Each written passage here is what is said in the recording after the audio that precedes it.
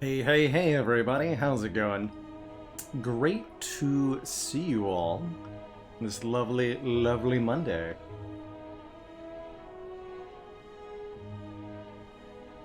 How's it going, Ivy Blade, Zuthis, Zizivivification, Yabby Boy, Chimera May, Dozy Lion? Time appropriate greetings to everybody. Hey, Bailey. Good to see you, Flick. Zagasu. Gazmaster.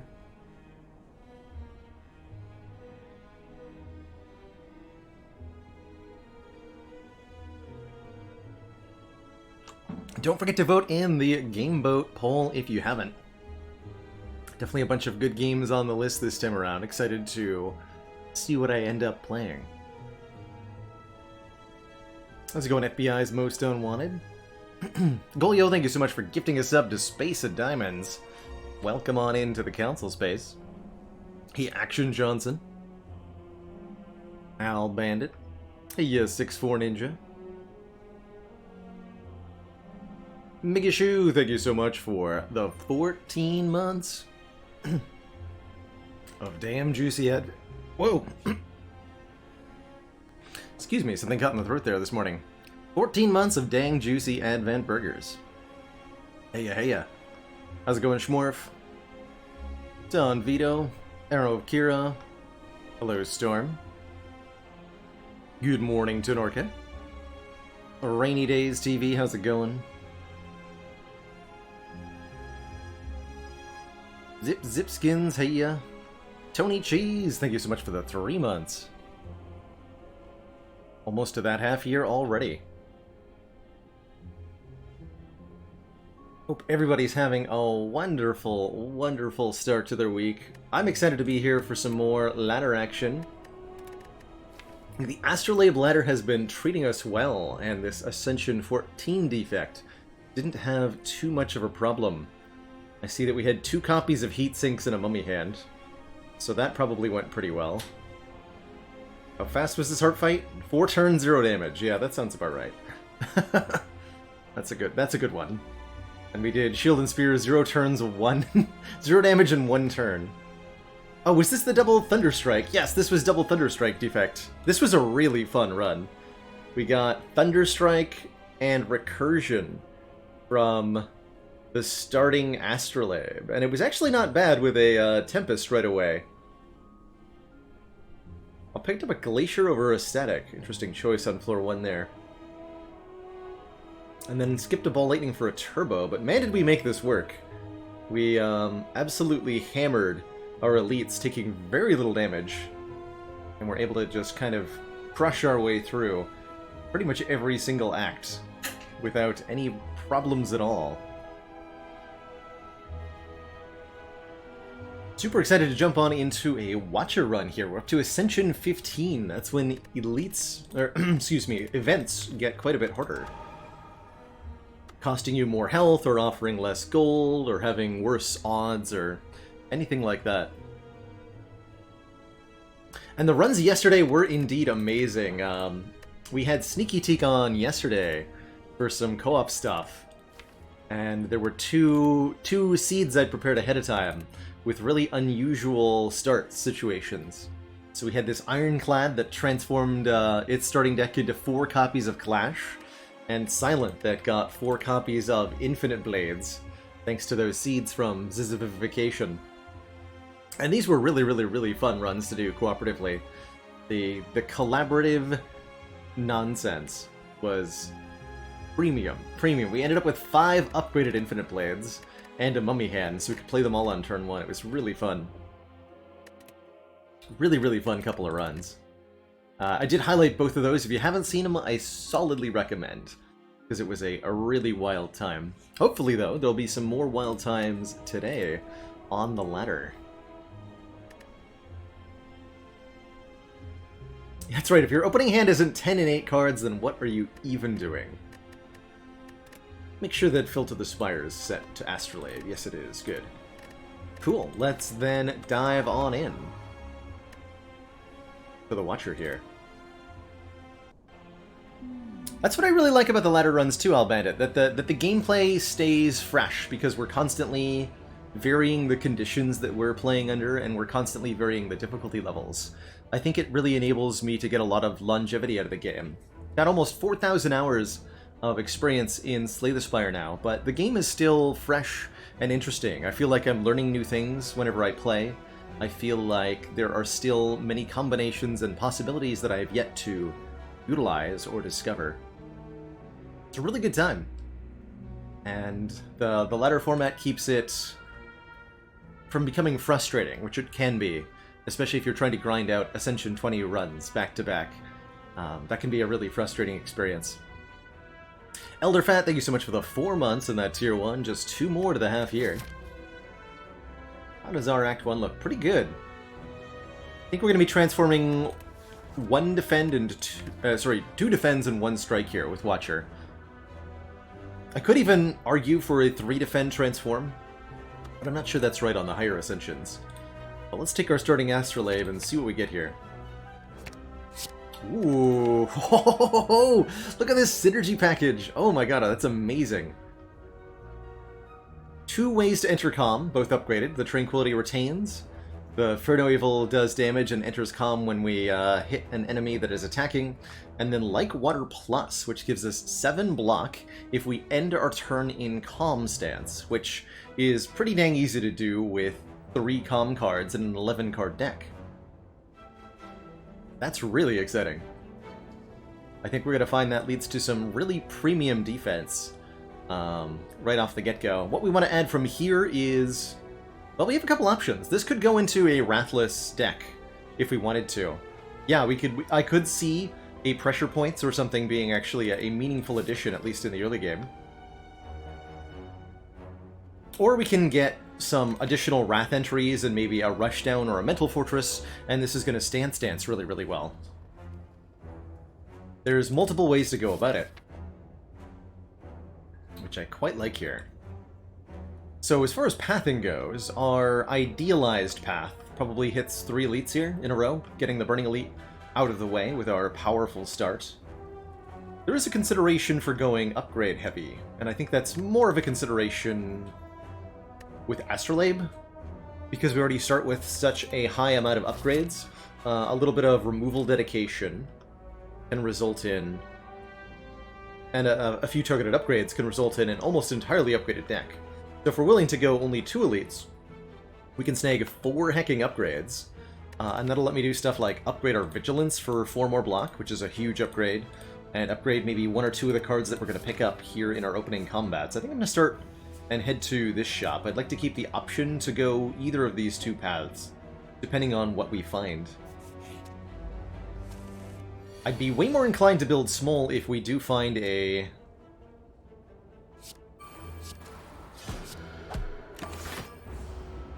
Pressure Points or something, by the way. Something that scales really well with a few number of cards.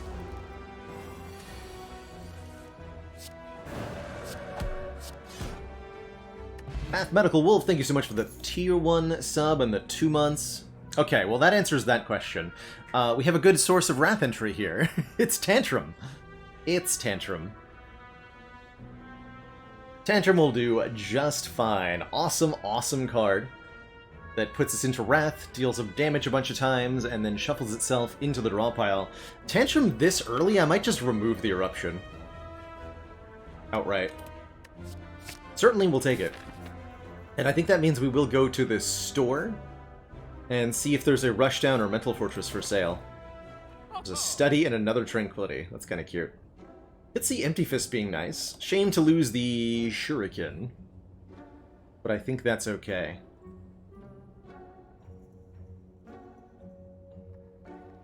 Of the things that we can afford, there are potions and there's removal. I mostly came here to remove this Eruption, quite frankly, so that's what I'm going to do. Smell you later. Stinky starter card.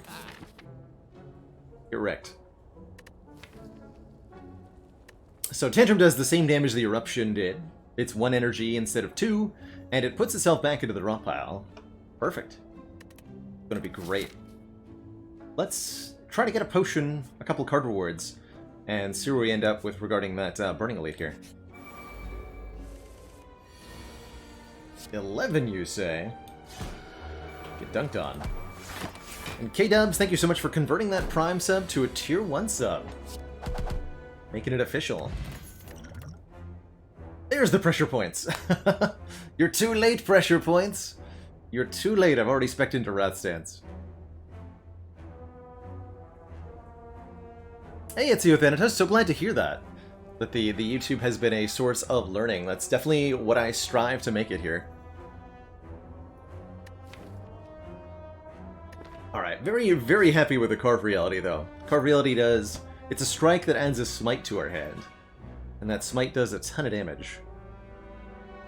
No such thing as too late on the pressure points. I like that attitude. I really do. This Carve Reality is going to lean me more towards taking the 3 Elite path. We're going to have the damage output we need. Deceiving Reality is not bad either. It gives us more defense as opposed to offense, and offense is what we need here in the early game. Take that Carve. And let's go for another card reward here. Might even do a hard pull flight. We also got, of course, a weak potion, which can help us create hit points for ourselves. Look at that damage output from the Carve here. 24 off the smite. That's the big hit. Ooh, Protect Prey Sash Whip. I actually wouldn't mind a retaining block card, necessarily.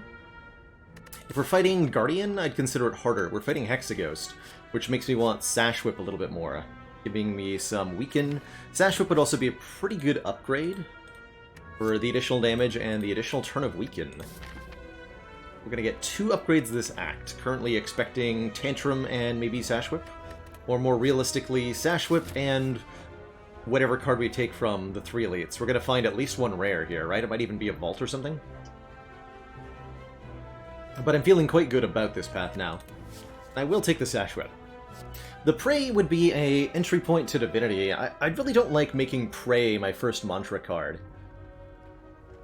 It's one of those cards, and Watcher in particular I think really struggles with these. Cards that don't do any damage or create any block on the turn you play them.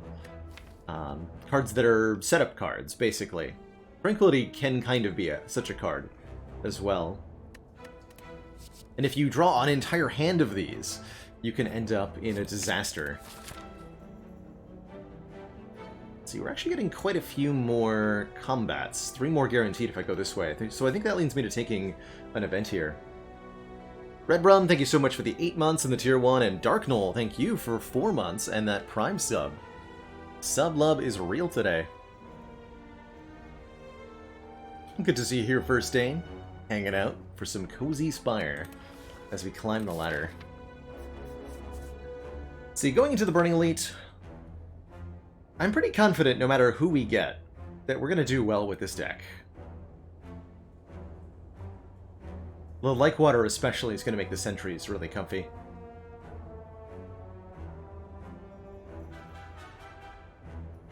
In that case, yeah, let's take the event here. We could end up resting afterwards, depending on what this offers. Remove Transform Upgrade. You'd love to see it. Perfect. That means we can sneak in another upgrade here. Beautiful. Absolutely beautiful. I would love to do that. Could go for a remove or a transform, but I think with where we are, that 1 extra upgrade is going to have such a huge impact, not only just through the rest of the act, but through the rest of the run entirely. So let's get that Sash Whip upgraded. This will be a very significant... Actually, wait. With a weak potion, let's go for the... Tantrum upgrade? Question mark.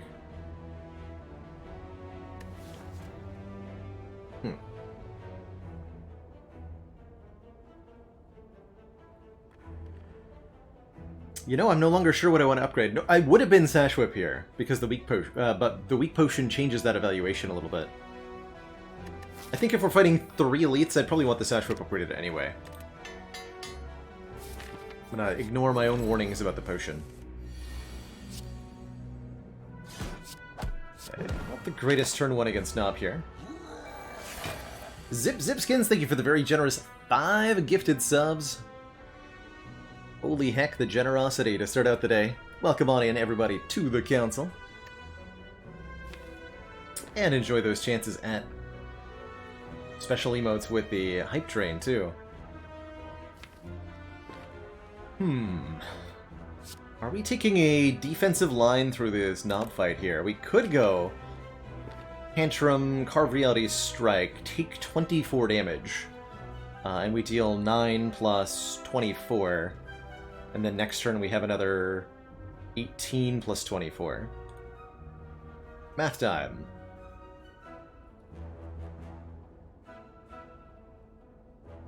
And Red Rum, thank you as well for the 5 very generous gifted subs. Lori Girl, thank you so much for the Prime sub and the 10 months. Just one more till those 11 months. Y'all are crazy today. So what was that? So 9 plus 24 plus 24 again plus 18. So yeah, we definitely kill the knob next turn if we go Tantrum, Strike, Carve Reality, but we take 24 damage. Can we take less than 24 damage this fight? I think so. And Squeak, thank you so much for the 136 bits. Caca.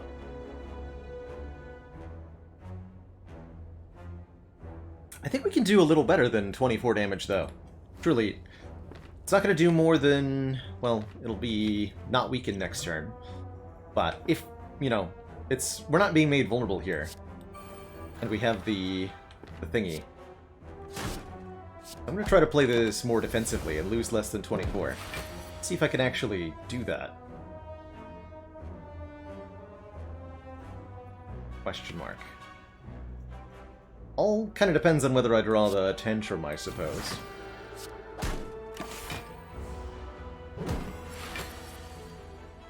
Yeah, this will be lethal. Cool. Alright. So we got out of that with less health taken, less damage taken than had we played the Tantrum and taken our guaranteed lethal. Note that the playline would have looked differently on Ascension 17 and up, when the knob would have guaranteed made us vulnerable with that first attack. But I'm pretty happy with an early Matryoshka, giving us 2 relics out of our chest, although we don't get them until after that next elite, and a strength potion with which to beat said next elite, and maybe one of these cards. Indignation's an interesting one. I do kind of like it with all the calm entry available. It's another way into Wrath, and potentially a way to apply some Vuln with the Tantrum here. Action Johnson, thank you so much for the 500 bits. So happy to hear that you've been able to climb those Ascension levels, courtesy of the stream. That's what I'm here to help with. Heck yeah. You know what? I almost want this Indignation. Maybe do I want the Sanctity more? For some card draw. Empty Fist I value a lot less highly in this deck because of the Lykewater. We don't want to be ending our turn in no stance. We want to be ending our turn in calm, if possible. So here, I don't value Empty Fist very highly. In general, awesome early game card for some stance control, very good upgrade, and would be a perfectly acceptable take and then upgrade right here, if not for the Lykewater. I think that means I want the Sanctity. We just beat a Gremlin Knob, so another skill is not a big deal. Yeah, I'll take the Sanctity here. Give me some card draw, and let's get another damage upgrade in. I think with the... Now that we have some card draw, let's upgrade the Tantrum, because we're going to be playing this Tantrum quite a bit. Quite a bit. If I do say so myself. The Lykewater in play, then the goal is to create some smites or something? Sure.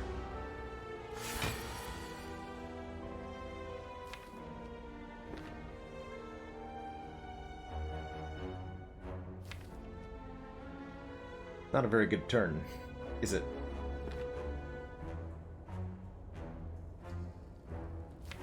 Do I wake up right now? Turn I would have, what, Tantrum, Carve, Defend, Defend? It's actually a pretty good turn.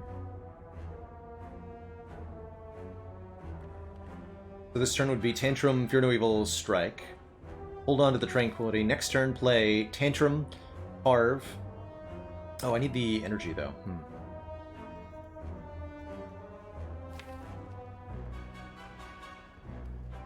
We defend, defend...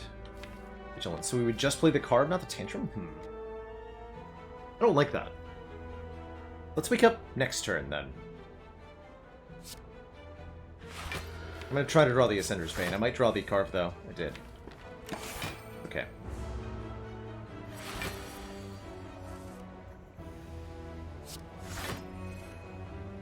And it's back. Good stuff. Okay, maybe not the best opening. Do we want to use one of these potions? I think I'll be using the... I'll use the Strength Potion here. I guess I should have used it. I missed out on 2 damage, but I'm still going to use it here. We've got the Sash Whip coming up. And now we slay. Destroyed on. So Vigilance Defend will be a full block. Good. That Lake Water putting in serious work here. Alright, very clean. Our pickup is an Unceasing Top. If we have no cards in hand during our turn, draw a card. Very unlikely that this will do anything, especially on Watcher, who has got a lot of retaining cards. But, there's possibilities, I suppose. Always happy to see a Wallop. Deal 9 damage, gain block equal to unblocked damage dealt. One of my favorites, for sure.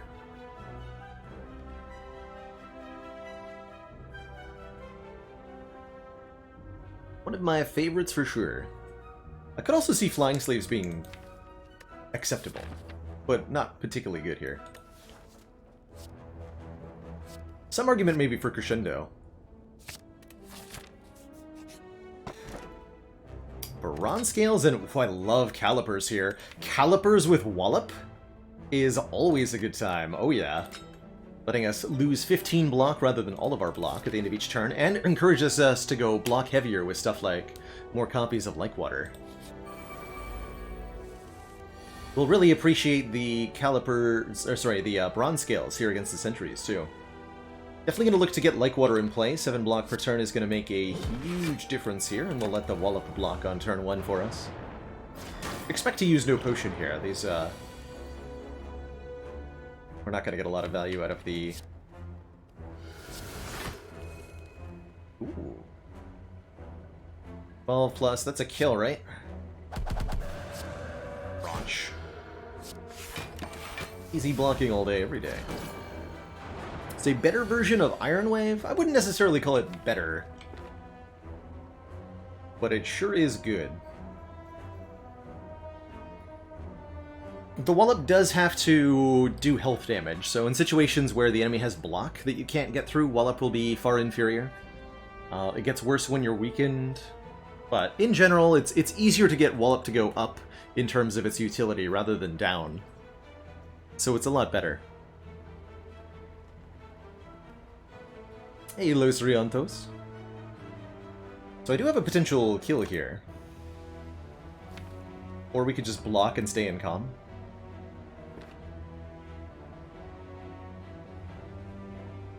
I'm just gonna stay in calm for the moment. Let's try leaning on the Lake Water for this fight. See what that does for us. Because we can only take 3 damage per turn. Otherwise... Oh, this would have worked out fine. That's all good. Efficiently allocate the damage.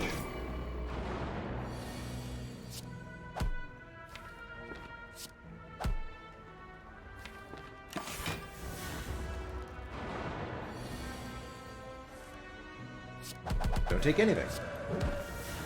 Really smooth fight here. Love to see the Captain's Boat thingy giving us 18 block on turn 3. This will almost always be useful because even if we're not actually blocking anything on turn 3, the Calipers will carry it over for us.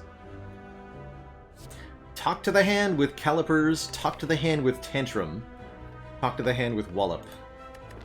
Talk to the hand is a good card here. Applying a permanent debuff to enemies that causes us to gain block every time we smack them to the face, which we will do with great frequency and much vigor. Try to minimize what we take here. I think we've got more health than we need for this act, though. Admittedly.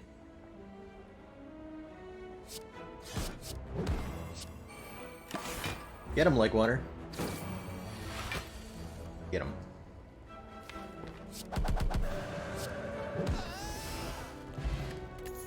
More money. Second chance at pressure points. Could take another Sanctity. Could take a Swivel. I think we're mostly uninterested in further unupgraded cards, though. We've kind of reached that point where, unless the card is really doing something transformative, like a Mental Fortress, we would add. Or a Rushdown, but just unupgraded block / card draw? No. Gonna have to do better than that, Spire.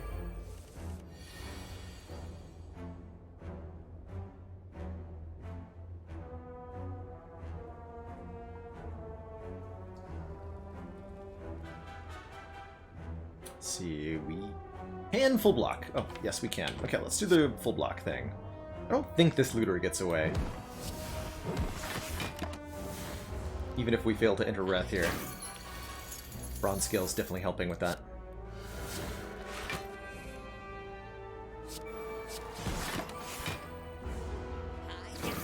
That Lakewater go! Good stuff. Okay, we're just crushing through fights here. If we want some more energy, there is a collect on offer, which could be a way to get some energy. Could also pick up Mantra with Worship or another copy of Tranquility. I think I'm good. I think I don't want any of this. Have we yet to see a rare card, by the way? Our rare card chance must be enormous. We didn't see any through all three of these elites, right? Unless I completely skipped over something that was bad, like a... there wasn't a Master Reality that I failed to notice, right? We've not seen a rare card? I think. That actually makes me want to do 2 more combats. To find whatever rare card we're supposed to be offered.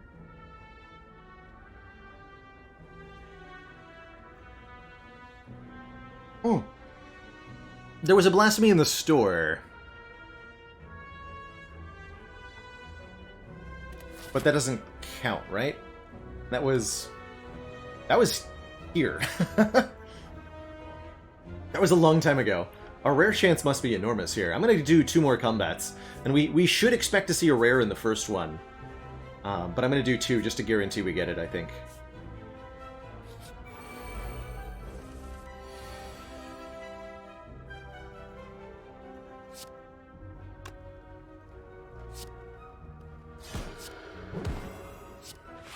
We'll block that way. We maybe wanted more damage into the front one here. Oh, that's good, we got him.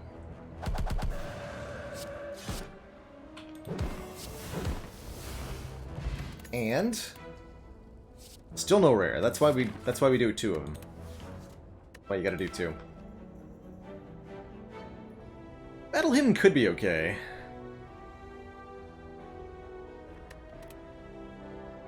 I don't think I'm gonna take it though.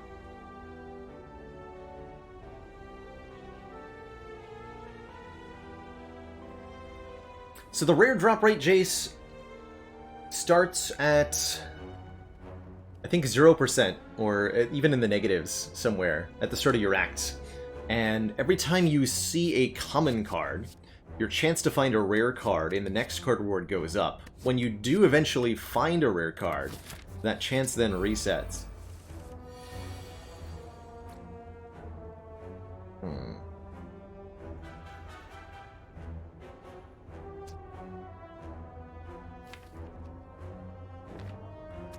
Okay, we'll lose some health here, but we're fighting Hexagos, so I don't mind losing a few hit points. I don't have any dedicated AoE, but a little bit of AoE from the Bronze Scales will help out quite a bit here.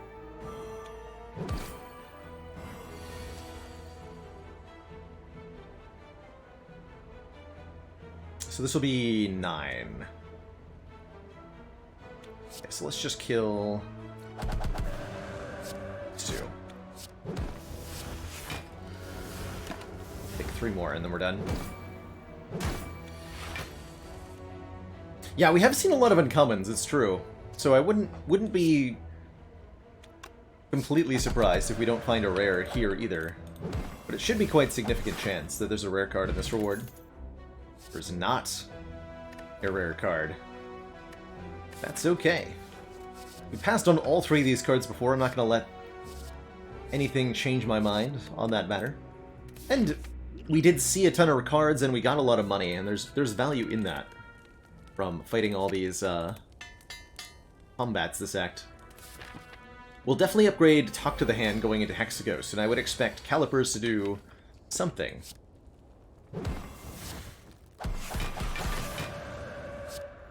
In this fight.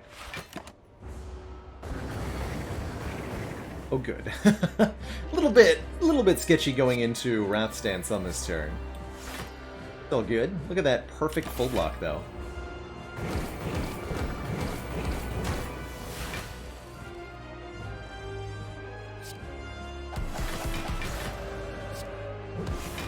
And suddenly, block is happening in huge numbers, and the Calipers are retaining quite a bit of it.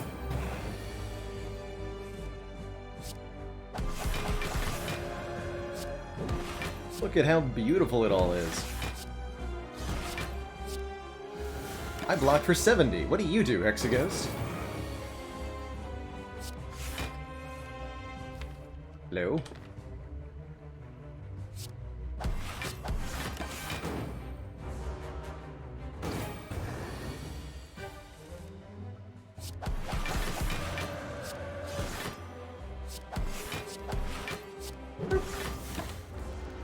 Nice block.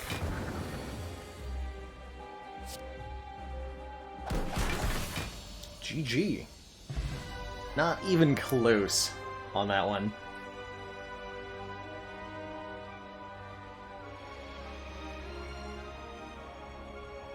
Right, Elderfats? That being able to pick up a second lesson learned is here. Being able to pick up a second like water, I think, would really let us basically be in a barricade place with the Calipers, because we'd be generating 15 block per turn and then losing 15 block. We finally see a rare card. Amazing. Spirit Shield is not a bad card. We don't frequently have that many cards in our hand, but we have a couple things that retain. So we can make for big Spirit Shields, and we can retain the big block it gives. Lesson Learned can upgrade stuff if we kill things with it, and that's really good. Just getting the Strikes and Defends upgraded, as well as getting all those little other cards upgraded. The Wallop, the Sanctity, the Carve, and anything else we add from here can help us develop a really effective set of cards. I think the less unupgraded starting cards you have, the better a Lesson Learned becomes, by the way. Or a Deus Ex for some more energy.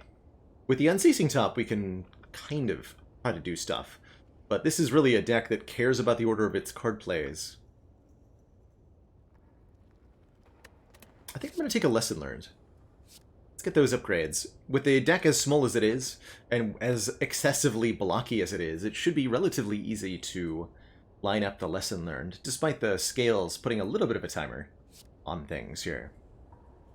Let's take a Lesson Learned. And let's take an Attack Potion, because it pairs so well with the Blessing of the Forge. These two potions together are pretty much a free pass through an Act 2 Elite, right? Hey, hey, hey! And I'm pretty okay with a Fusion Hammer here, because we can just upgrade our cards by killing stuff. So we don't have to accept the fairly nasty downside of the Philosopher's Stone, giving enemies one more strength, or the Ectoplasm preventing us from gaining gold. Yes, Miasma. Lesson Learned does give me more incentive to take cards that would be good but aren't upgraded. Particularly stuff with energy upgrades like Tranquility and Crescendo. Any Mantra cards get a lot better. Any card draw cards that upgrade for +1 draw. Those get a lot better as well. I'm totally down for Fusion Hammer here. I think the Philosopher's Stone is genuinely a pretty scary boss relic sometimes. Making Snake Plant hit for 1 more per attack. Making the Heart do 15 more damage every 3 turns. There's some serious downside that comes with that. While we might fail to benefit from a rest here or there with the Fusion Hammer, I think, given the density of the deck right now, we can definitely get almost everything upgraded. That's a good place to be at. It does mean that we no longer value rest sites nearly as much, which is good because this act layout really doesn't support going to rest sites that much.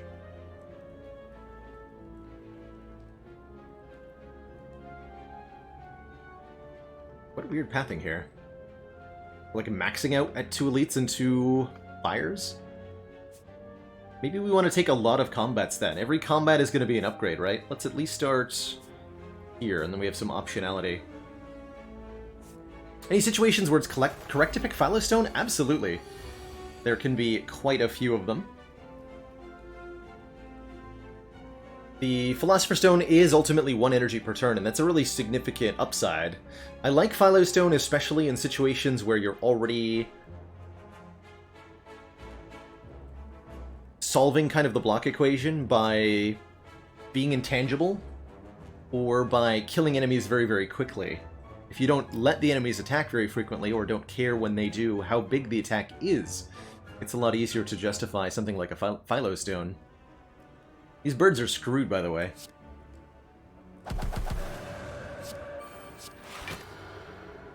Although I'm immediately glad, right, that we didn't take Philosophers. Immediately.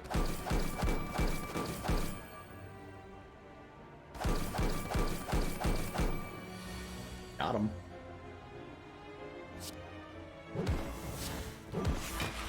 So nice, they booped themselves.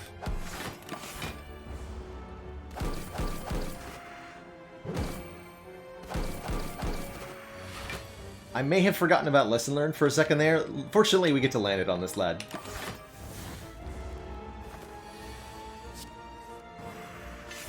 Upgrading the Carve Reality and offering us an Essence of Steel. Ooh, Inner Peace is Calm Entry, which is something we want. And if we're already in Calm, it becomes Card Draw. Turns into a Skim, basically. If you are in Calm, it's a flexible card. Inner Peace isn't numerically strong like other cards are, but the fact that it has the ability to do 2 different things is pretty neat. I like Crescendo for the same reason. It doesn't have the raw power, but the flexibility makes it useful almost all the time. I'm gonna keep these 2 potions. As much as I like Essence of Steel with the calipers. So here, for example, I can go Inferno Evil, Inner Peace. Draw some cards. Perfect.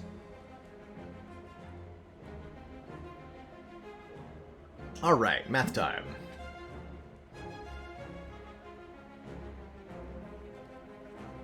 Tantrum would do 12 damage, bringing the looter to 26, and then Lesson Learned, if we upgrade it with the Blessing of the Forge, will be an exact kill.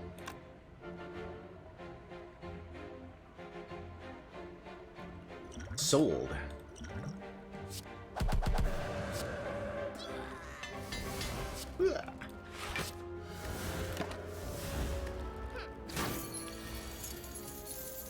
Totally sold.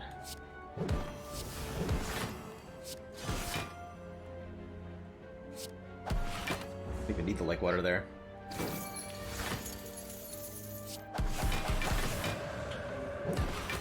Ah.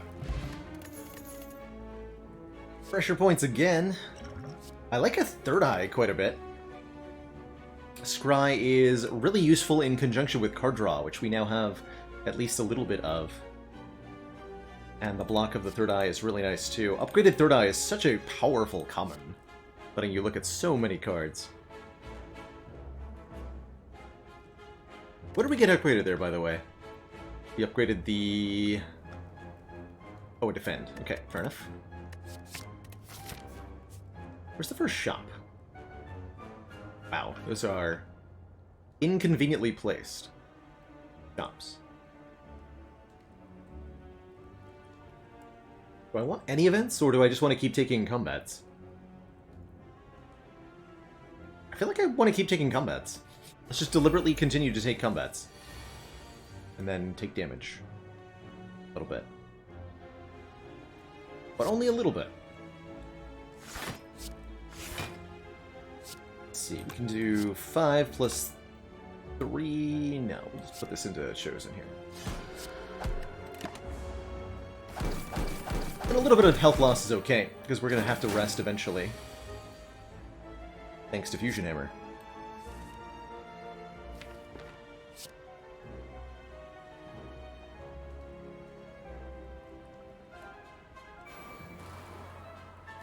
Let's see, so we can let the bird dunk itself. If we can set up the Chosen for a kill, then life is going to be good here.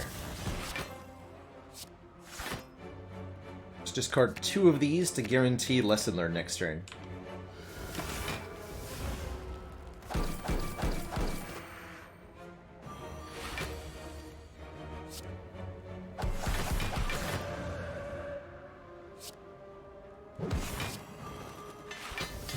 Wallop upgraded is certainly something I'm happy to have.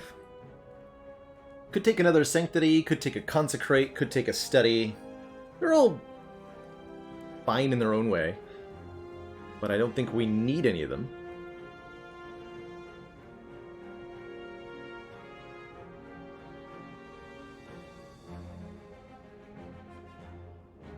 Back to the bench, that's right. Get out of here, pressure points. Get out of here. Although we have most of the makings for a good pressure points. It's really just Tantrum Talk to the Hand and the Wallop that encourages us to go in a different direction. Continue to take combats. How's it going, Snecko? Wait. Random costs, huh? Good luck to me. Okay, 0 cost Tranquility in hand is good times.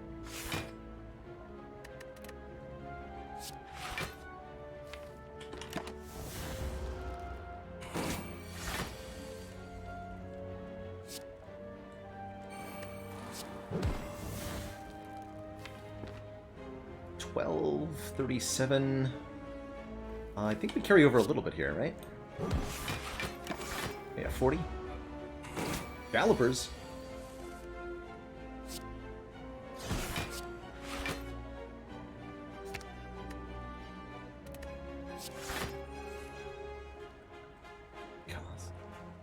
This is 12 plus 44. That'll kill.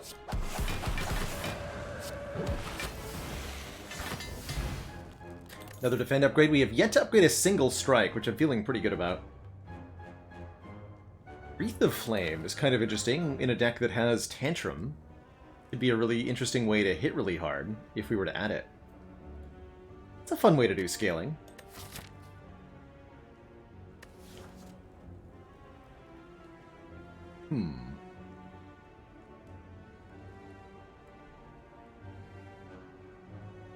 Adds 20 damage to the next... Yeah, it works with Wallop too, actually. Let's pick it up here. Let's pick it up here. The Deceive Reality was also quite good, for the record. I immediately regret you, because you're not a block card. Help. Help.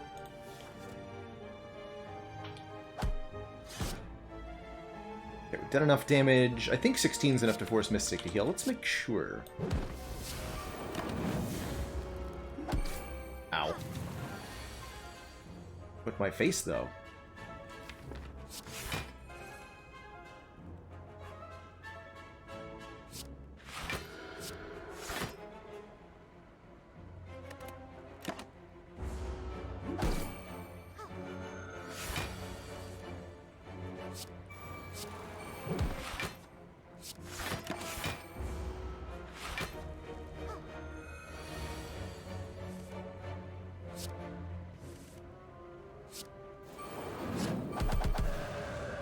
Get on.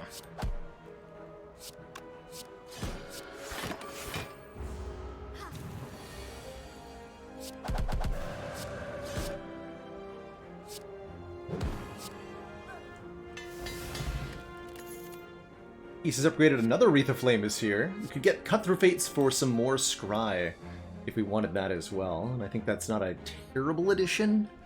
But I would like to see a few... One, I'd like to see a removal here, so we're hoping to remove a card at the shop.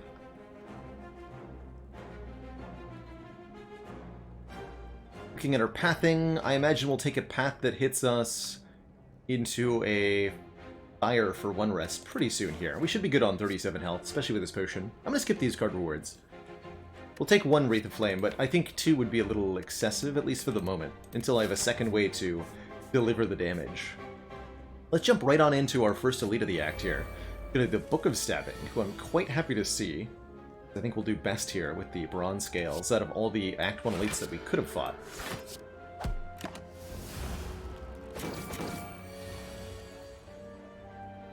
Yes, I like this. No skill... Oh, no, we can do Wreath of Flame Sanctity, right? I think this is the turn for the attack potion.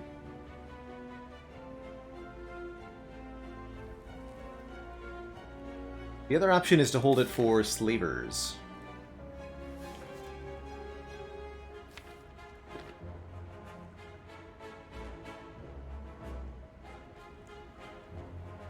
Ace Revelier. Glad you like that collab. I had an absolute blast making it yesterday. Really, really good time. You know what? We've got a boat thingy coming in next turn. Let's try to save this potion if we can.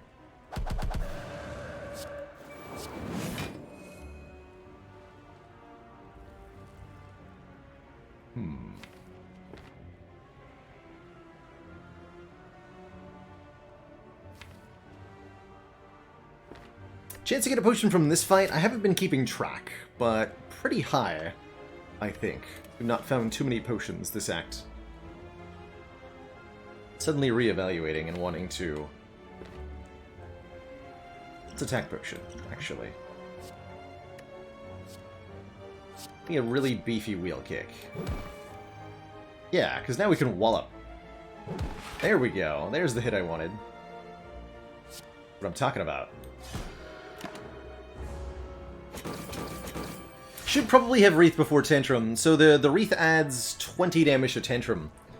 But the damage bonus gets doubled by Wrath. So what I was looking to do was double the bonus damage. Didn't work out for me, though. So it did work out that we should have done differently. Indeed.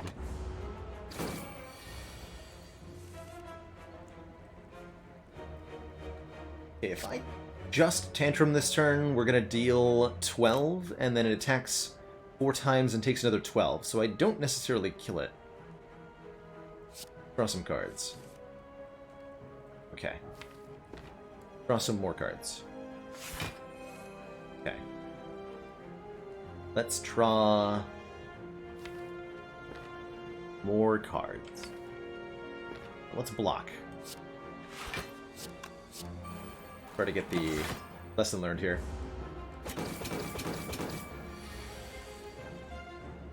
There it is. Upgraded itself. Not a bad thing, admittedly. Lesson learned upgrading itself will make it a lot easier to score lethal with. It does 3 more damage. And there's the rushdown. Whenever you enter Wrath, draw 2 cards. I am all about that. Even though we only have 1 Wrath entry, it's a Wrath entry that puts itself back into the draw pile, so it's super good for it to draw 2 cards. Give me that. I don't mind the halt either, for the record.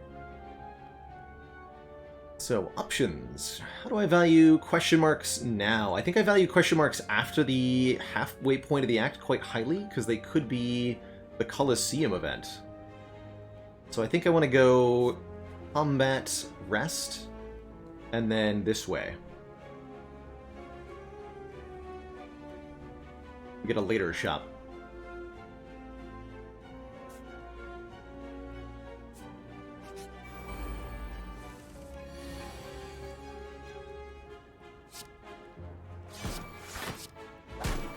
Okay with this turn. Not getting attacked on turn 1 is pretty nice here. Oh, rush turn or anything. We're just blocking with like water defend. I don't think this is a kill, right? No, not with that. Not with that much shielding, it's not.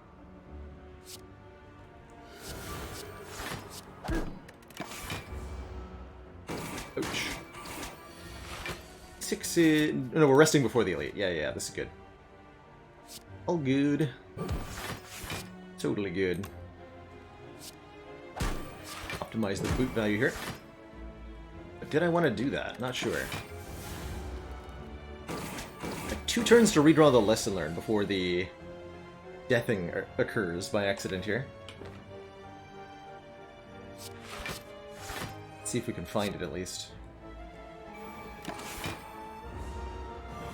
We might fail here.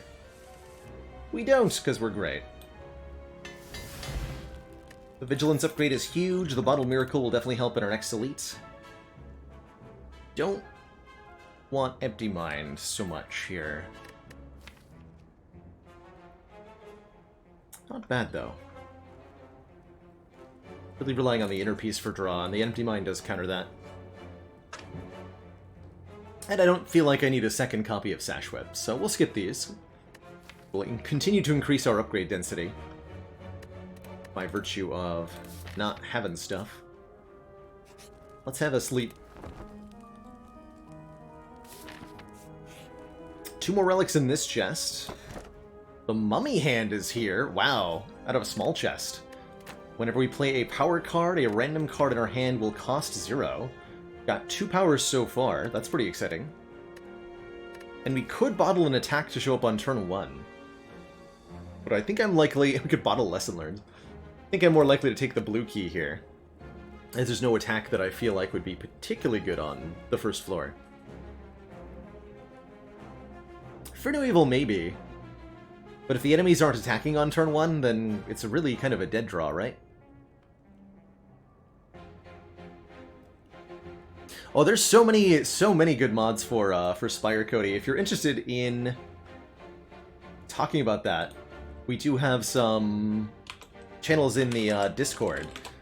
There's a Slay the Spire and a Spire Mods and Challenge Run channel in the Discord that'd be great for asking about mod recommendations. It's a really big question, ultimately, because there's so many different ones to play and check out. I do recommend having a browse through the Steam Workshop and just trying a few if they look interesting. Lots of characters, lots of expansion content mods. Oh, we're actually only upgrading 3 strikes here. I don't want to upgrade my strikes, I want to remove them. So, let's remove them. The argument for upgrading 3 is that the Lesson Learned will not hit the strikes, but if we're just going to remove them anyway, that'll also prevent the Lesson Learned from upgrading them.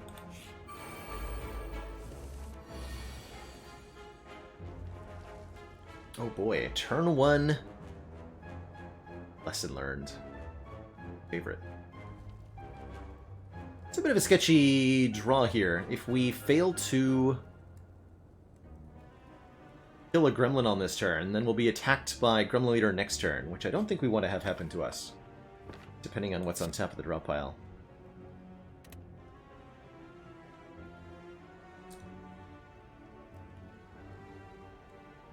Ready makes it 12 damage smite.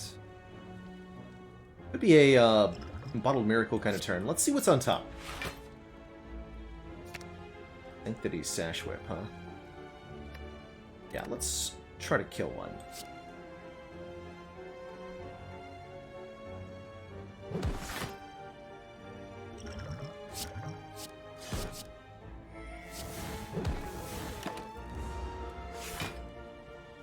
Still might get attacked here. Did not, fortunately. Was it a good thing? Unsure.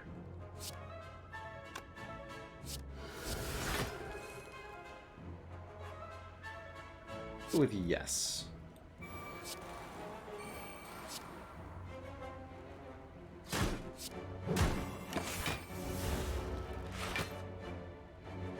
Lesson learned does not work on minions. No, any card with the fatal keyword will not work if the enemy is a minion, which you can see by that little skull icon under their health bar. Uh-oh.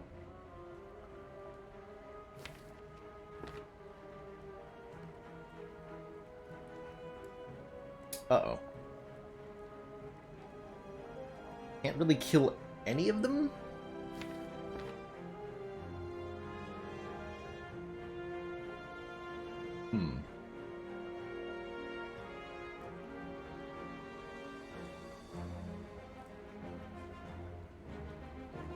Next turn's gonna be really bad.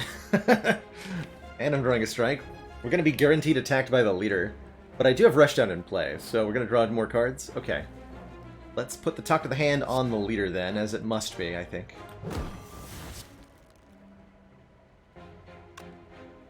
Could have done Wraith, like, Wreath Talk and killed the Fat Gremlin, actually, with the Thorns. But that no longer prevents the weekend, so whatever. At least we carry over a decent amount of block here. 13 carries over. Which is good, because we're being attacked by a large number. Fortunately, we drew all of the calm in the world. So I think we're going to be okay here. 6 times 4. That won't quite kill you. Let's kill you then.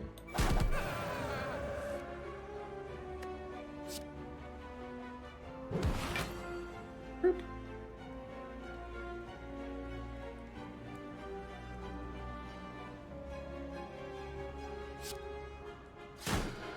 Some boot value, draw more cards.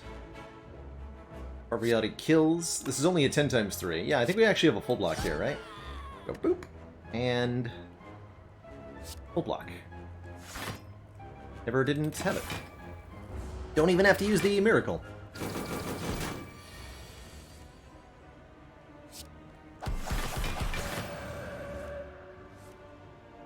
Get him.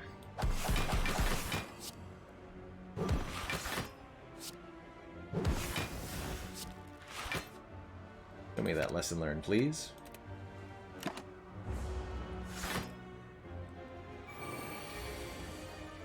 Perfect. Very clean fight. We did unfortunately upgrade a strike, which we wouldn't have done previously, and right before going into the shop with over 400 gold, we find the courier, making the merchant cheaper and restock. That's huge. That's huge.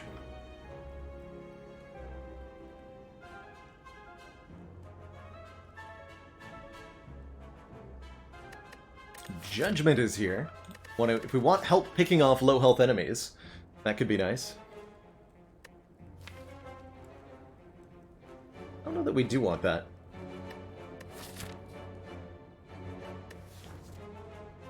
I don't think we do. Let's take a couple events here.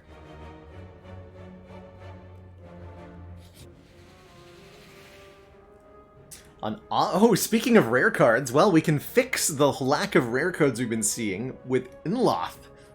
An odd creature with a hunched back spreading several tentacles is scrounging through a pile of trash and debris in front of you. As you approach, he shuffles towards you in a non-threatening manner. Inloth hungry. Feed Inloth. We can lose the Astrolabe here, which is not going to have any penalty here. Anytime you see a relic that says, upon pickup, do this thing, then losing the relic doesn't take away what it gave you. We just keep the benefits. This is true of all the max health stuff. Strawberry, pear, mango. It's true of Warpaint and Whetstone. It's true of Potion Belt, too. Lose the Potion Belt, you don't lose the extra 2 potion slots. It's pretty funny.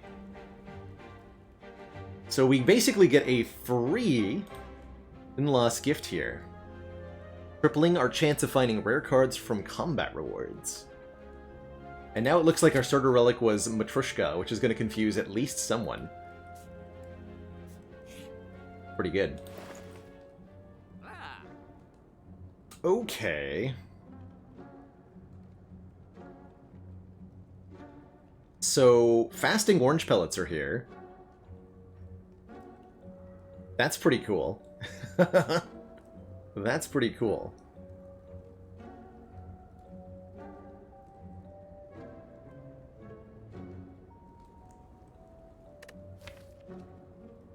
Oh man, that's really cool.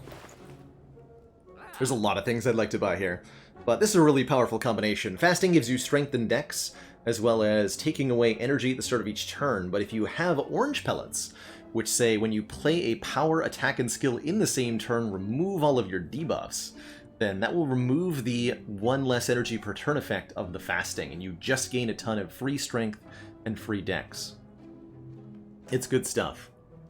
Would fasting and pellets be good if we had Mummy Hand? Maybe? Yes. Ooh, and a devotion, too, for some mantra. Toxic Egg. Interesting. Toxic Egg would upgrade any skills we add and would let us really flood the deck here, instead of upgrading one at a time with this lesson learned.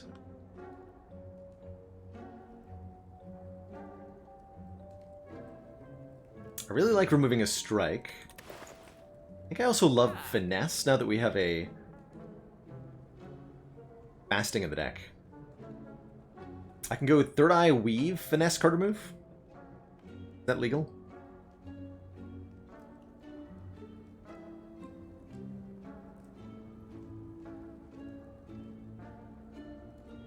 $150? Yeah, we can afford that. Oddly cheap pellets? Yes, because of Courier making it cheaper by 20%. So let's buy the Third Eye first, since it's on sale. There's another pressure points behind it. That's cute. Let's go Finesse with a Magnetism behind.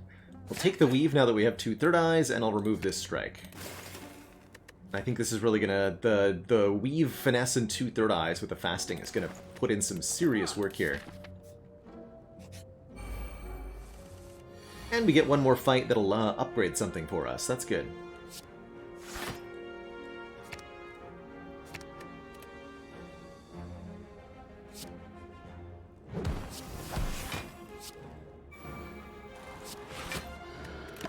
Wait! Unceasing Top did something! Oh my god. I couldn't have actually played the card, but it did pitch a card into the discard pile for me. So, hooray? I think? Let's go with hooray.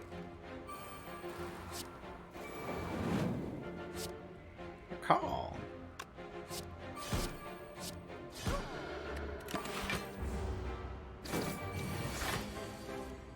Call.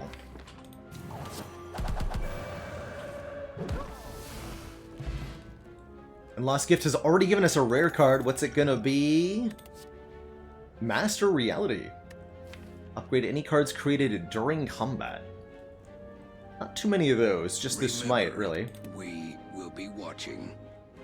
And Derriger, thank you so much for that insanely generous $100 donation. Holy heck. That is overwhelmingly wonderful here. Thank you so very much.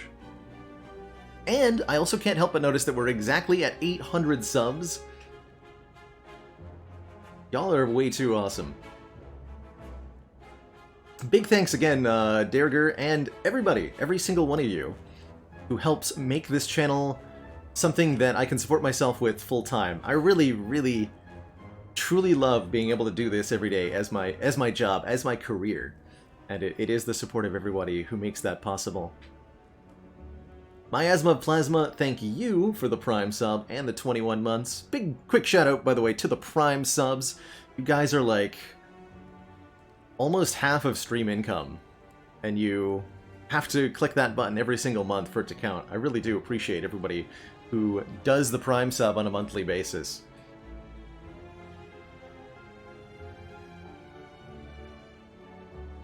And Mr. McMahonface showing off some waffles. That actually reminds me. Forgot to turn something on from yesterday.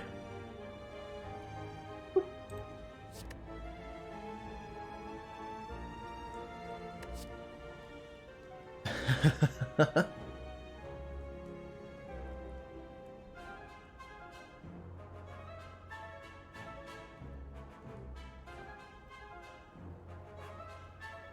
think we're gonna take the Nirvana here. Because of Mummified Hand, because it's generating block with our Scries, which we're gonna want to pick more of, thanks to the Weave. Maybe a little bit power heavy, but with the Mummy Hand, that's not a bad thing. Not a bad thing.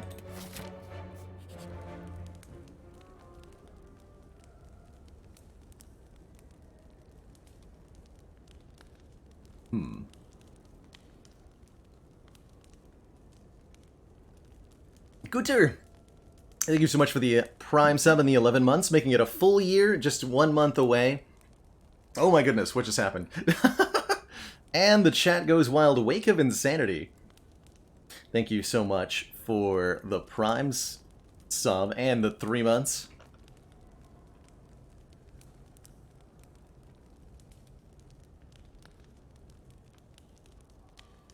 Arthur Ramas hitting us up with a dad joke in the middle of that. What do you call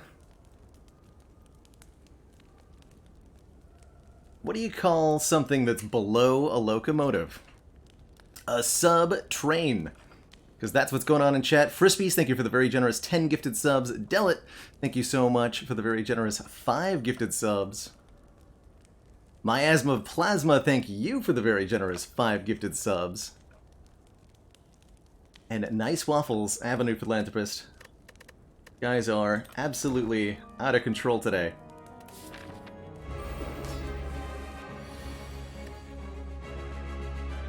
A locomotive? Oh no. Really feel like I should have been playing Monster Train for that joke though, yeah? I think, yes, White. I think that recall would have been okay here. I did choose to rest, deciding to... We'll probably have a good recall opportunity next act. But totally would have been acceptable to recall before Champ, I think, big time. With the calipers, I think our method of winning this fight is going to be just outscale Champ defensively, and that shouldn't be too hard. I'm actually going to not discard Ascender's Bane, because I want to draw it so that I can get rid of it. And the goal here is going to be just accumulate block, really.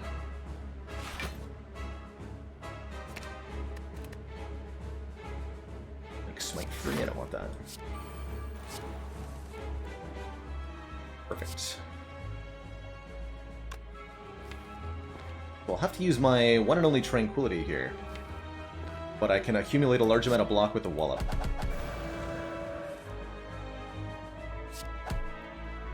$24 of it, to be precise. Should make it 34.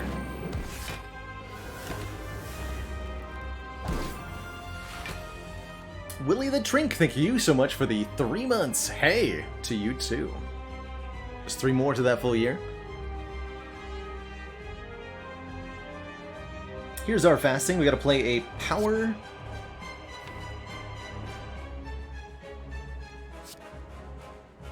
attack and a skill in the same turn to activate the pellets here.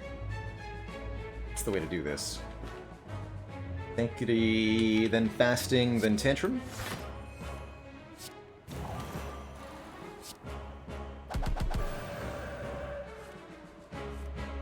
Then lets me play the Like Water and the Vigilance. We don't get the Talk to the Hand down, but we do get fasting in play for free. So we're pretty well set up here.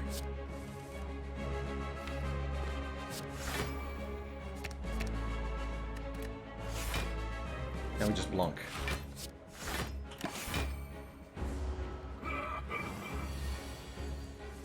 Come at me.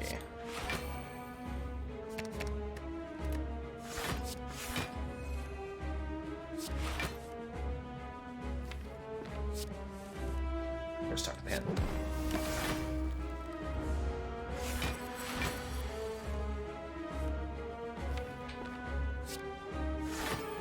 Oh, should have played Weave first. It's all good. Tantrum will draw the Wallop like that.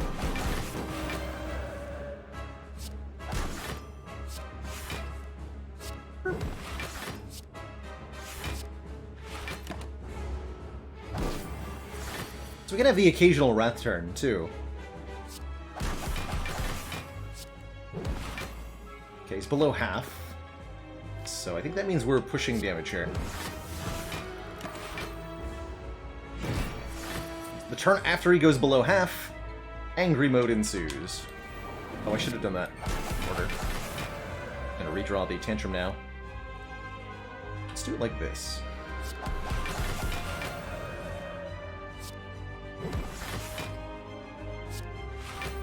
Find me my lesson learned, please.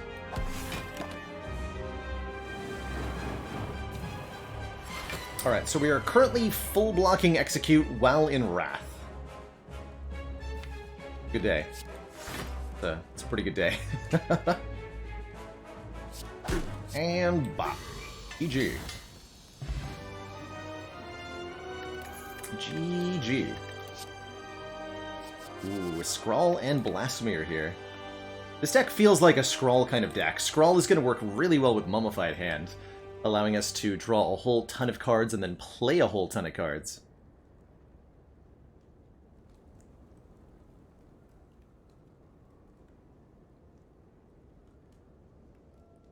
I'm a little interested in the idea, Crazy Ship, but the channel point betting system was only rolled out to certain partners in Twitch, and that did not include this channel, so I currently don't have access to that feature.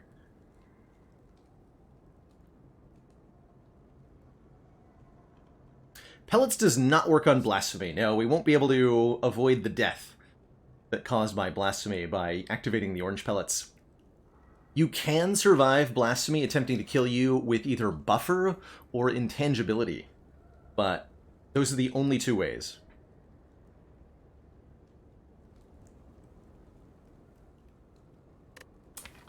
So I'm leaning quite a bit towards the Scrawl here. A little bit more card draw is going to really tie this together. We pretty much have all the cards we need to win. We just need to play them faster. Let's take a Scrawl. Pays me off to take a fall. You know I have unlimited channel points, right?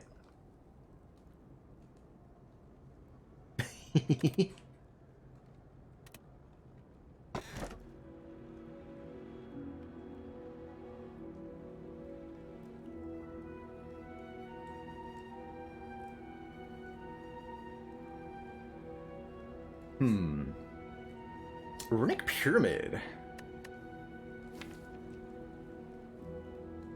Runic Pyramid I like quite a bit. I love Runic Pyramid, actually. Let me rephrase that. I love Runic Pyramid. It's one of my favorite relics in the game. No longer discarding your hand lets us retain stuff for important turns. It really makes it easy to get use out of Fear No Evil as a stance switch. It's going to make the Wreath of Flame a lot more useful. It's going to make the orange pellets more consistently activatable on the turns we need it.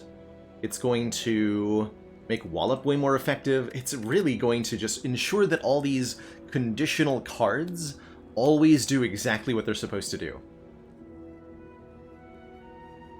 Yes, Squeak. So you're remembering a very, very old version of the Runic Pyramid. There was a time long ago, way back before Ascension 20 even existed, when Runic Pyramid reduced your card draw by 1 per turn, and that was a really nasty downside that really made the Pyramid a very questionable relic.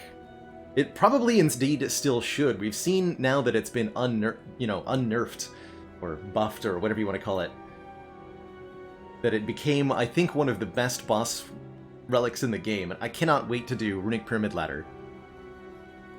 I think that's going to be a really, really, really fun time.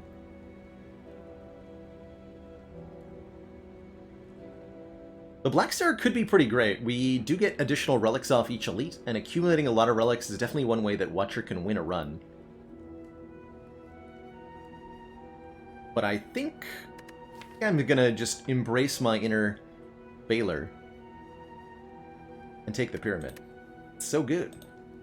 So good. And just consistently lining up the orange pellets alone is gonna be beautiful. Beautiful, I tell you. How many Black Star relics could we have gotten? Only 3 elites worth, unfortunately. So the goal here is to take a path through the act that hits as many elites as possible, but also as few rest sites as possible. I'm thinking we go something like... well, that's only 2 elites?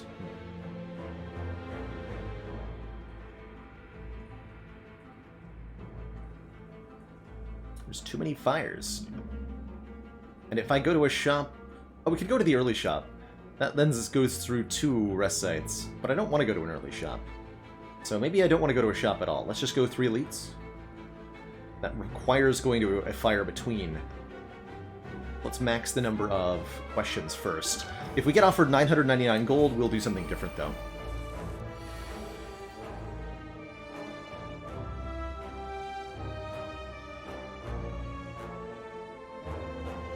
Single wing boots charge. Ooh, that'd be a cool way to max it out. I do like that. Let's see. Can't draw with the Sanctity here, unfortunately. I guess I just play the whole hand then.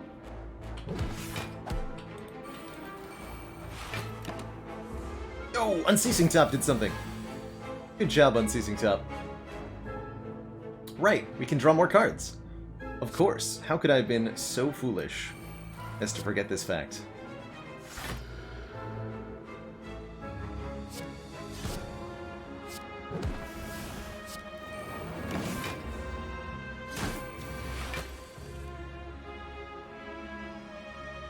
Okay, but I don't actually want to kill you. It's unfortunate.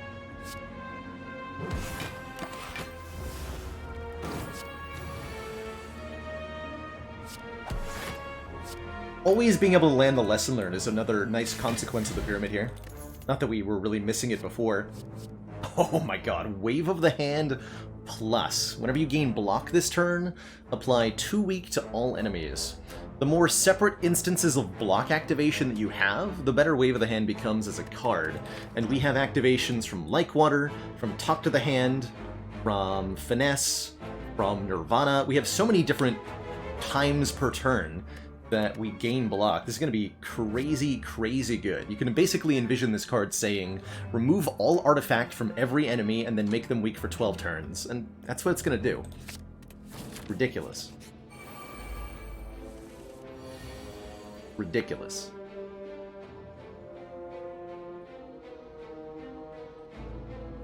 Let's try to do Mummy Hand things. Play their Nirvana next, which hits the Fasting, perfect. Fasting then makes, hopefully, Vigilance free, perfect. Have some block nerds. Some weak or whatever. You know what I mean. And then I gotta play an attack to remove the pellets, too. Beautiful. Awesome turn 1 there.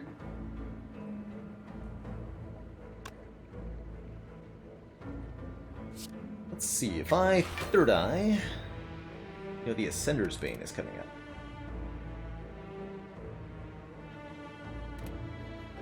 Okay, let's draw into that Ascender's Bane with the Unceasing Top this turn. This means going Bend, Sash Whip, Like Water makes the Wallop free. Play the Wallop, play the Tranquility, draw the Ascender's Bane.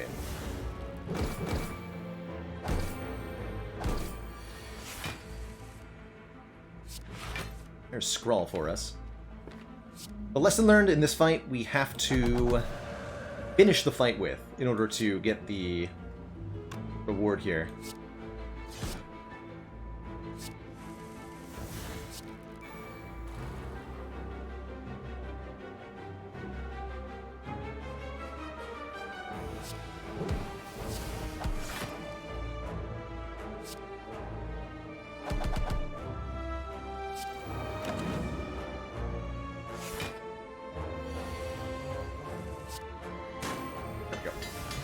Getting that Scrawl to become free is super valuable. I don't think we need an Ancient Potion anymore now that we have the Orange Pellets, able to remove the debuffs during the Heart fight, especially with Runic Pyramid. So I think we can discard this potion now. It was originally going to be something I wanted to carry to Heart, to block that vulnerable, but no longer. And you better believe I'm going to take another copy of Wallop here, with the Calipers. Wallop is such a powerful late-game block engine. And being able to really abuse it is dang effective here. I have to go through this fire too, huh? Okay, that's okay. We'll take a bunch of events here. This is still a chance for 999 gold, right? Falling. Lose Wreath of Flame or Strike. I think we'll lose the Strike. The Wreath of Flame still has a purpose. It makes the Wallops hit harder, it makes Tantrum hit harder.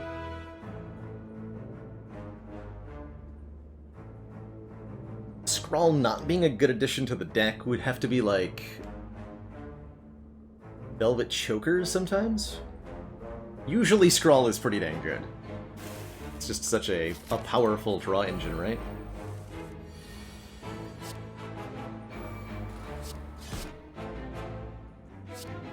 Yeah, I'll keep all that, I guess. Okay. Let's just play all of the stuff in my hand currently. I guess.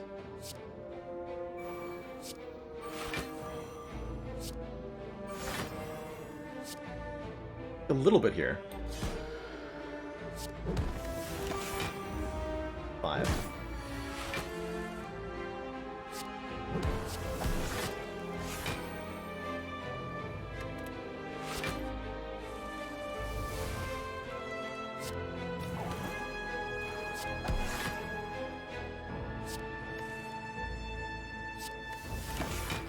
Alright. Once our hand is full of everything that's good, life is in a better place. So here, for example, we can Wreath of Flame, and then while it deals 46 damage, which is a heck of a lot of block. Calipers. Let's go.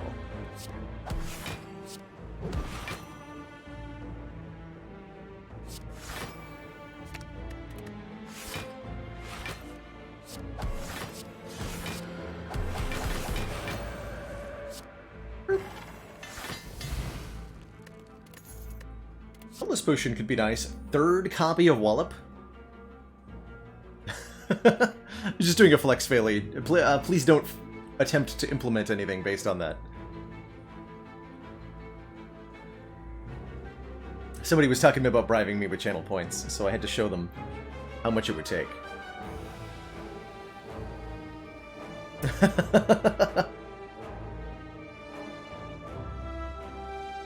And then you saw the gift. That's right. Yes, we traded away our Astrolabe for Inloth's gift, which has only been 1 rare card, by the way. What the hell, Inloth? Where are my rare cards at? I'm gonna take the 3rd Wallop, because that's a mood, right? 3 Wallops and a Transform. Just pick an unupgraded card, really any unupgraded card. Which I guess means Sanctity? Is there any upgraded card that I no longer value? No, I think it's going to be the Sanctity here. We have enough draw, almost. So I think that's my choice here. We could transform Finesse into a different kind of card. Pretty wild.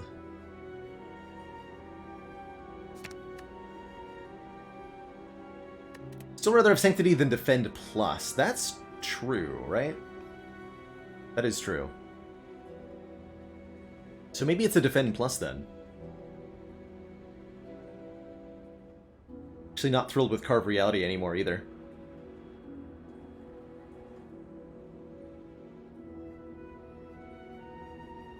The colorless card will transform into a different colorless card. Transform or Defend. Into a Reach Heaven. Okay. That adds a Through Violence to the draw pile. 20 damage, 0 energy. Retain card. Of questionable utility, but I like it.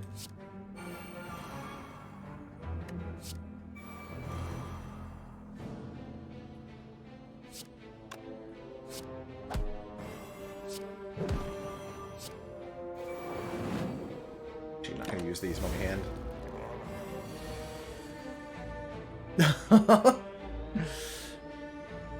But speaking of flexes, how is that for a flex? Are you just refunding your own attempts, though? Now, wait just a minute. You're telling me you had 1,000,000 channel points? No way. I don't believe it. Alright, how many turns was Giant Head going to be weak for here? Let's count.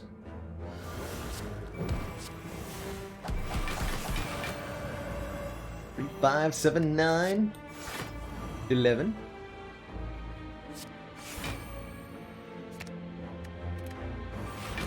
$19. The number the Giant Head is doing. Apparently. Do I even go into Calm here? I don't see a reason to. Just give him the big block. 21 turns a week. Hopefully we'll be able to finish the fight before then. Otherwise, things could get ugly.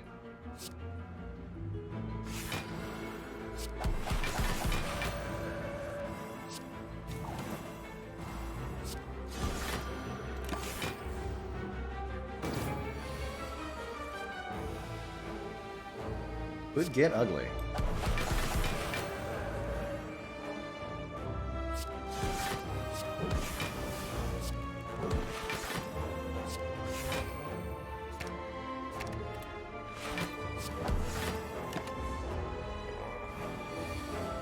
One.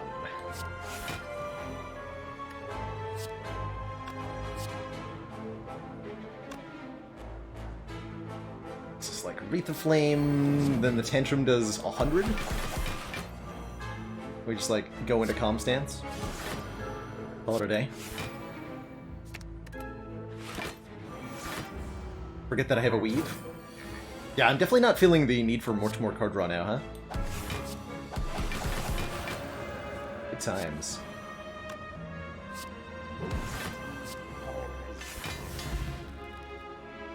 There's Inloth going off, and a Guria? We didn't recall yet, unfortunately. I do regret that immediately, but we're going to be able to gain some strength off that in a big way, thanks to the Fusion Hammer, limiting what we can do at rest sites. So, really happy to see Guria here. Let the lifting begin. And another Scrawl is offered here, although I'm actually more tempted by a Cut-Through Fate, or maybe even a Foresight. The Cut-Through Fate's already upgraded, it's works well with our Tuck the Hand, works well with our Weave, works well with our Nirvana. So I'm going to take this Cut-Through Fate. Especially with Guria going to be boosting my strength here.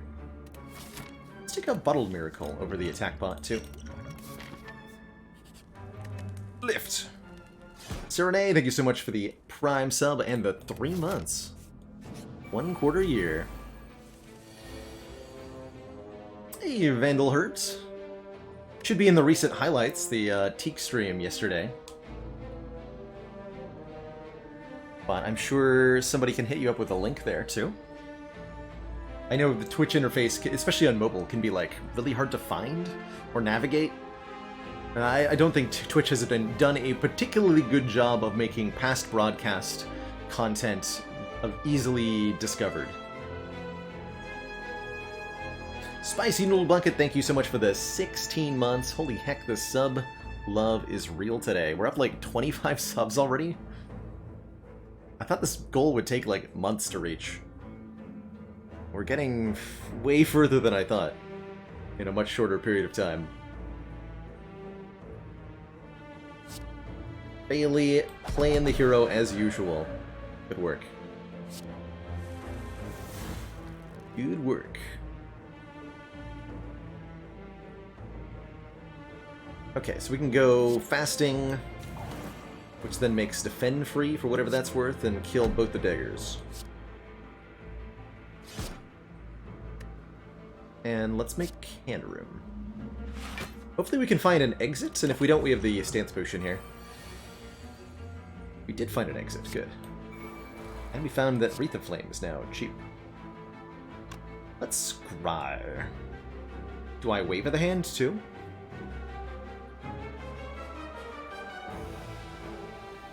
I think I like water first. We see what we make 3 here. Fear no evil, perfect.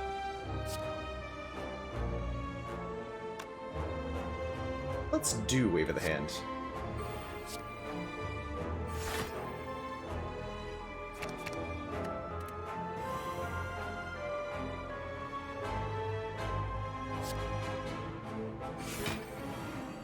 So we can weave twice here. Beautiful. And then this should be a full lunk. Glorious.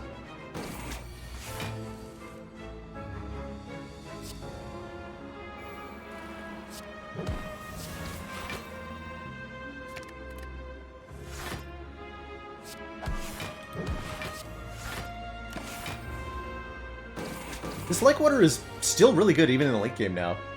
I'm very happy that we got it on floor 1.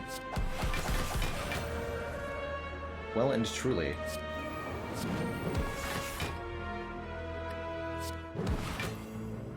Whoops. That's fine.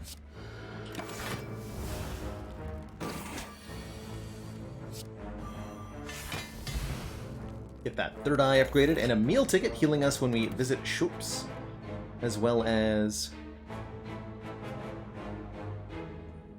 stuff that we don't want. Unupgraded stinky stuff. Where'd the astrolabe go? Right, Triple Boop? We fed it to in-law. We had an astrolabe at the start, but it's gone now. We gave it up.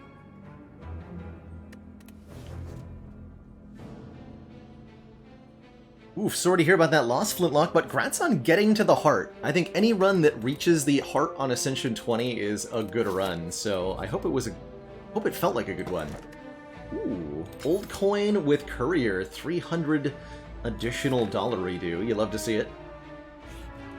And let's get the recall now, just for that whole don't forget. I think it's particularly important, by the way, to remember to recall if you have extra campfire relics, because they move the location of your recall button. So if you instinctively, like I like to do, click on the area of the screen where you expect recall to be, then you won't, because you'll lift instead. Take some events. We haven't seen Orb Walkers or Mind Bloom yet.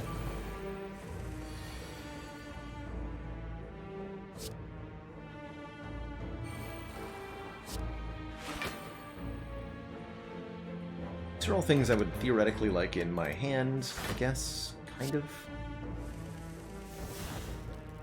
Technically. Do the fasting, too.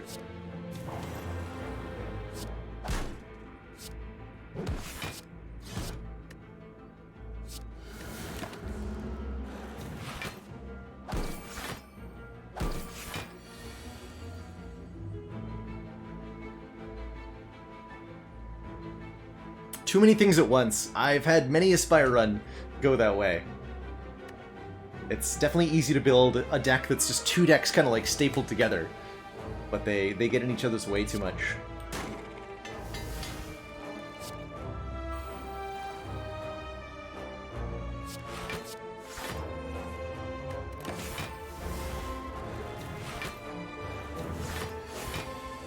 Alrighty. 3 wallops, huh?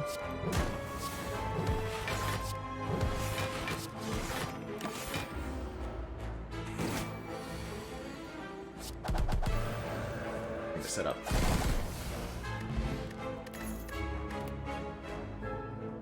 Another cut through fate. Astrolabe ladder is not done. You are looking at it despite the lack of astrolabe here. Despite the lack of astrolabe, this is a run of the astrolabe ladder. Just trust me. Just trust me. Not gonna pay 500 gold for the red mask, especially not with courier. I refuse. Good, good. Don't need that.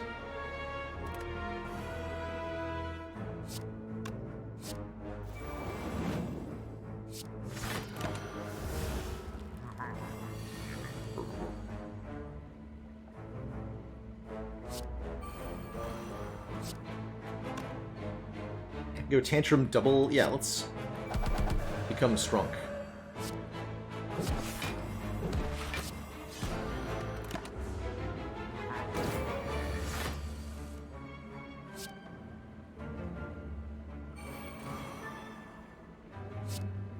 An unfortunate dearth of cards to play here. Where's the card draw at? There it is. Power. Attack. Attack again.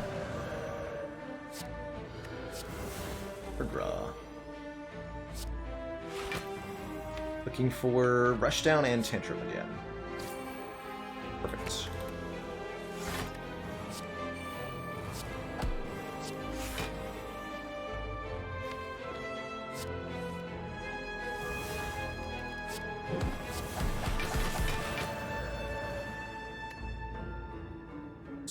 We're doing huge damage with 13 stacks of slow.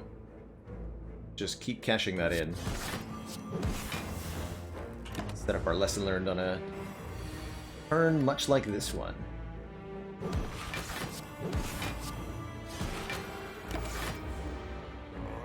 Matryoshka ladder. Yes, brilliant. That is what we're doing today. Okay, happy to see the Fasting Gate upgraded another rare card from Inloth. It's now 4 that we've been offered, and it's another Scrawl. So, Inloth has offered us 3 copies of Scrawl. Am I seeing that correctly? That's a pretty good deal, Inloth. That's a pretty good deal. Could take a Blasphemy, too. Blasphemy is really good with the Runic Pyramid, in particular. But with no way to survive it, and not a lot of need for it as a finisher, I'm down for another Scrawl here. Just round out the hand, and give me a random shop, please. This is not a store, this is just terrible. I don't think this deck wants Madnesses. We'll just lose 3 max health.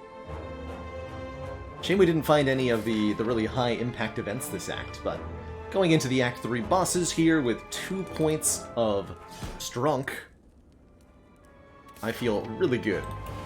Sorry, Act 3 boss. There's only one. It's the Time Eater.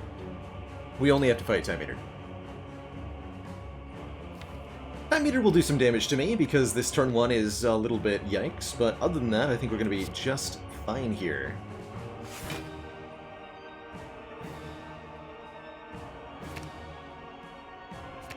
Okay, give me at least that Wallop. Take the Scroll too.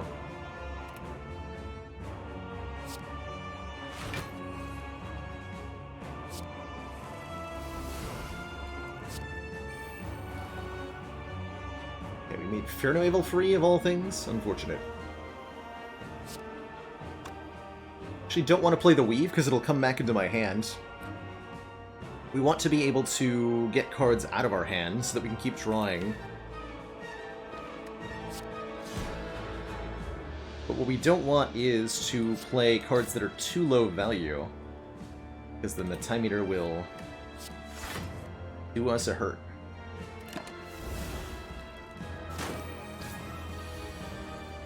Perfect.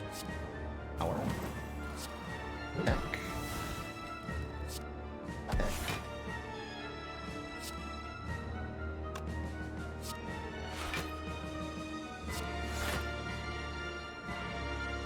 Draws.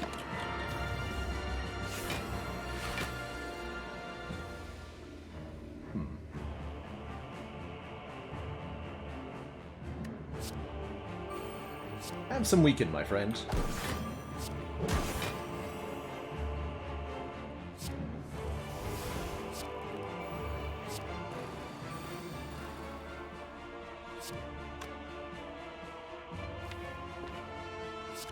Look at that.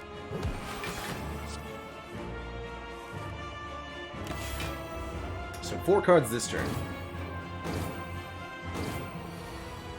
Let's go with Tantrum,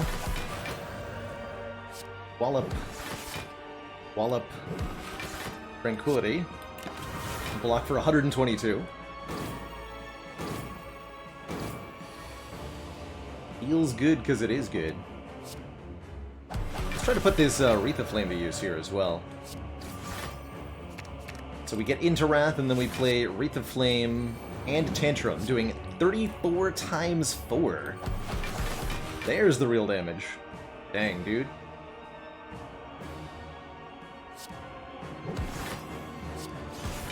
Set up the lesson learned. GG, Time Slug. GG.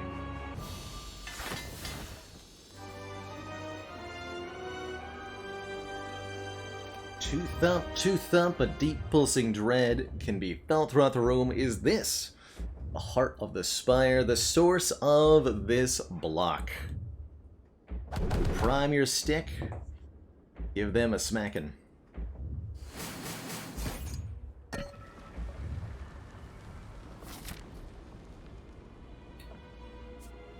We have not yet seen the membership card, so it could be here in the final shop.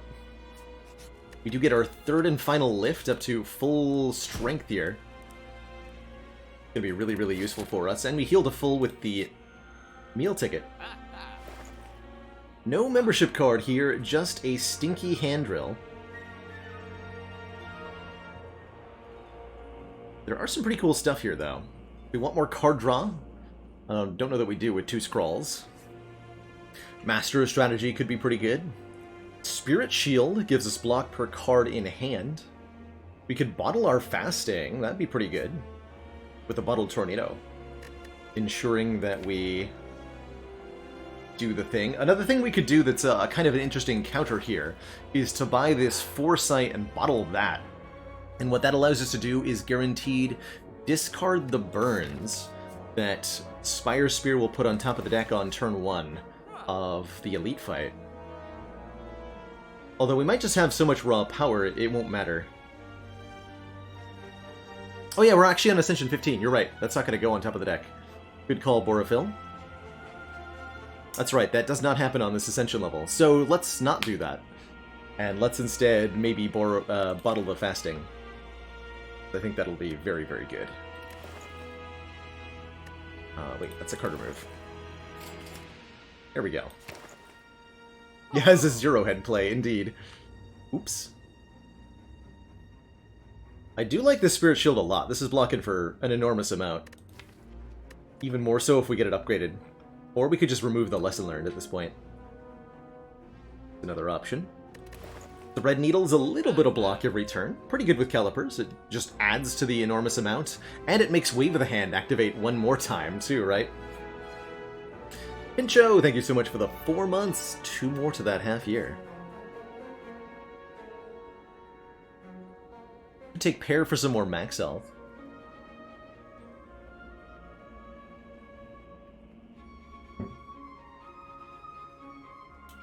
No, we wanna keep the Lesson Learned around, I think.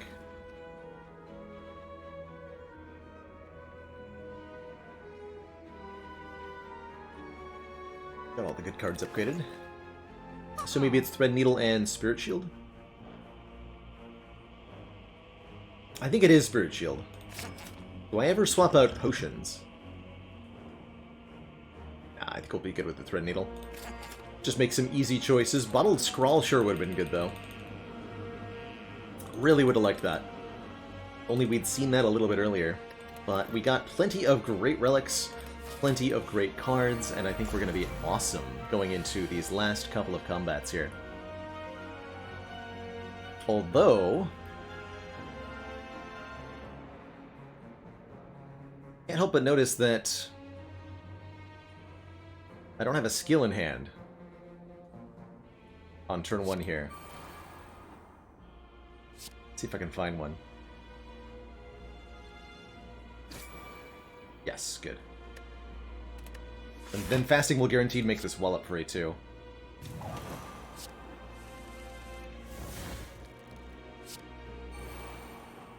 Here we go. Stuff.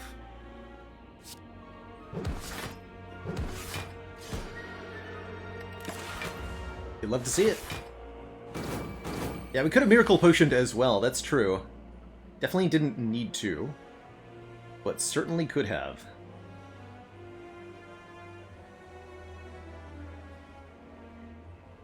Let's go Wave of the Hand, Spirit Shield, Like Water. And then Like Water goes off twice at the end of turn here. Destroyed nerds.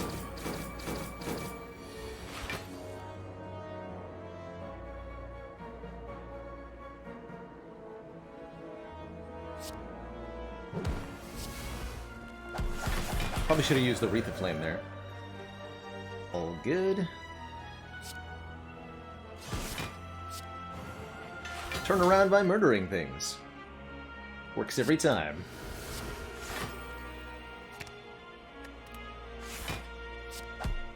Other than Wrath, I guess, but I think we're solid here. We have no relics to set up, we just want to win this fight at full health, and life is going to be great. Okay, now we have Rushdown in place, so we can actually go Tantrum, and then Wreath of Flame into the Tantrum to do the proper 34 times 4. Ah. Good stuff. One last gift from Inloth. Is it a Scrawl? No, it's an Alpha. I don't think we take an Alpha. But I do think we take a Halt. Just a little bit more block. And by a little bit more, I mean an absolutely monstrous amount of block. With 4 points of Dexterity. It'll be, what, 7 plus 13 20 block for 0 energy, if in Wrath. Pretty good. Letter Opener is also pretty good for a little bit more damage. Give me that halt. Alright, Mr. Hart. See that we're getting guaranteed Centennial puzzle value because I have no cards that actually block on turn 1. We could simply pass the turn, but I really don't recommend that.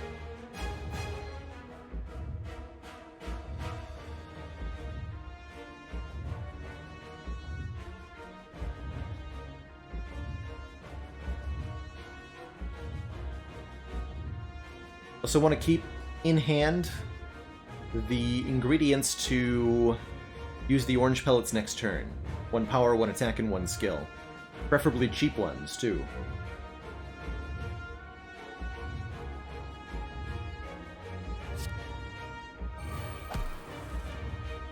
Perfect.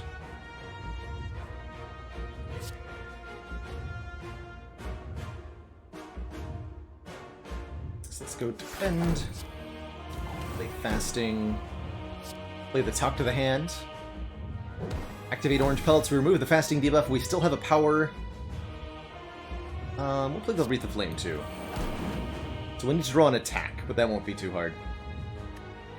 Balrog RPG, thank you so much for gifting a sub to Porcelain and to Lucy River. Welcome both of you to the council. Gifting a sub back to the person who gave you a sub in the first place. Or no, from Striker Ninja. I misread that. Never mind. Anyway, thank you so much for paying it forward. And for the gifted subs. Let's stop our first turn there. Right, Bo? I have found ladder runs to not only be a really challenging way to play Spire, but also a really fun way to play Spire. Oh, and this is a perfect draw, too. Beautiful. I think we open with a Sanctity here. We're gonna... Oh yeah, we're gonna have a good time. Sanctity to draw. Power. And then when I attack, we'll activate the orange pellets, remove all the debuffs here.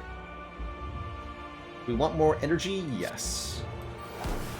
Let's go into Calm first. This will then draw 2. And give me a ton of block.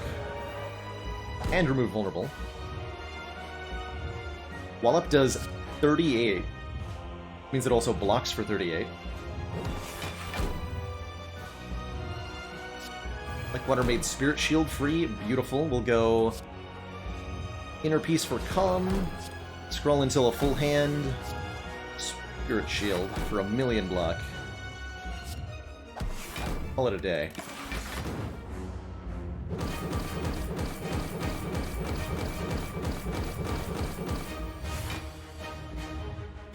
Could have potentially even stayed in Wrath, indeed. Here's Wave of the Hand.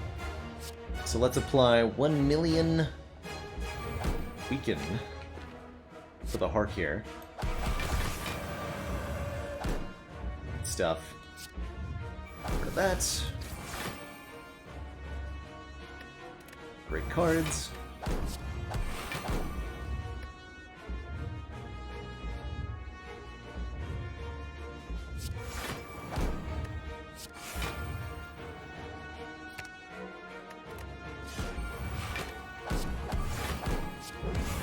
Alright, 26 turns of Weaken here. I guess we'll end the turn in Calm, too.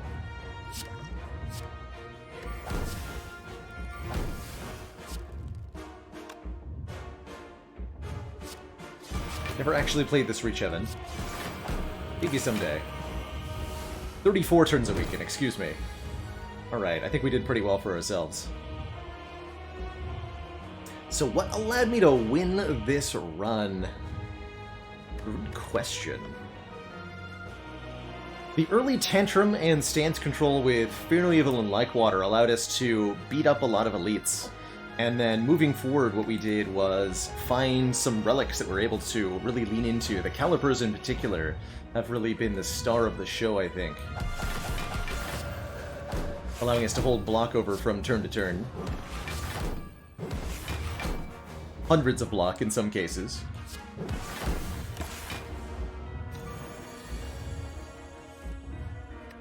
and working towards getting lots of block by getting strength and dex with fasting, by purging debuffs with orange pellets, and by having upgraded cards. A fully upgraded deck has allowed a lot of this to be amazing as well here. The draw pile. Sweet, we've got the Wreath of Flame Tantrum thing. You'll love to see it. Except I can't use it this turn.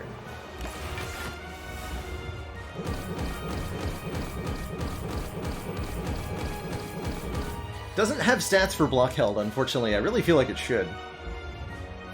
But it does not.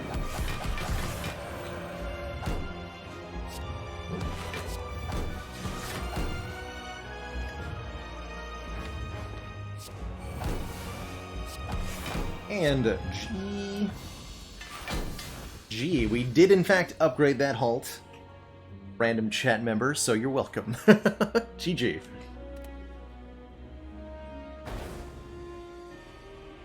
GG.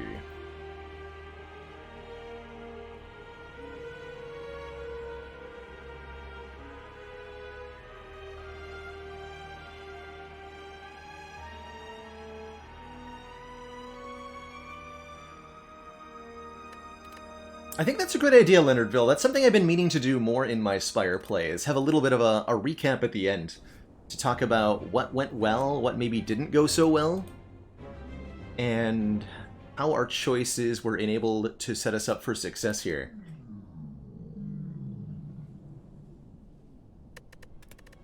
Let's have a look at the run history. So this went well pretty much immediately with the... we got Tranquility, Fear No Evil, and Like-Water from our Astrolabe, which enabled us to take a lot of combats right away without losing any health, right? 0 damage Lice Fight, 2 damage Jawworm, only 12 to Gremlinob, 0 from Lagavulin, 1 from Sentries. So we're able to just get a whole ton of relics right away, which set us up for success, particularly the Calipers and Captain's Wheel. I think cooperated quite nicely. And then we had a lot of combats. We just tried to find some rare cards and didn't. But core pieces of this were the one Tantrum. We picked it up early and it was useful the whole run. A Wrath entry card that hit multiple times. The Tantrum was able to exploit the Talk to the Hand really effectively. The Tantrum was able to get us extra energy from our Calm sources. The Tantrum was able to be an effective damage-dealing mechanism with the Wreath of Flame, although I do have to say this Wreath of Flame was a little bit... underwhelming. Able to use it a couple times on Wallop, able to use it a couple times on Tantrum, but ultimately a little bit insignificant, even with the Pyramid, which was incredible as expected. Once we took the Pyramid, we took 5 damage from Ma, and that was pretty much it. A little bit to Time Eater, but we basically took no damage, period, once the Pyramid appeared. Right, exactly. I don't think that... I mean, we did get some extra damage out of the Wreath of Flame, but I don't think that we needed it at any point. I do think the Finesse was a little underwhelming, too. Even though it was, like, 7 block or whatever, sometimes. Maybe a better use of the 100 gold, perhaps. The Eruption removal right at the start worked out really well because we had that Tantrum already. I definitely didn't miss it, even as the deck got into the larger totals here. But this was definitely a deck that got and was able to really utilize the early Calipers really well.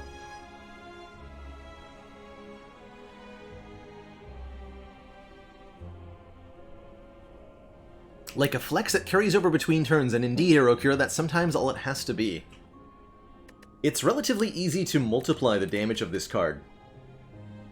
If you have a multi-hit attack like Tantrum, or if you can get into a different stance without playing an attack. Divinity is the easiest to do this, and I really, really like Wreath of Flame in Divinity decks, when it's going to be 24 additional damage per hit on that next attack.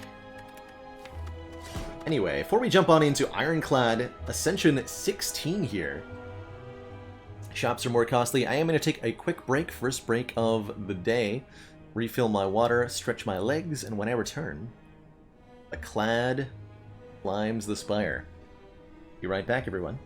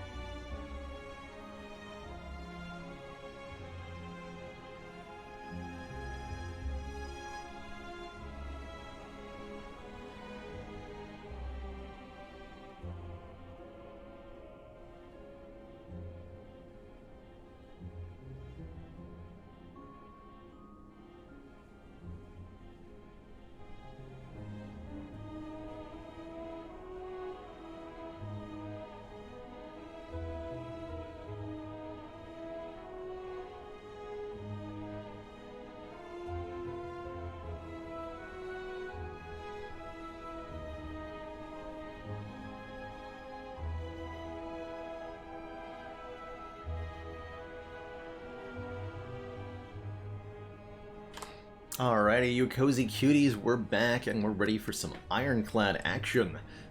Time for the final 5 runs of Astrolabe Ladder here as we're up to Ascension 16. Shops cost 10% more on this Ascension level than they did in the previous one, so we're going to find a little bit less value from shops, particularly really early shops. Oh man, what a great looking Act 1 here though. We could fight as many as 4 elites. With the Hexaghost at the end of it, that definitely makes me in a transform to defense kind of mood. We'll find a lot of success if we're able to gather up some relics quite quickly. And a few good upgraded cards really could make these elites quite a trivial experience.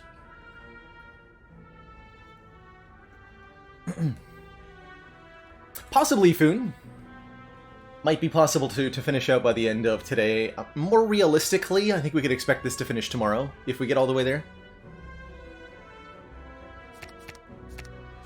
Ooh, I like what we got here. We got a very effective 3 energy ironclad setup with a Metallicize Plus, giving us 4 block every turn, Intimidate applying weaken to all enemies, and Infernal Blade being a 0 cost, create a random free attack this turn. Not exactly the cards I had in mind for elite fighting, but they'll work really well. The Metallicize in particular is very, very good at defeating Act 1 elites. Just some really nice, consistent block that is not a skill, so it works on Gremlin Knob really well. And no, well, actually, One-Shots, you can sometimes transform Dual Cast on Defect and have that go well. Big reason to do that is that the Dual Cast requires you to have an orb, and if you give up your starting relic on Defect, you don't start with an orb in play, so that Dual Cast will do nothing if you draw it on turn 1. So I think sometimes it can be correct to transform Dual Cast, but I usually prefer to see what I get and then maybe remove Dual Cast if it's not working out. Every other character, you should transform your strikes into Fens. The starting cards are always good. Even, I think Bash might well be the worst, but Bash is still really valuable. Getting Vulnerable down is huge, and we're going to love it alongside Infernal Blade. I do think these cards are good enough that we can think about going the 4 elite path, and I really do want to do that. There's not many other comparably good paths, right? We don't even get a lot of fires. We can go this way, right? But 4 elites means 4 relics means so much power in the later game. So much power.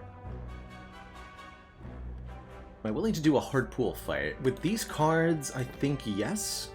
Let's do 4 combats and 1 event. On the way to our first elite here. Actually, let's do it this way. Then we have the optionality for a second event if the first event is a combat. As for the Ascension level, that's the most difficult relative to the previous one. I think the big jumps for me are Ascension 10, having that Ascender's Bane, 1 dead draw in every combat. This is a really, really, really harsh penalty to put into your deck, given that you cannot remove it. So I think A10 ends up really challenging because of that. The next biggest jump is probably Ascension 17, 18, and or 19. Because those cause all the enemies in the Spire to be a lot more aggressive, basically. They buff faster, they attack more frequently, and it causes you to really need to speed up your play to create decks that are capable of having powerful turn 1s and turn 2s in order to stay alive.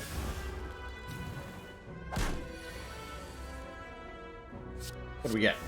Bludgeon, Lausgo, Squish. Lausgo very squish, and that's the power of Infernal Blade, is that it can sometimes generate really powerful cards very cheaply. I'm not thrilled with any of this. Flex, unupgraded, is not that great, and we don't have any multi-hit attacks yet. Sword Boomerang, again, we don't have any strength. Or Havoc plays the top card of the draw pile. Better in decks that have more expensive cards, but we're cheap on average. With the transformed cards and with the extra hard pool combat I'm looking to do, we're going to see 1 more card before our first elite. I think we can afford to skip here.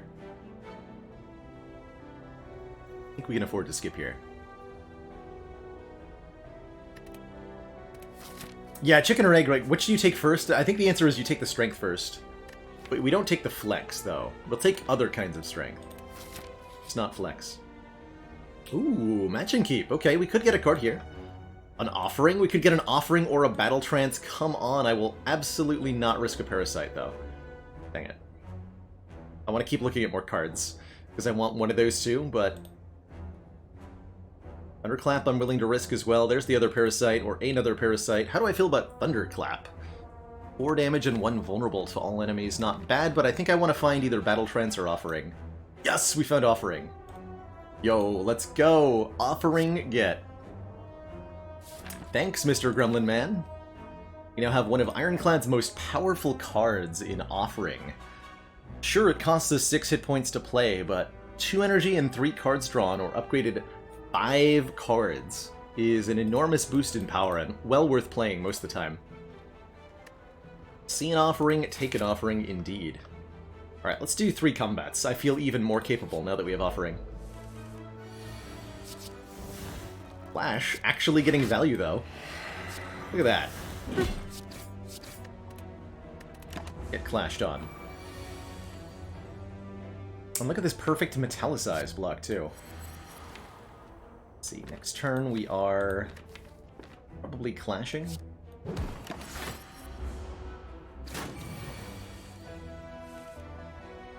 We are not clashing. We can just bash, strike, and kill. There's 3 more clashes to go, that's right. That's right.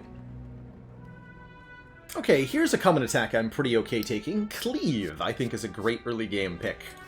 It's got pretty good damage for its energy cost, and if you upgrade it, it's really premium damage, I like to think, especially in multi-enemy fights. All the more reason to grab one is that we're going into a Hardpool Elite combat, or sorry, Hardpool Act 1 combat. Your first 3 fights, whether they be from a regular enemy space or from an unknown space, will be from an easy pool of enemies, easier combats designed to be beaten by the starting deck. But once you get into that 4th combat, no matter where, you know, in the act you are, once you get into that 4th combat, much nastier possibilities exist.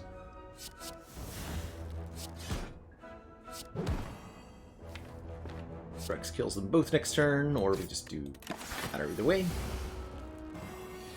We don't indeed have to play that Offering every fight, and as we just saw in these easy fights, we don't play it here. Disarm. Disarm is a beautiful card for Hexaghost and for later in the run. Sapping strength off of your enemies. It's not that great in the elite fights we're going into, but it's such a great card for later that I think I'm going to take it. Especially in conjunction with Metallicize. Part of a complex block solution. Weaken plus passive block generation plus strength down equals enemies that can't do much damage to you, no matter what kind of attack they're using. I don't think we get to upgrade that Disarm for a while. Probably our first upgrade is going to be the Cleave. Or maybe the Bash. But here's our Hardpool fight. And this is where we start to use our resources more aggressively. Note that we have not found a potion yet, so our potion chance is relatively high. Give me some card draw. Sweet, and the Bash lets me just kill the slime on turn 1 here. So the Offering saved more health than it cost, as it often does.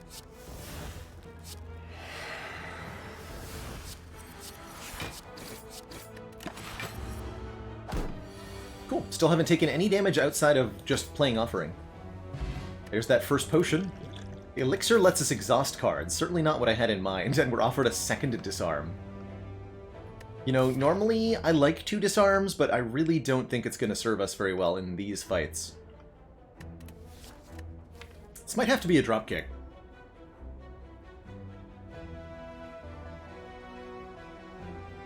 Dropkick with the Bash will work pretty well, although we don't have consistent vulnerable, so it's like not a very good dropkick. I guess I could skip. But I think what we do is take the dropkick and then we upgrade Bash or something. For just a free attack. We need a little bit more damage to feel comfortable going into this gauntlet here. And dropkick can be that damage.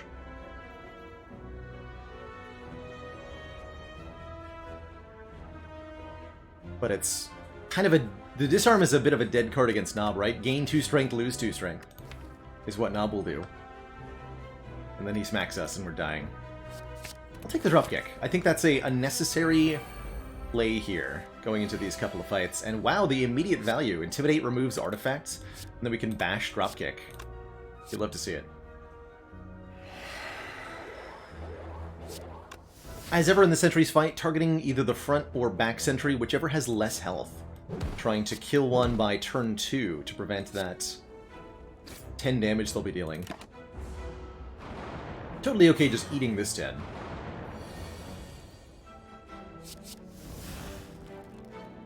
Okay, we got a boomer. Go cleave first. Nice, good.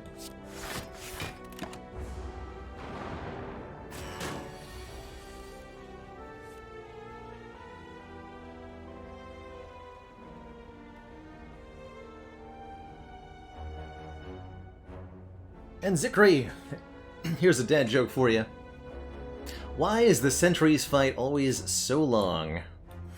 Because it goes on for days.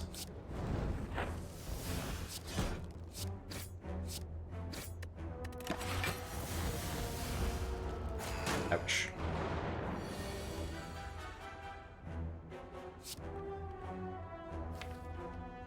Wow. Who this man? Ready to use a dad joke? I would never. I would never do that. Okay, losing more health in this first encounter than I would have liked.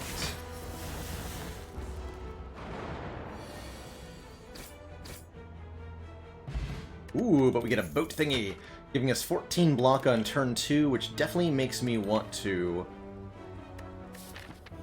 upgrade Bash. Do we ever want a Rampage?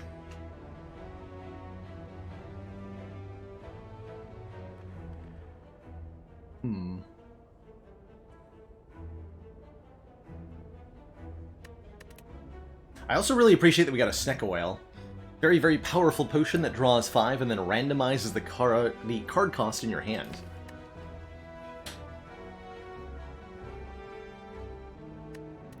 Yeah, this Horncleat will make us want to wake up on turn 2. I could also see a Clothesline being good here.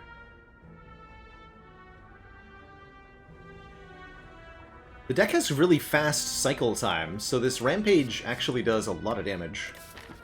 Even if we never upgrade it, it'll prove really effective in these 3 Elite fights and the Hexaghost fight, and I think that's a good enough reason to take it. This Rampage will quickly become largely irrelevant, but I think it'll serve us well in the short term. Well enough, anyway, in the short term.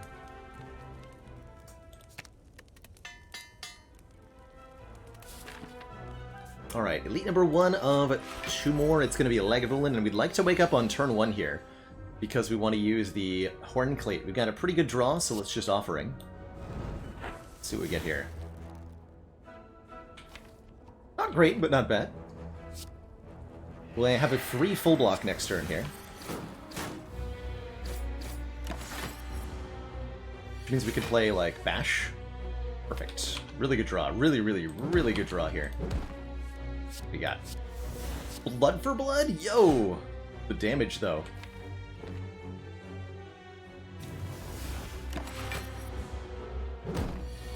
Damage, though. 1899. Okay, pretty reasonable Snecko Oil here, I think. We've got a decent chance for lethal if we use it. Otherwise, we're taking 9, which is not even that bad. Try to use Snecko Oil to save 9. We could play the Rampage first, or we could go Defend first, is the other option.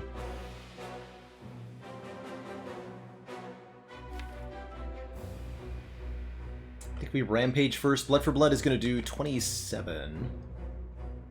So Blood for Blood alone won't be enough here. Let's try it. Totally got there. Good job, Snecko Whale. Thanks for the 0-cost Blood for Blood and the 0-cost dropkick. Cool.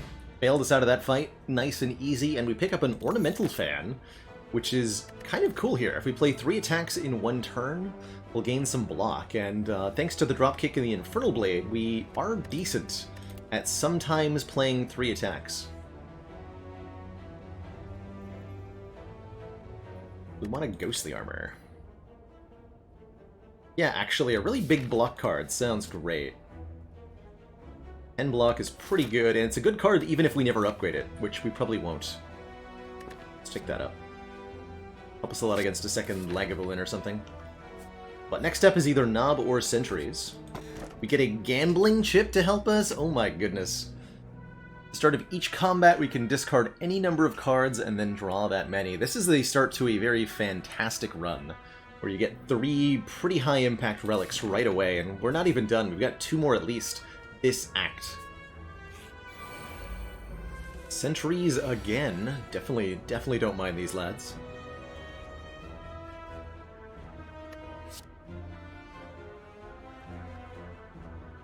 Discard Bash here. Yes. Ooh, Whirlwind, hey? Interesting.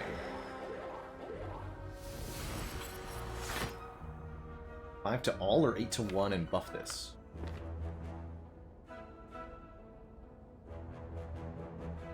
Value this at 13, this is 15. But I want to do the damage to a particular target, don't I? Look at Rampage. Core FTW, thank you so much for the 2 full years. Happy birthday to you. A heck of a long time. That's a heck of a long time. Yeah, we've got fans, so we could play the strike here. Next turn we have Strike, Strike, Dropkick, which is 17 damage, so we need this strike for lethal next turn, avoiding 3 more days. I will then avoid the Ghostly Armor, much as that feels a little bit bad. And we can activate the fan again here, blocking for 8 and only taking 2, which means I think we don't play the Offering. Although this is a pretty good time to play Offering, if we're going to play Offering. Saves me at least 2 immediately with the Disarm. So it's only 4 cost. I'll play this for 4. Also shuffling the deck before the 3 days are added. For you next. Kind of awkward draws on the Whirlwind there, but whatever. 6. Or less. 25. Or no, you were disarmed. 26! That should be enough to get through 1 more elite, right? Or no, we're already at the fire. Neat. 2 days becomes 3 at Ascension 18, that's right. The good relics continue with Incense Burner. Every 6 turns gain 1 intangible, but we found another elixir. So we've had no good potions yet. There is, I note, a feed here. Every time we kill an enemy with feed, we increase our max health. Definitely one of the more powerful ways to scale with Ironclad, and we're pretty good at stalling with the Disarm and the Metallicize. Although we only have a couple block cards.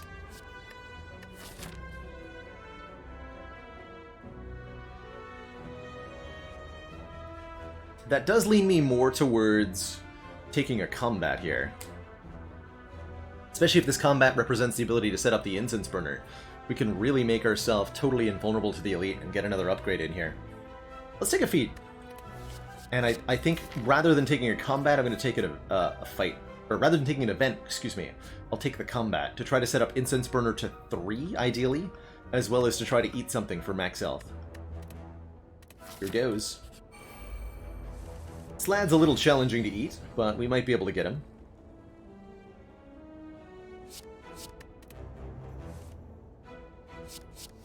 Searing Blow, alright.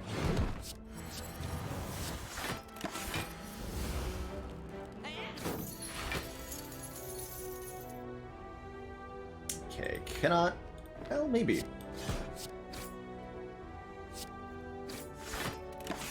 I'll have to play the Offering to try to eat him.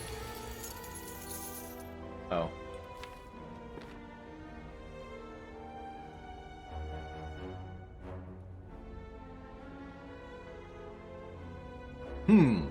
This is really interesting, because we can kill him right now, and then Incense Burner is on 3. And if Incense Burner is on 3, we win this elite fight without resting 100% of the time, guaranteed.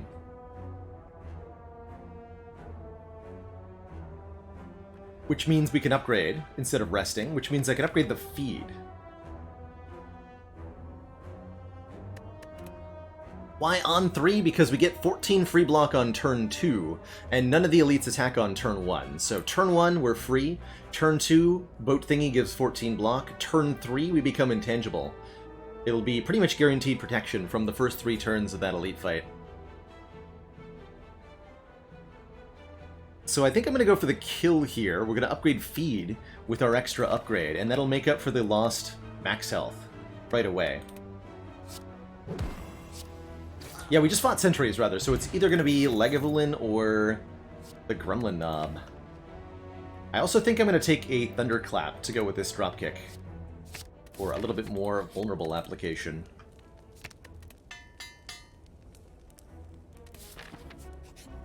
Alright, it is the Lagavulin. We want to wake up on turn 1, and Bash is here to help us. Good. Thunderclap Bash, even better.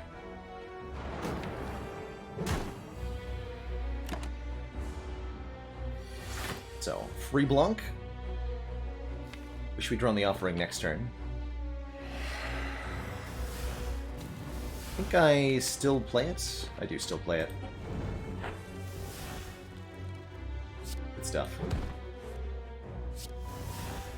Emo. Alright. Don't have that much health to spare, though, you know? Let the Ghostly Armor go.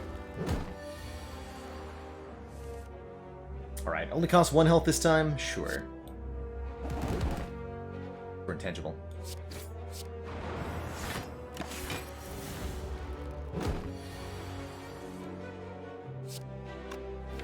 Dang it.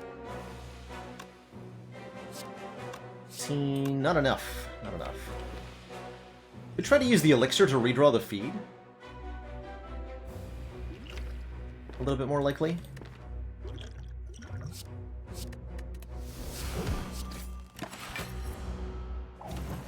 I'm probably not getting a good use out of that potion either way, right? Dang it.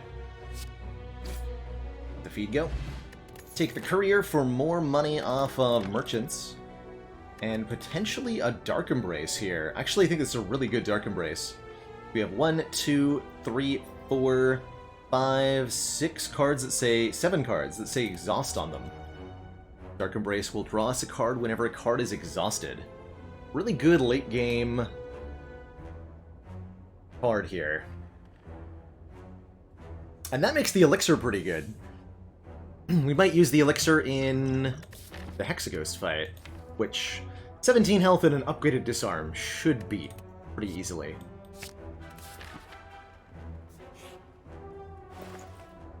Wow.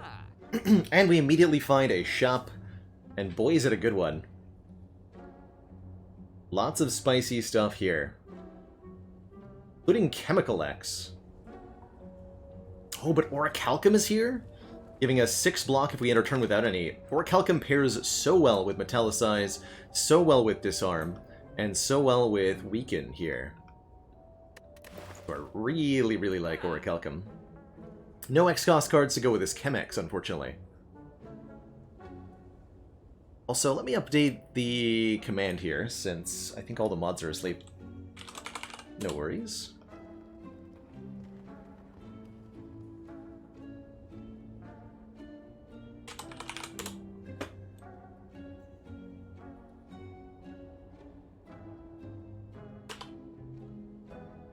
What did we get? We got Infernal Blade, Intimidate, Metallicize.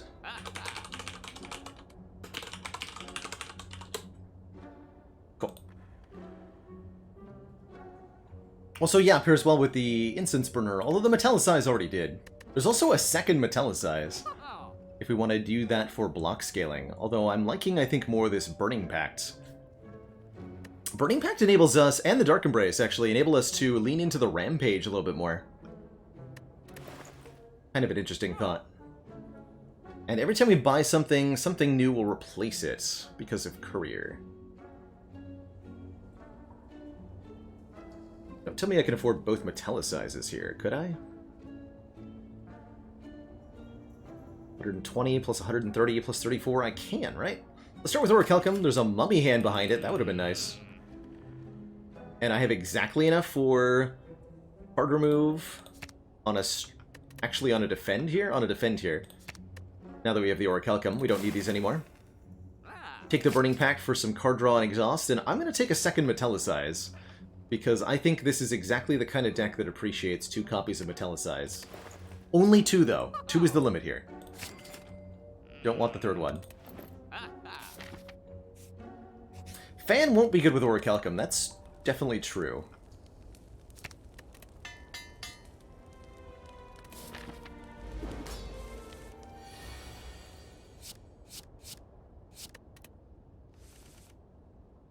Nice. Go Bash, Intimidate, Disarm. Actually, I don't think we play this Intimidate yet. We're full blocking next turn already. And we have a Dark Embrace that I need to play.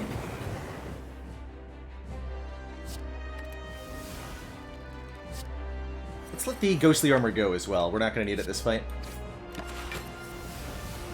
Plan on there being a lot of exhausting here.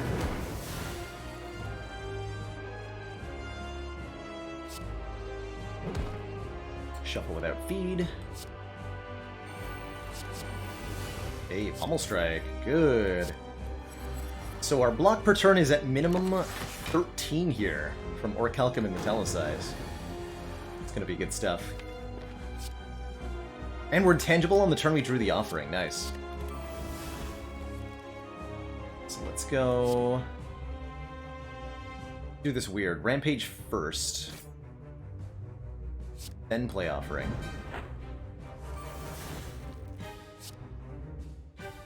Still going to keep the Intimidate for the moment. Go Bash and Cleave here.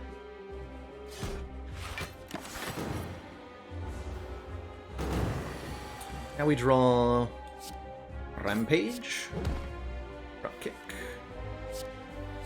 Strike, Rampage again, twice in the same turn.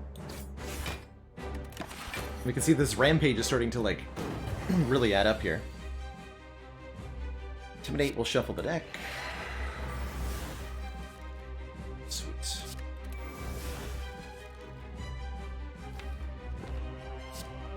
$34 damage.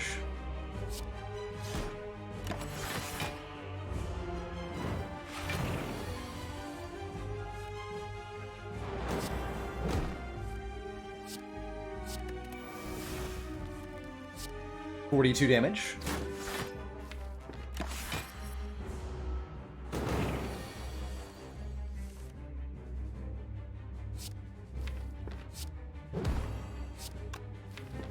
Not use it next turn, though. We'll kill now, right? Yeah. Careful with that.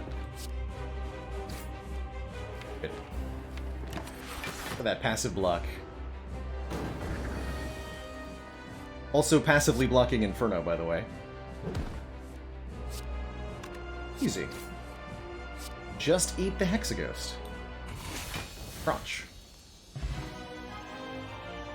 GG.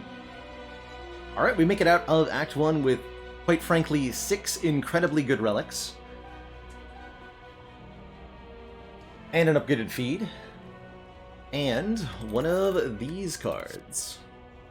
Double tap Brutality Demon Form.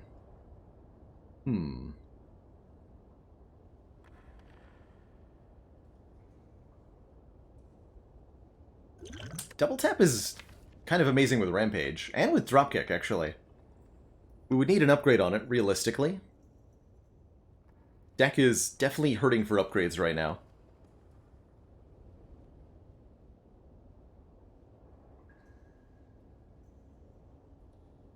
But we can actually go down to an infinite with the Dropkick here. If we exhaust a lot of cards in combat, which we did in the Hexaghost fight. So this gives us infinite opportunities. Don't really like the Brutality without any sustain, even though it is more card draw. Don't really like adding more powers to the deck. We're at quite a few already. Right, we have 1, 2, 3, which is a lot for Act 1. Although the Disarm Plus already makes us pretty good against the Awakened one.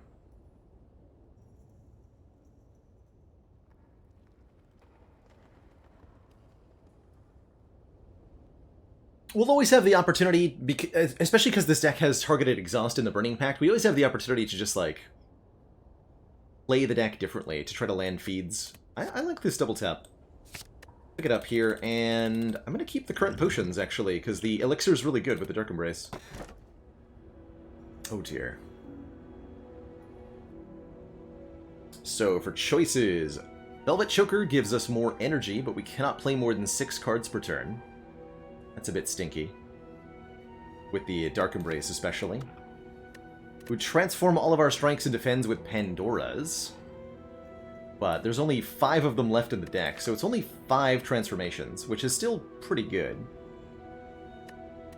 Or the Black Star for extra relics off of Elites. I think Elites are a bit of a challenge, but despite the fact that this deck will operate on 3 energy, because it has such incredibly good passive block generation, I don't think it'll be too bad. I think we'll be pretty good at Slavers. I think we're going to be really good at Book of Stabbing with the Disarm. Gremlin Leader could pose a bit of a problem. But in general, the Offering, the boat thingy, and the Gambling Chip are all going to come together to make Elites, like, way simpler. I could see this being a really good Black Star. And I think I will take it. Means we don't get any amount stronger right now. Taking Black Star is essentially saying, I'm good for the moment, but I'd like to be better later. That's just what we're going to try to do here. Although, our pathing looks a little wonky. All the shops are at the start here, which is not what we want with the only 79 gold.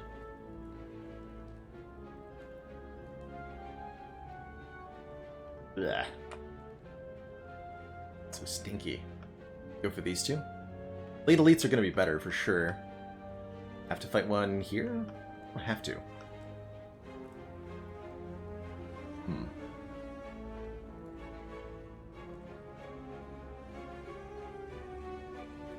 Gonna be a little bit challenging. But I think Gambler's Ship is going to make it much better than it looks otherwise. We might have to rest at the mid-act fire. I'm totally down for that. I think early events could indeed be good. We could get Bites, I would actually really take. We could get the Jack Stealer, and I think I would take 3 strength on turn 1. But I don't want it as a shop, so let's go up this way, I think. I do take Bites, yes. Yes, this deck wants Bites right now. Hey, look at this turn 1, though.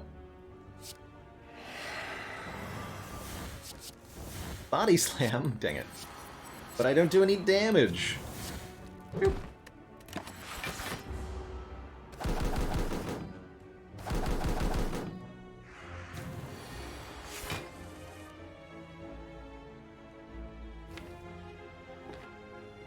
Okay, let's try to set up for a speed kill. Go Bash Rampage here, or I can get the Dark Embrace down. Let's go Bash Rampage.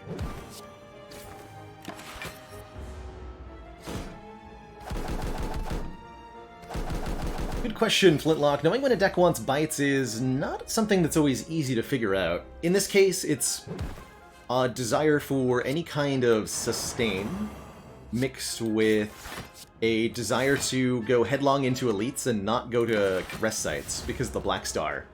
Being able to bite our way back to full health consistently means that we don't have to ever worry about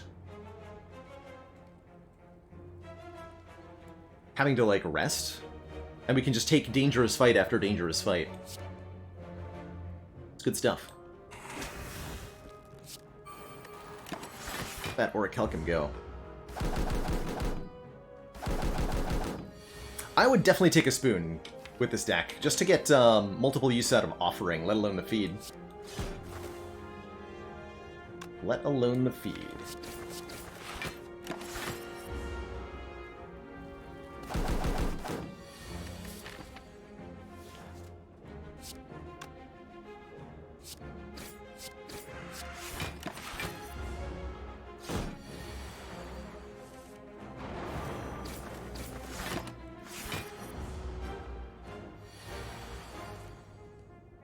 Okay, I'm also just gonna let the...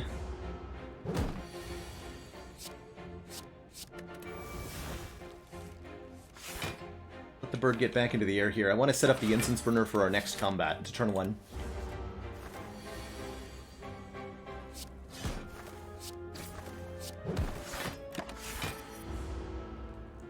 So we'll end with incense burner on 5.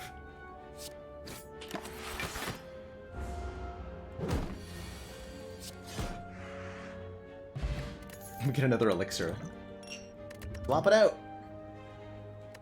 Warcry? Warcry is kind of interesting. I'd like a upgraded one.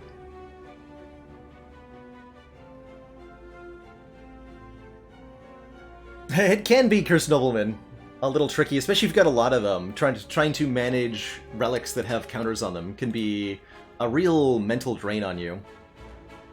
For what it's worth, you often don't really need to think about them too hard to get big value.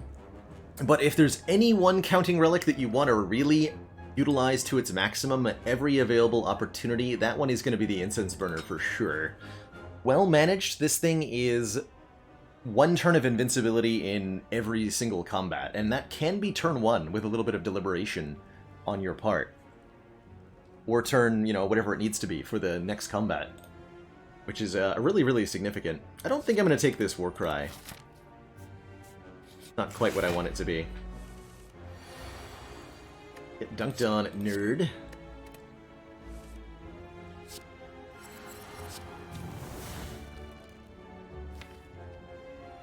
Save that weaken for later. So already this enemy cannot hurt us as long as we're...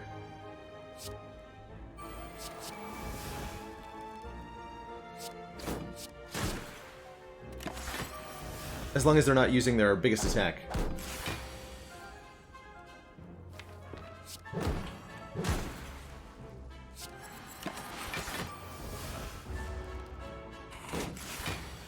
That's the one. It's the one they're supposed to not do. Yes.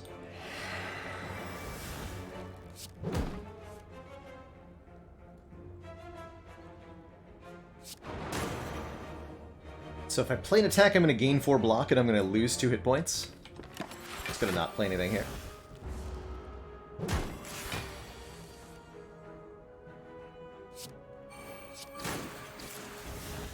That rampage go.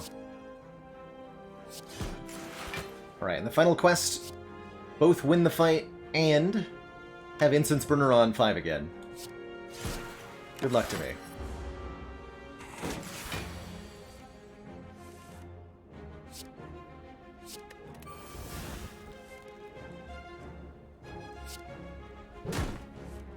Yes, we got there. Ooh, Burning Pact Plus versus Shockwave. Both awesome additions to this deck. The Shockwave is going to be 3 weak and 3 vulnerable while providing an exhaust, and the Burning Pact is really great deck cycling, letting us draw back to cards really quickly with this Dark Embrace. I think a second Burning Pact puts us into going infinite range. We're fighting Collector. Can we go infinite on Collector? Interesting.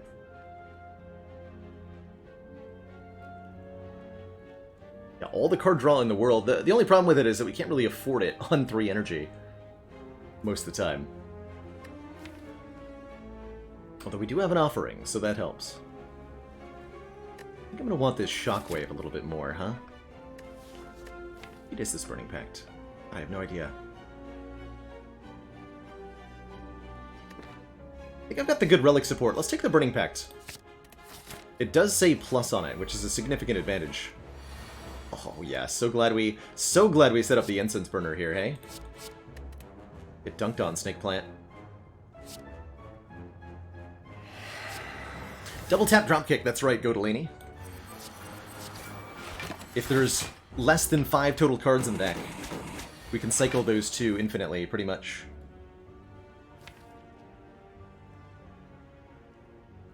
Actually, just a disarm will be all I really need here, yeah?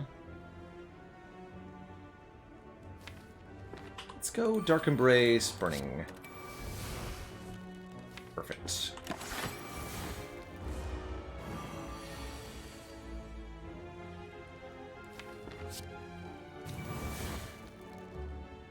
Totally perfect.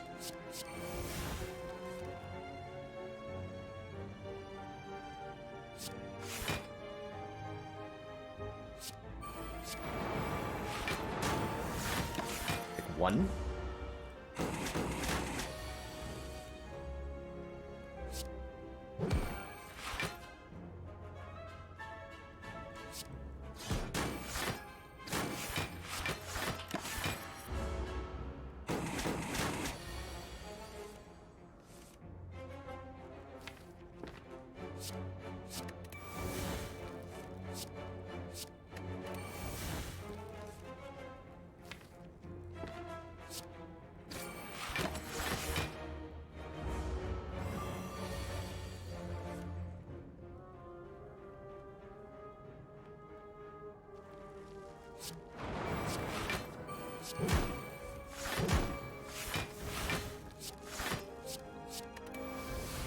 Solve the bash, right? Yeah.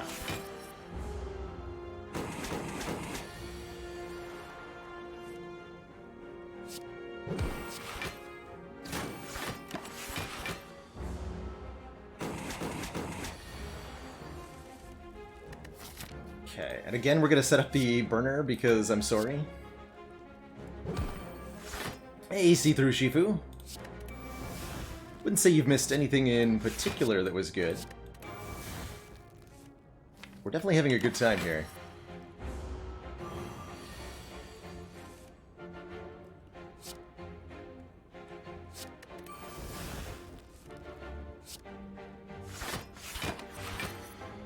As long as we can draw those block cards every turn, we can manipulate our instance burner to whatever we need it to be, right?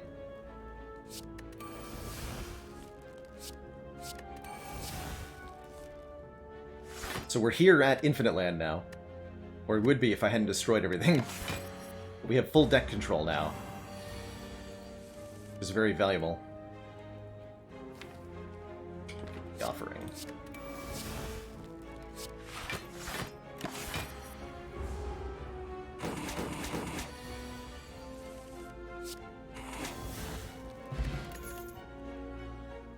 So there is a headbutt here. I almost appreciate this Seeing Red way more as an energy generating card. With so much card draw, I really like it, especially with the Dark Embrace, too. I'll pick that up. Ooh, Warped Tongs. Upgrade a random card in our hand every turn. But they add a pain to the deck. A pain that we can't remove anytime in the near future. I think we'd rather upgrade one card and not take the curse. We can exhaust that pain most of the time, and we can even discard it on turn 1 sometimes.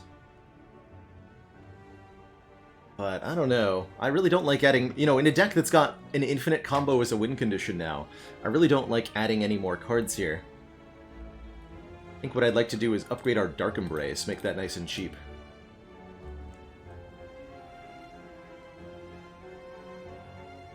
Or the Offering upgrade is also quite huge, but we're not playing it all the time. I do want that Dark Embrace all the time. Let's go.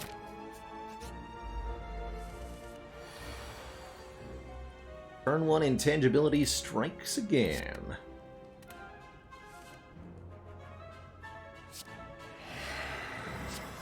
So if you double tap Rampage, it's 8 plus 13, right?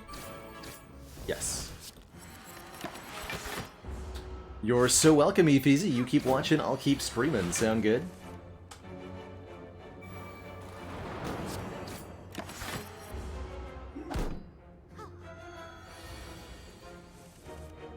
You're talking about Rupture, Werfjig? Pain and Rupture are glorious together. Really, really good.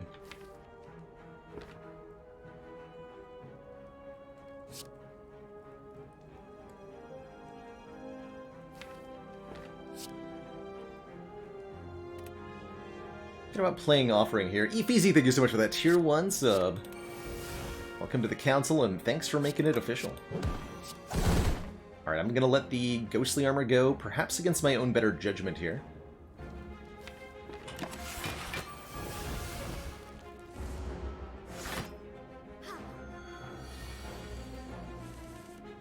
Now it's all good.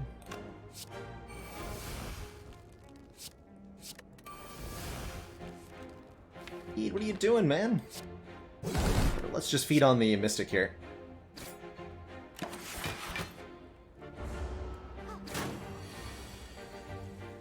For the moment,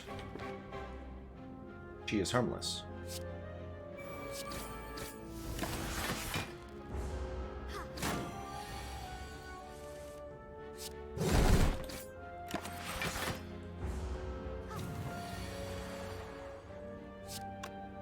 So we have the feed, but the incense burner we don't have, and I think going into an elite, it's really important that we be intangible on turn 1. So, apologies, but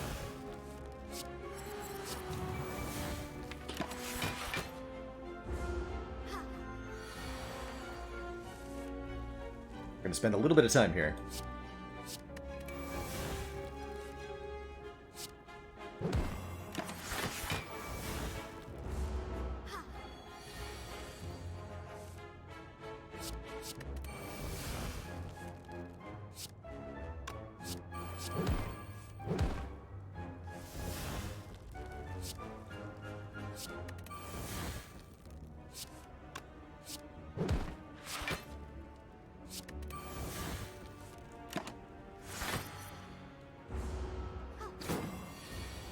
Really love the 2 Burning Pacts.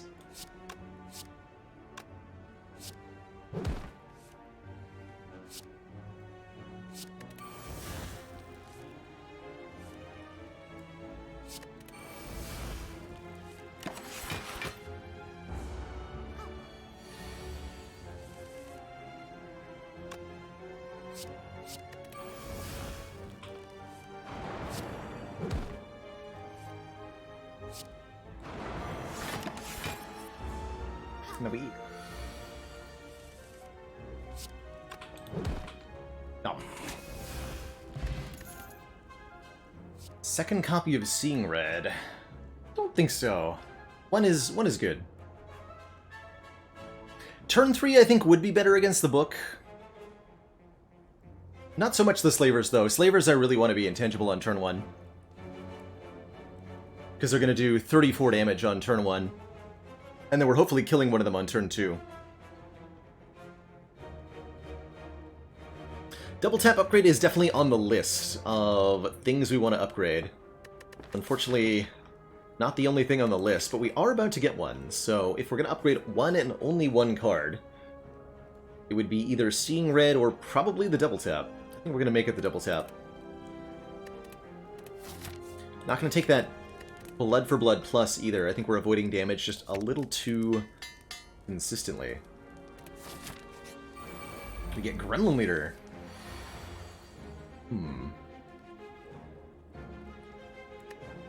Not who I wanted to be my turn 1 opponent here.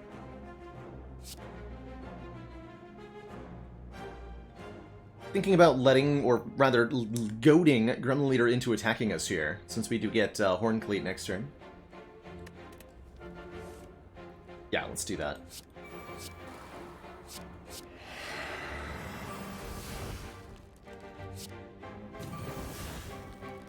Losing Ghostly hurts a bit, though.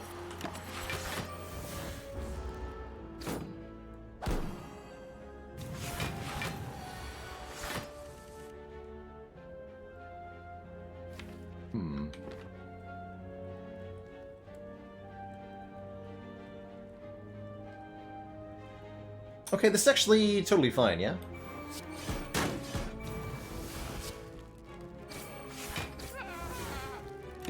We full block. Exactly full block. It's pretty sweet. Okay, it's definitely offering time. I don't think we get out of this fight without playing it. Nor should we.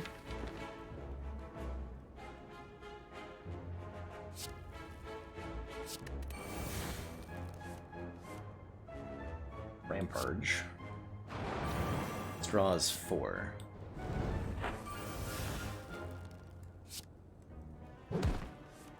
There's double tap. Good stuff.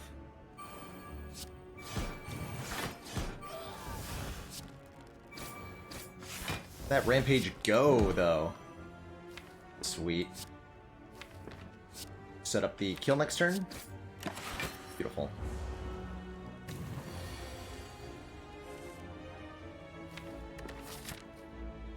Okay, we don't have an elite fight next. I'm fine with Incense Burner on 3 here.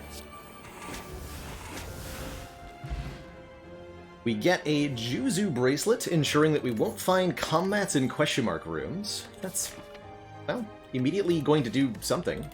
Whetstone will upgrade 2 attacks, and we're offered Twin Strike, Iron Wave, and Berserk. Which could be a way to get energy, but I don't know how I feel about Berserk here.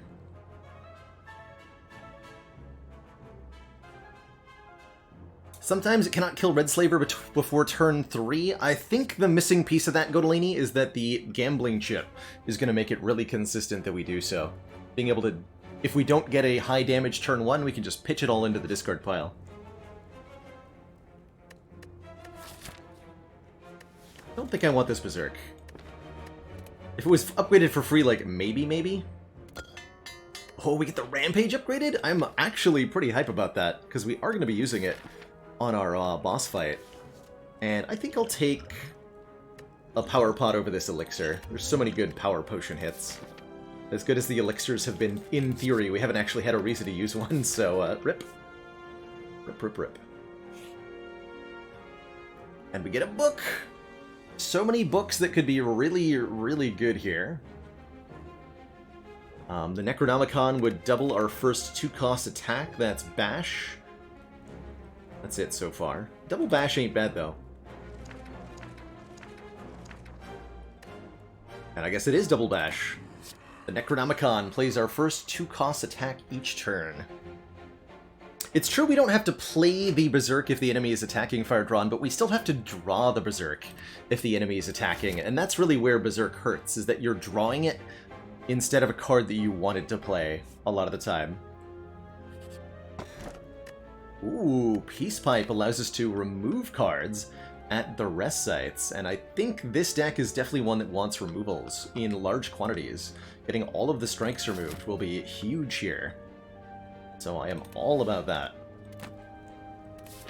And let's fight a regular combat. I'm looking to fight 2 more elites. I think with 55 health and these relics, we should have no problem with it. In theory, anyway. So we'll go to 3 times 2. Yeah, we got a full block already.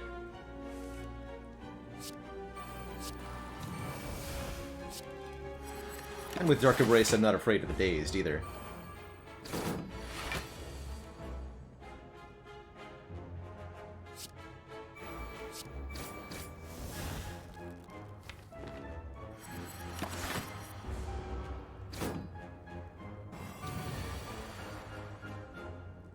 One damage offering? Sure. That's a good deal.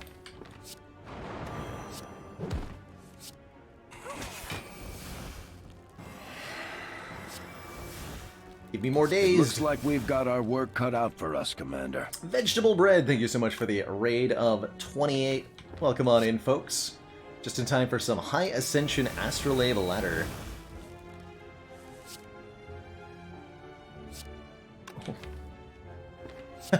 And then this gets played twice from the Necronomicon. I can double tap it to play it 3 times? Let's go.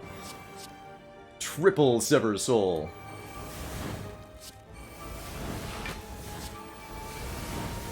Get him. Wait, I was supposed to optimize the Incense Burner? Oh, crap. Forgot about that. Inflame Plus for some Stronkitude. Potentially irrelevant.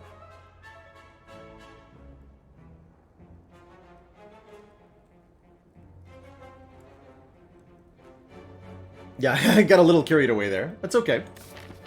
I have potions. I do definitely regret this number being on 0. I don't think we want that Inflame. I think we just want to... like, we want 2-cost attacks for 1, because they're getting doubled. We can scale up with a Rampage. Okay, here's the Slavers. You know how nice it would be to be intangible right now?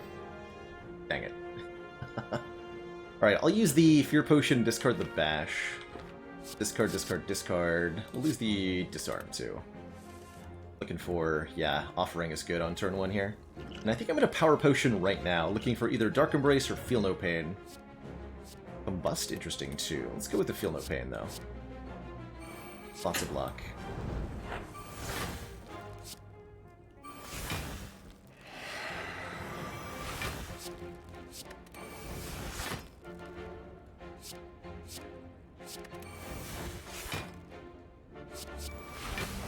Okay. So we'll do 36. It's a really good double tap draw. Calculator, 7 plus 10, so 17 plus 36. 53, perfect. So double tap, T-clap. There. Turn 1 lethal, no prob.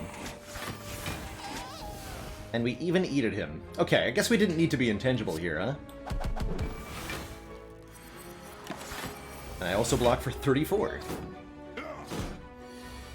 Good stuff. Really good stuff.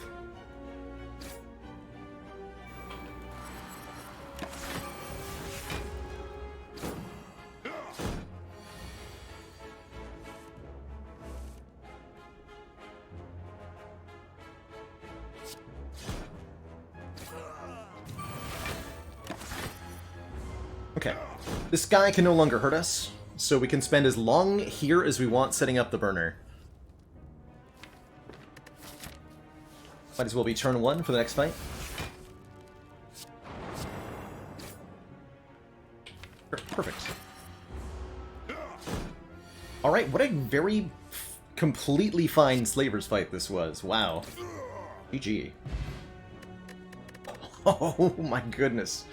The rewards are crazy too. 28 gold. Ginger, which makes us immune to weaken. Self-forming clay, which causes us to gain 3 next turn block whenever we lose health. Burrito bottle for a second chance at life, and another upgraded disarm. Wow. I mean, I'm gonna take the disarm plus, right? Holy heck. Let's go.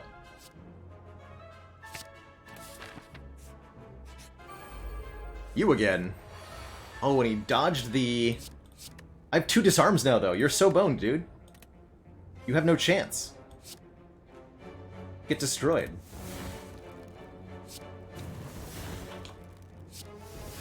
Not gonna play that.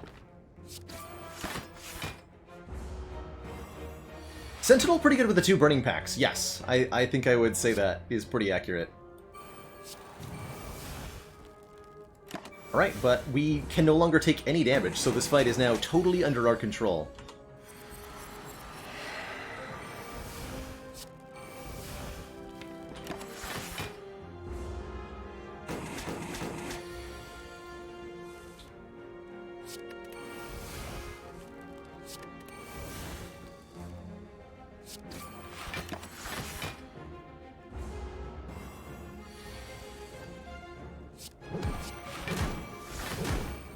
Double bash.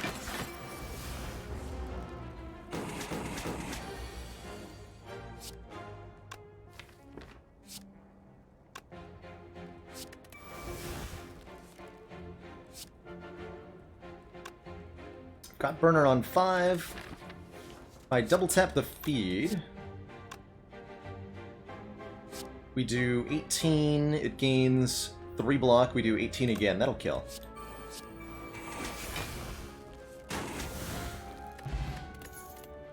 Max rolled the money there.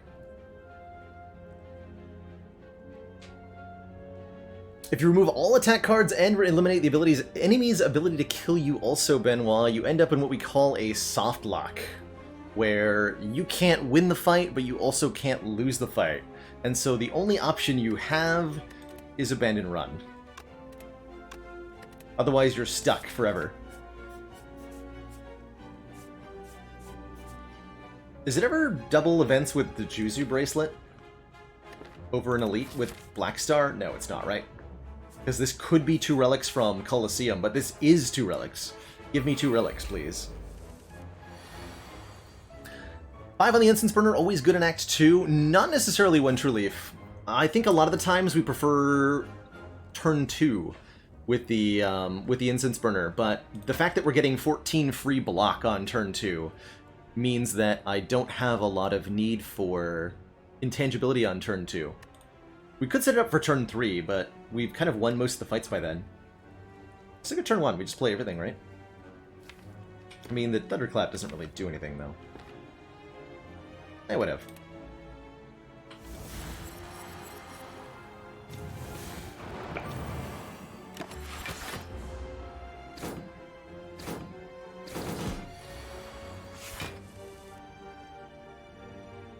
Alright, we'll play Offering again. Yo, double tap Cleave, let's go. Dropkick is here. Double Bash. Double tap, double Dropkick. Giving us 2 more energy. Double Cleave. Just destroying everybody. Get him.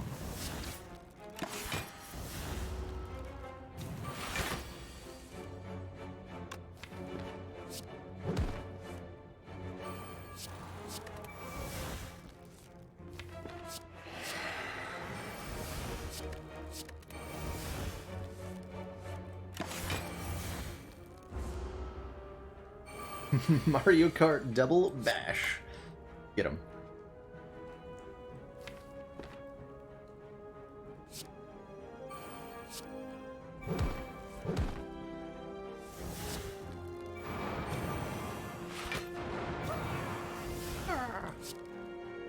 Burner on 3. Sure. Not gonna optimize too hard here. But I take Snecko here? Yes, just by sheer virtue of the gambling chip, making Snecko Eye really, really good. Pretty much always want Snecko Eye if you've got this relic. Because you draw 7 cards on turn 1, see all of their random costs, and then can discard any number of them. Gremlin Horn and Stone Calendar are actually kind of awkward here. Oh, I love a Shrug, though. Shrug for a bit more block while we're trying to cycle. We're going to need more block cards than the Orichalcum eventually, and I think Shrug is definitely an important part of that. Feeding on minions does not work, no. You have to feed on non-minion enemies. Alas.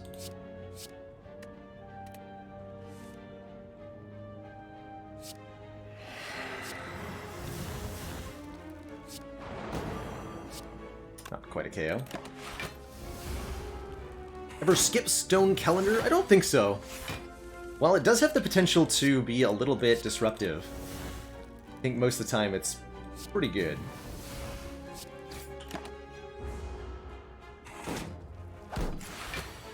Shouldn't interfere with our ability to feed pretty much ever. Have some bash.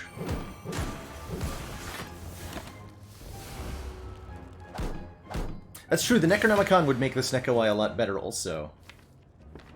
Very true. Okay, we're just gonna kill the rat.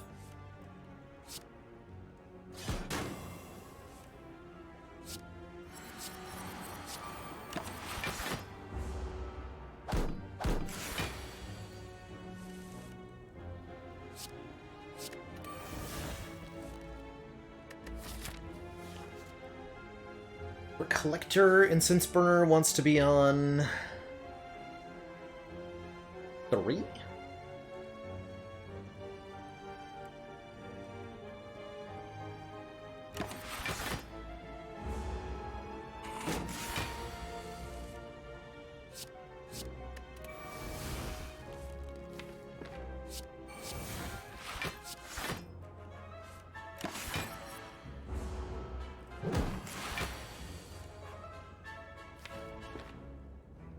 Okay, Calendar won't kill.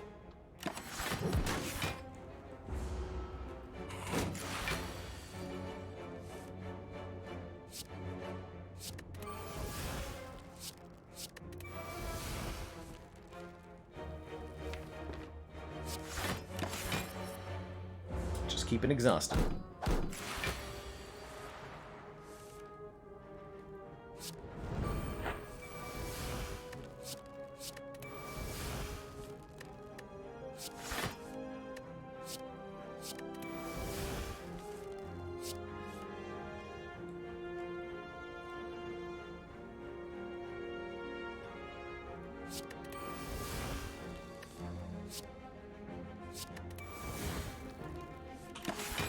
Nice cards, though.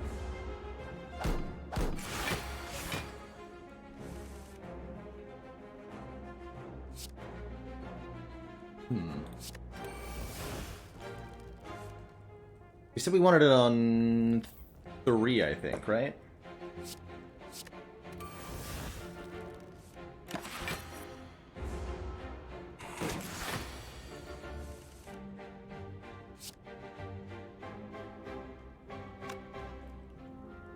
And Murphy, here's a dad joke for you. What is a hungry ironclad's favorite bedtime reading? The Necro Nom Nom Nomicon. Delicious.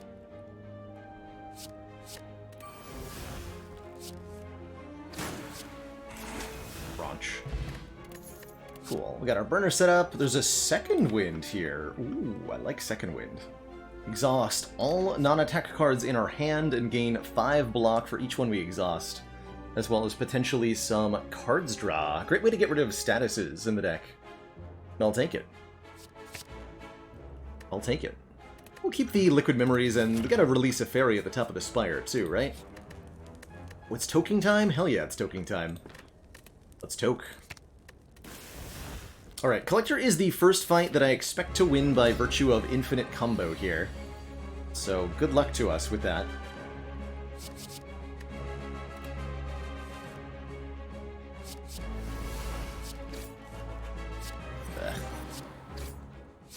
Quite the turn one I wanted, that's okay.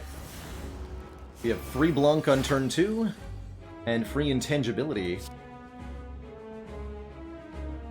after that. I'm willing to lose my T-Clap, though.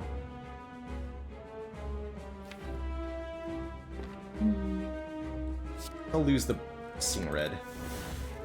Feels bad.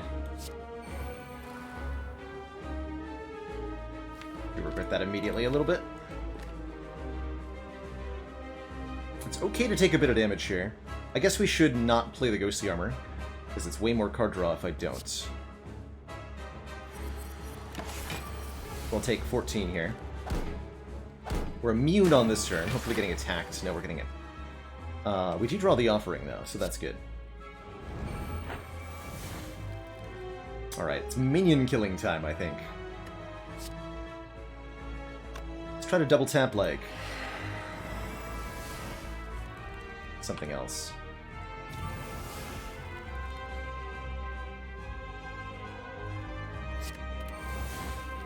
Perfect.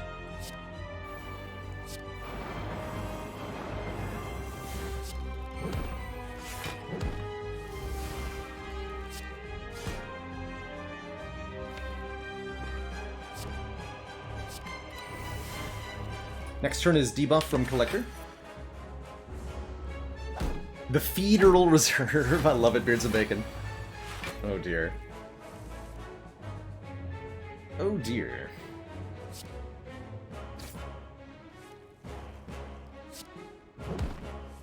Card draw or give me death. Just keep making it small. Just keep making it small. Okay, we're getting really close to where we need to be now.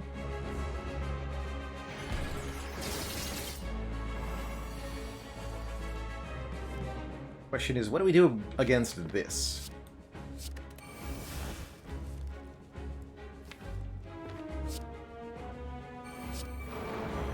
Oh, shoot. We block with Orichalcum. Thought I would have more energy there. Not math that correctly. It's all good, we get 13 block. And then less this turn? Kinda weird.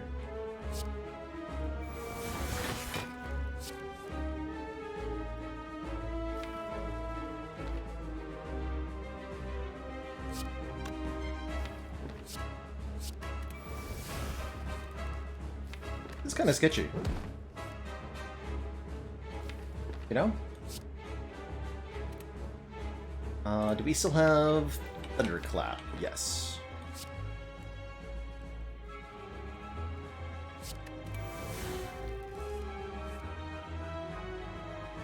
Okay, take a bunch more, go pretty low, but we're very close to winning now. And he won't attack again next turn.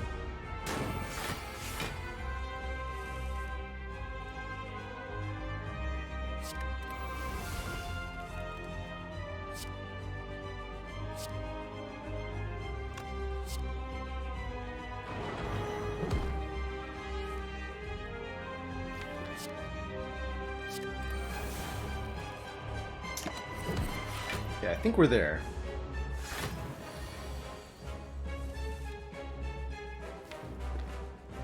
Not quite. Let's just start with Thunderclap, Dropkick. We could get there with the Liquid Memories this turn. That's fine, let's do that, I think.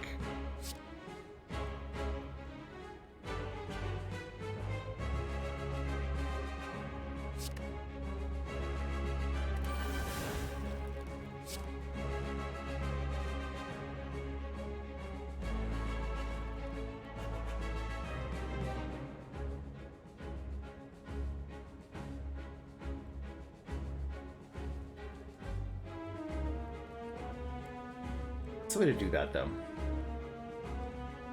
Need to have 2 energy left. Go Thunderclap. First. Dropkick puts us back at 1. I can't Liquid Memories the Dropkick. Dang it. I mean, we're still surviving. It's weird. We just gotta double tap the T-clap here.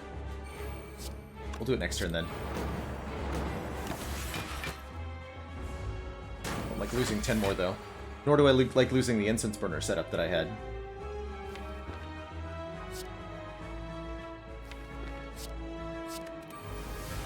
Go double tap, drop kick, drop kick. Then it's double tap, drop kick, drop kick. And we're here.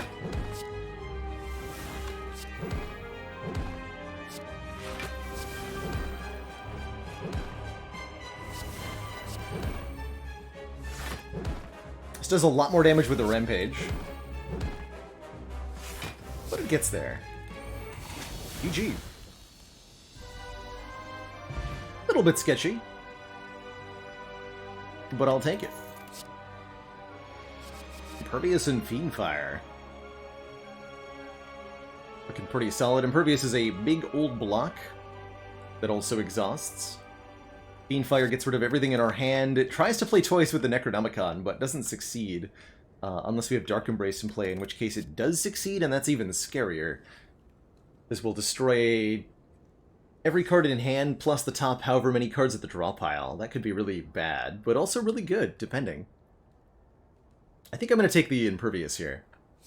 We're a little short on block. Help us through those early heart turns, especially.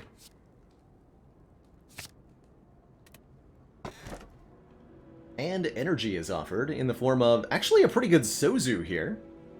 We've got potions that are great to hold on to. Liquid Memories gets back something from the discard pile, and the Fairy in a Bottle is a second chance at life, which is huge when we have 123 life. I think we really appreciate the 4th energy there. Or we could take Runic Dome to prevent us from seeing what the enemies are doing. Not so bad in a deck that mostly doesn't have real block cards, right? We're blocking with Disarm and Weaken and Orichalcum, so I think Dome is reasonably free-ish. And then there's the Tiny House, giving us the old bunch of stuff. 50 gold, a potion, some max health.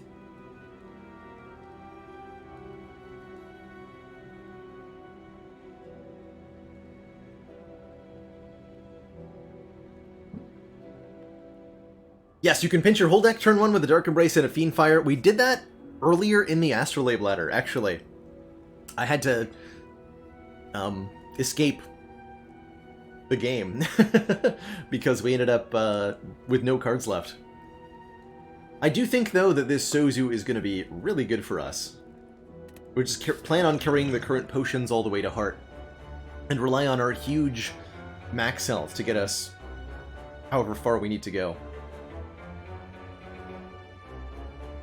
Oh, man. Ooh.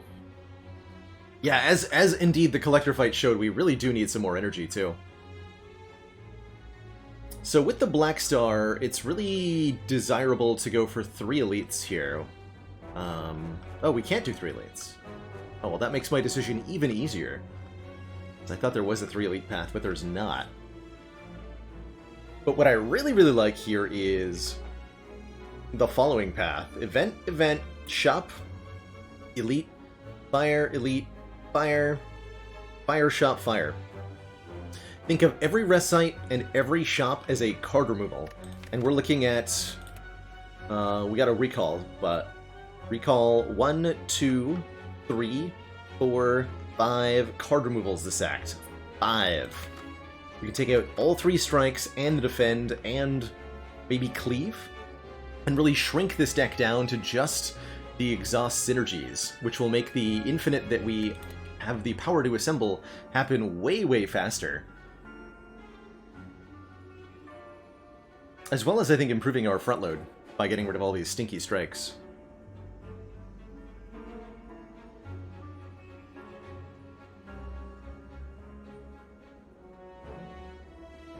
Chance at 999 gold here, too, which would be great with the Courier. And we can afford to remove the normalities pretty easily as well. But I've taken an empty cage. Probably not over energy, because we can actually, because of how much exhaust we have in the deck, and how much draw we have in the deck, we can exhaust cards more quickly with more energy.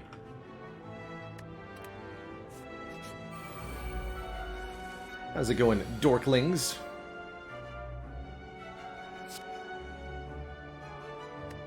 Set up the stoof. Disarm that nerd. Another fight where I'll try to set up the burner, maybe.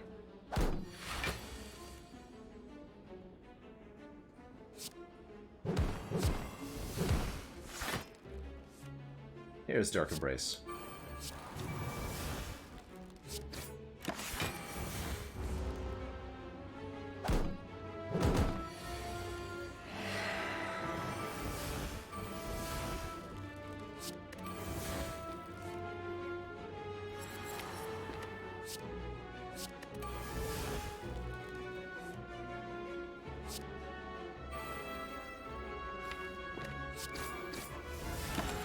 The rampage thing.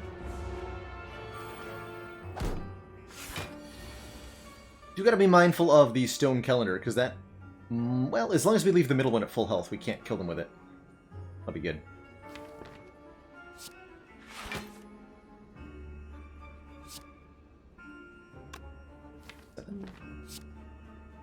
More than that. Kill.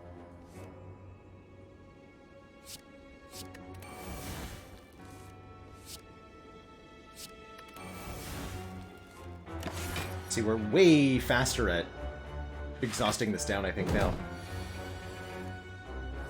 One might even say too fast.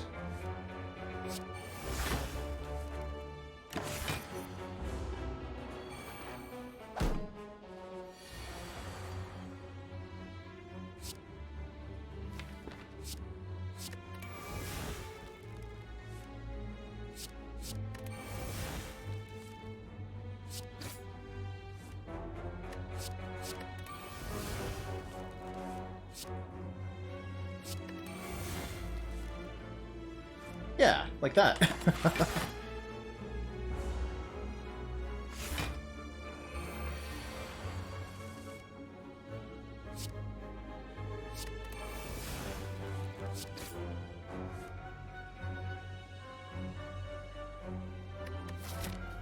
So we're waiting for a burner on 1, I think.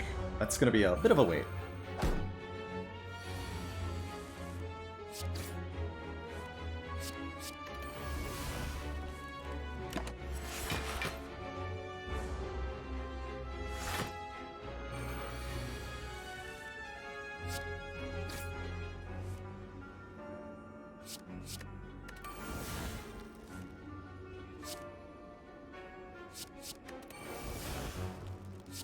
The burning pack just draws itself. Yeah, where is the Abacus? Because I really want to be able to benefit from doing this, instead of getting nothing out of it.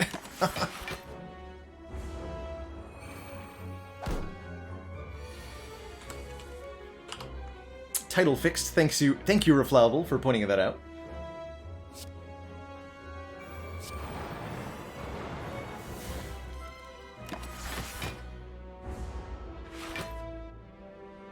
It's like A15, but better. Way better. Look how much better it is. Alright, easy peasy fight. Distilled Chaos does nothing. These cards don't do really anything either. Pass. Here's the double orb walkers. Very happy to be intangible on turn 1. Although maybe turn 3 would be better. Either way, this is a fight I'm happy to take here. To get a rare relic and quite a bit of cash. We just have to not, you know, die. Discard feed turn 1, that's for sure. Let's keep the Burning Pact and the Seeing Red, though.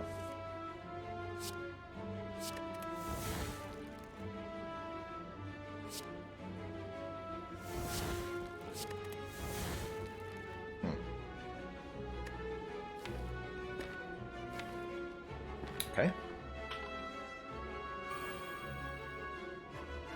Get the one with less health. Not a great turn 1 there. A little bit concerned.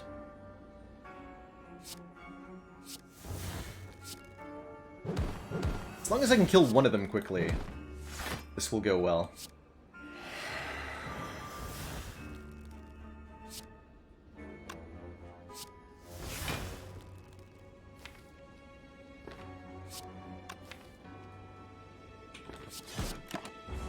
Do it.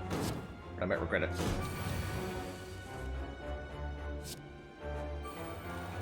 Definitely gonna play Offering. The longer this fight goes on, the worse it's gonna get. Or yours truly. Looking for a cleave here. Not get it. Get one more burn added. A little bit burning? Concerning? It's gonna sting. Yikes! The burns, though.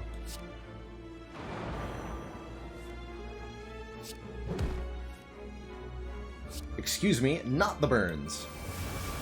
Thanks, Second Wind, for being a big blonk.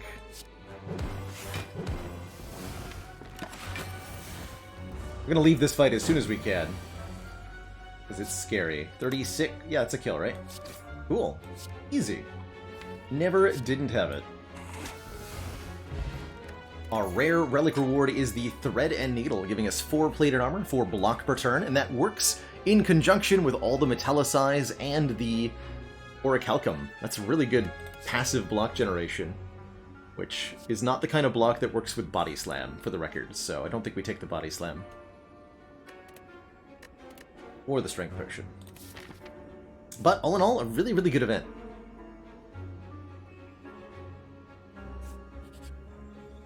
And the Glowing Tesseract is another really good event. We can look at up to 3 colorless cards.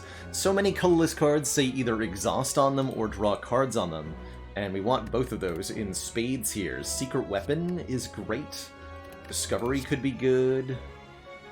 What about these ones? Blind Trip and Flash of Steel.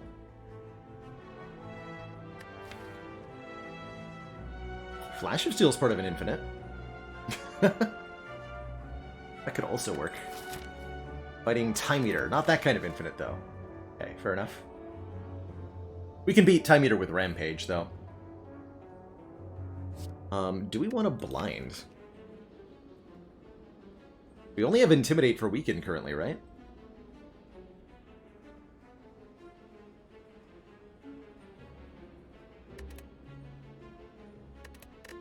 We'll definitely take the Secret Weapon. It says exhaust on it, and it draws any one attack, including the, you know, the feed. I think we're skipping this. Leaning towards blind here. take it. It's artifact removal. Maybe we wanted more vulnerable for the dropkick, but I really like the weaken there. As for the shop, ooh, choices here. We're definitely 100% buying a card remove. That's just happening, no matter what. And I think we're also maybe buying Paper Frog, which makes enemies that are vulnerable take more damage. Doesn't help us with our infinite at all, but it will make it easier to kill enemies. There's also the hand drill, applying vuln when we break an enemy's block. I don't think that'll be very good. Couple cards that could be alright. The Secret Technique looks good too. Secret Technique for offering in particular. A second dropkick here. Could be something something. Although we already have all the core components. I think what we were looking for is removals and card draw. More than anything. Let's take the frog. Would have loved a Momori. But I'm not going to take a second dropkick. Because I don't feel like I need it. And we're already done with all the events. Fair enough. Okay. Onwards then. One singular orb walker. Or when 2 orb walkers is too many, try only fighting one of them. Have a better time. Good stuff.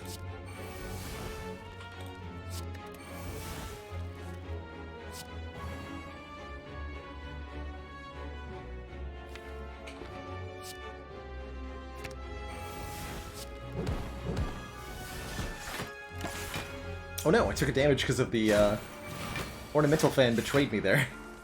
Dang it, Ornamental Fan, how dare you.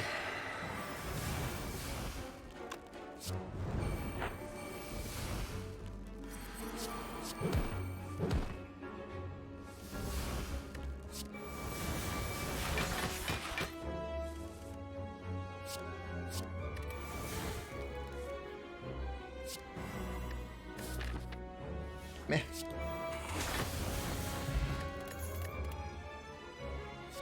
An upgraded True Grit. I would take an upgraded one, but we don't have the ability to, or, well, we have the ability to, but not be interested in upgrading this True Grit. I'd rather just toke cards to get the deck smaller and smaller and smaller. Blood for Blood cost 0 there because it was made by the Infernal Blade. I don't have a real one. So the 0 cost effect of this is what made that free. Alright, 4 more relics, let's go. First up, the Nemesis. Be blind and metallicize. Maybe 15. 15, take 1. Yeah, we'll get the shrug there.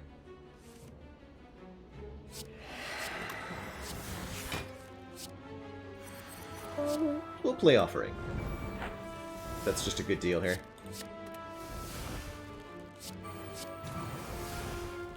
Secret weapon.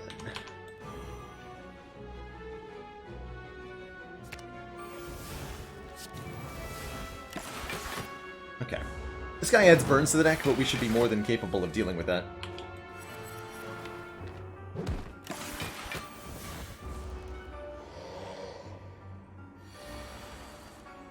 Nice attack, idiot.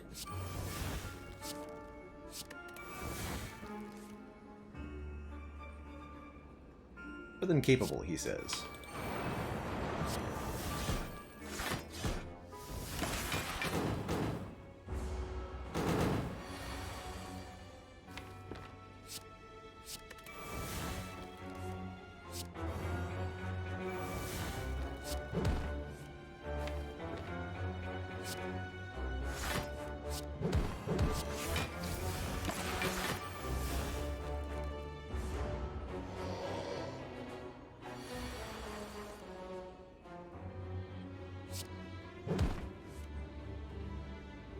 Ow.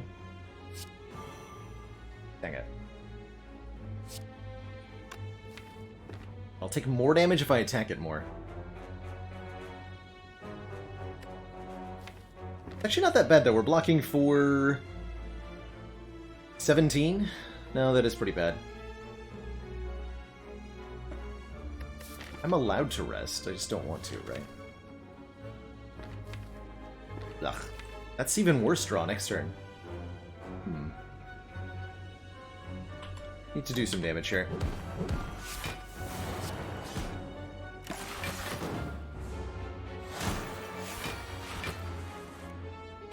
Oh wait, that was the discard. At the wrong pile.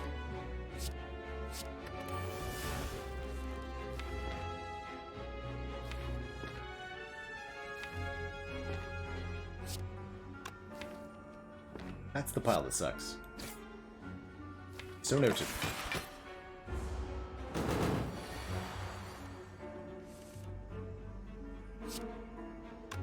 $21 times 2. Yeah, we got there.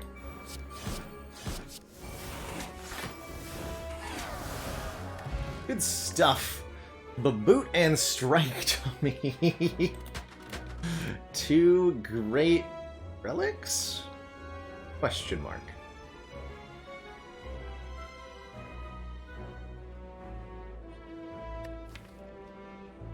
Thinking about brutality here.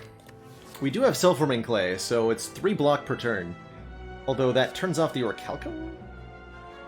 Ah. Skip that.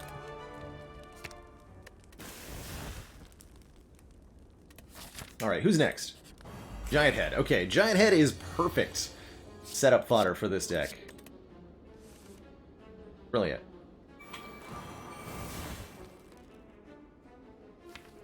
Who's the second one? Sure. Feels weird. 7 plus 6 is 13. Good. Negative strength first and then weak. 1 true leaf. Negative strength applies first.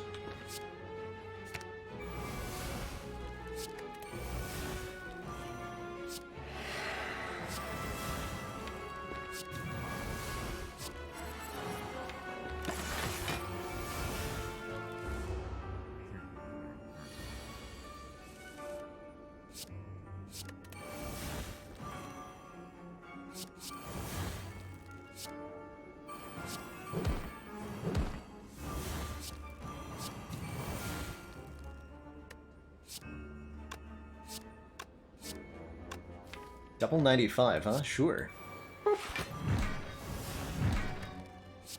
Squished on. Stinky head.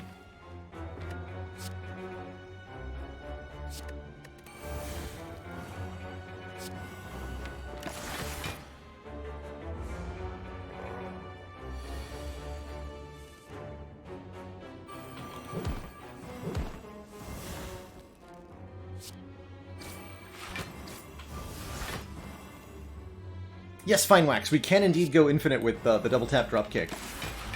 And that is the plan, I think.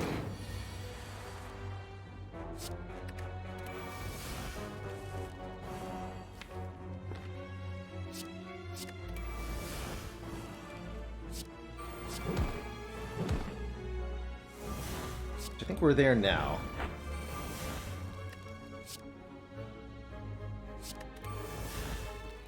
You just go double tap, drop kick. Double tap, drop kick.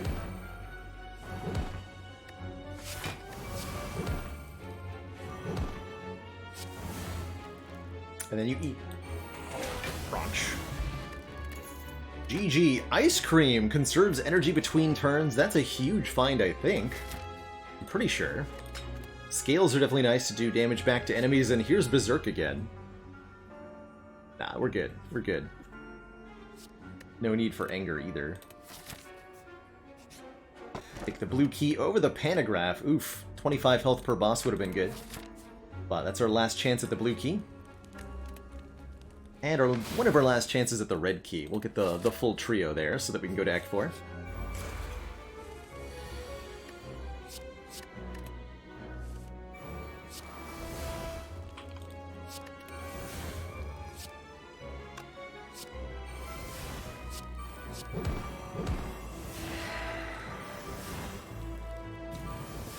1 million a week, just for you.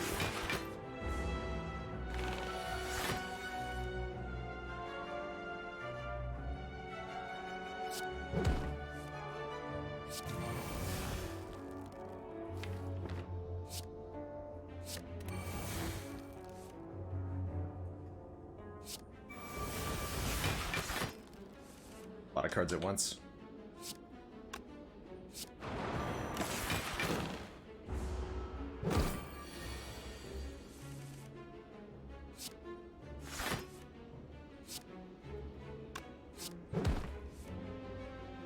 Ow.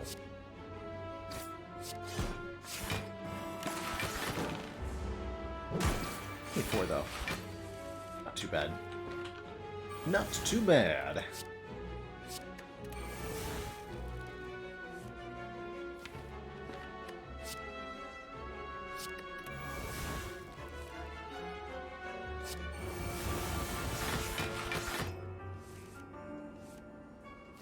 Maybe he wasn't supposed to get rid of,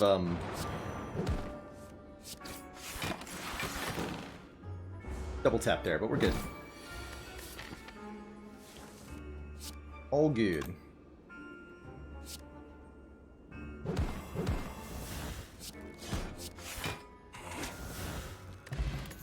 Delicious.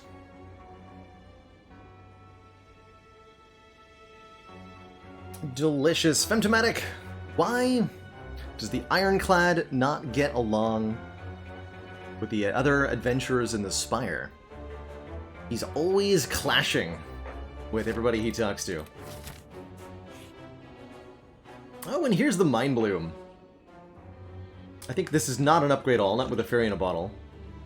Although we would appreciate the upgrades quite a bit, actually. Well, full heal for a curse, actually a pretty good deal here, right? We're getting a lot of health out of that. But I think we beat Time Eater on 75 health anyway. So let's take another rare relic, some more money, and a boss fight.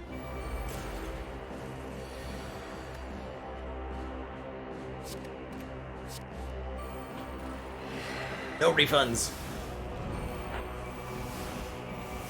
You heard me.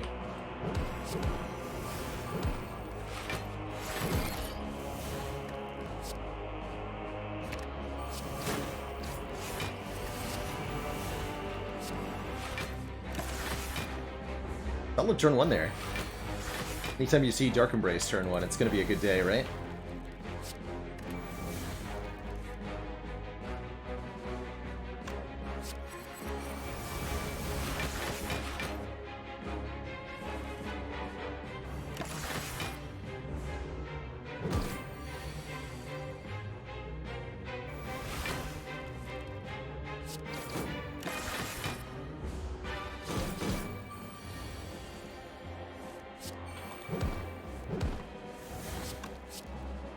It's actually going to kill it. I don't want to kill it.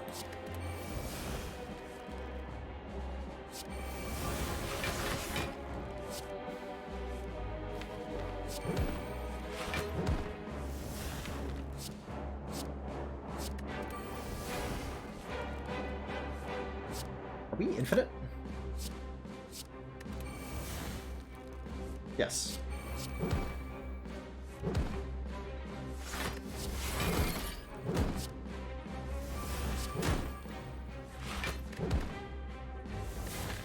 Turn 3 intangibility for Time Eater? Sure.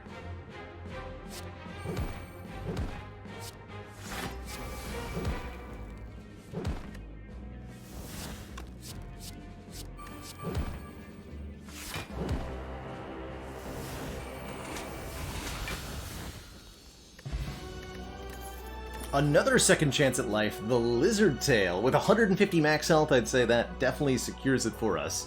There's no way that the heart can do that much damage in one combat. Could do the dual wield. So, I'm here.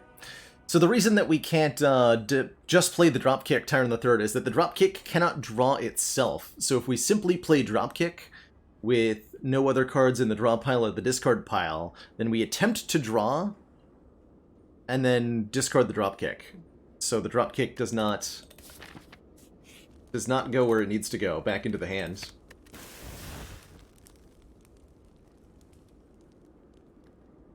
Just a single stream, Godlike Ono. If any game wins the game vote, I don't promise that I'm gonna do a lengthy playthrough or any more than just a few hours of checking it out and trying. The Fairy in the Model will go first over the Lizard Tail as well. Okay, I can afford 2 more removals, huh? Move Defend, remove Cleave. We can even maybe remove this Metallicize. Spooky Ghost Bailer.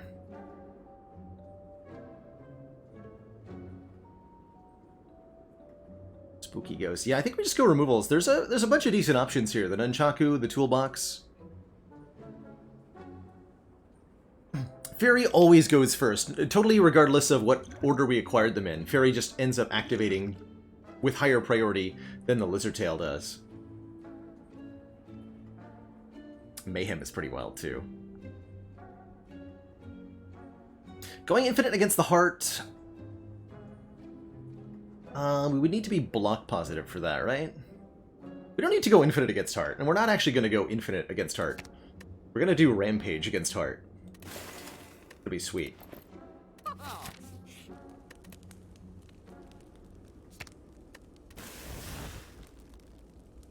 Okay, down to 25 cards here.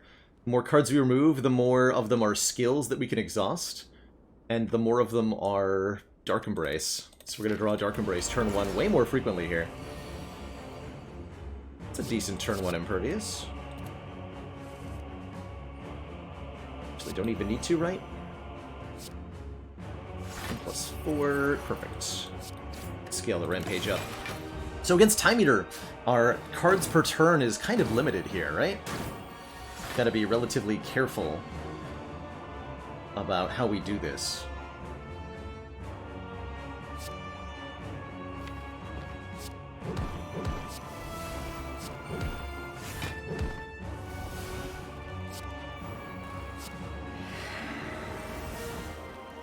Well, Burning Pact the Thunderclap, too.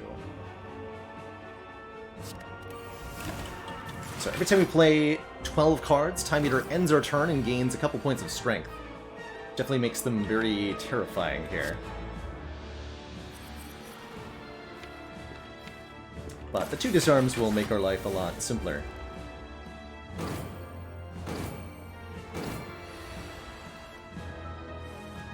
A lot simpler.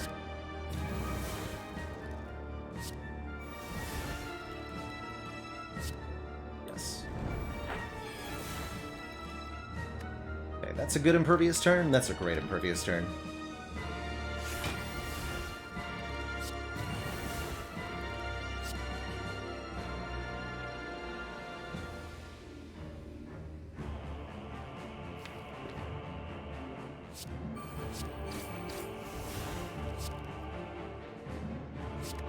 Lose Dropkick here.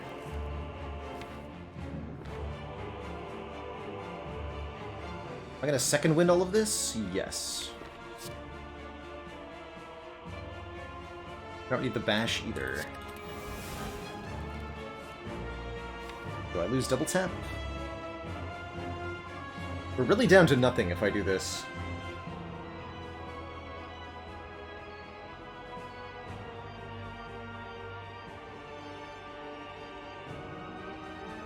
This should be fine.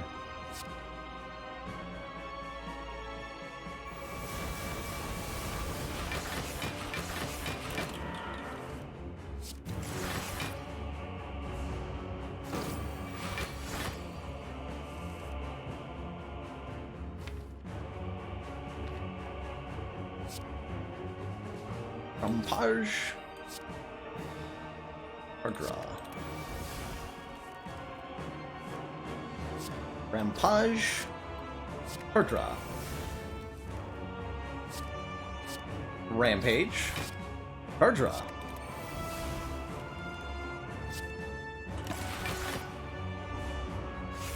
Since we brought Time Eater below half, they won't attack us on this turn. We can go Rampage. Hard draw. Oh, I'm not going to get to land feed here, am I? I can't actually bring them to the correct amount of health. Unless I can maybe do it with Rampage next turn? I'm not out of card plays. Maybe we should just play the Rampage, lose the feed, and win this fight. This is how I expect to beat Heart. Same way. Just play Rampage over and over and over again. It's gonna be really painful. Time Meter's currently about to heal to half here.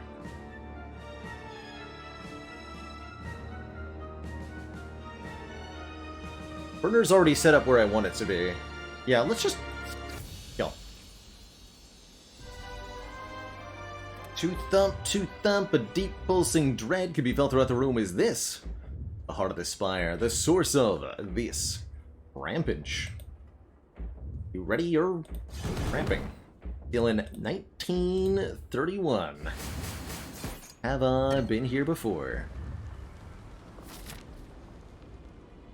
So we could go for a heal here. I think we're just going to keep removing cards. Every card I can toke is going to be very valuable at this point. Although there's not a lot left to toke, huh? There is not a lot left to toke. You can toke Metallicize. You can toke... Let's start with toking Metallicize. Might toke Infernal Blade too. Or remove it. Could get rid of Feed. Feed is a card I no longer have a use for. What about Feel No Pain? Giving us block whenever a card is exhausted. That's going to be a lot of block in the Heart fight. Otherwise, we could just keep removing, down to 23 cards here.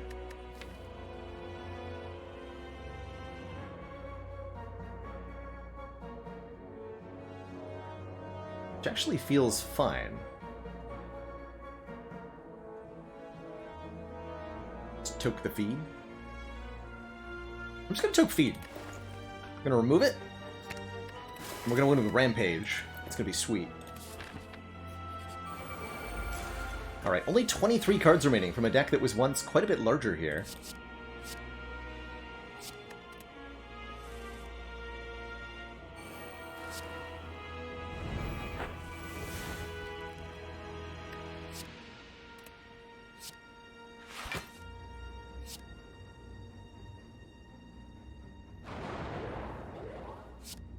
That moves their artifacts so I can weaken them.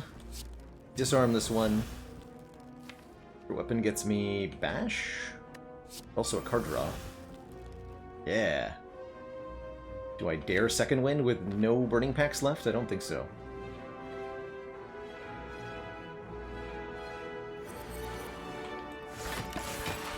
Let's block up. So this turn we get a bunch of block. We're actually completely fine. As it is.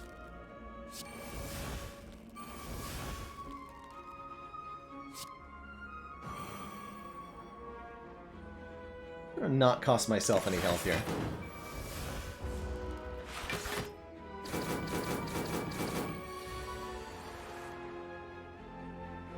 Oh, I have 8 energy because ice cream. Amazing.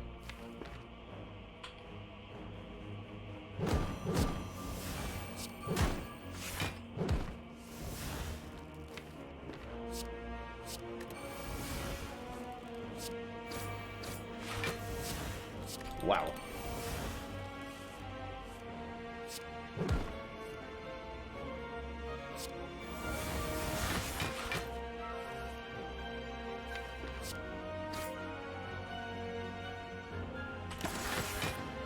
Wow.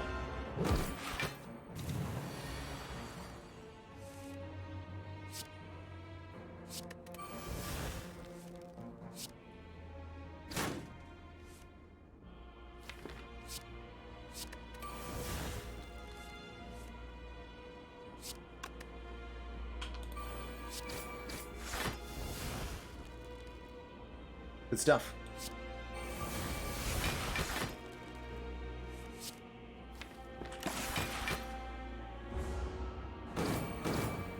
Okay, burner on 2. 2 is not a number you want the burner on. 2 is definitely not a number you want the burner on.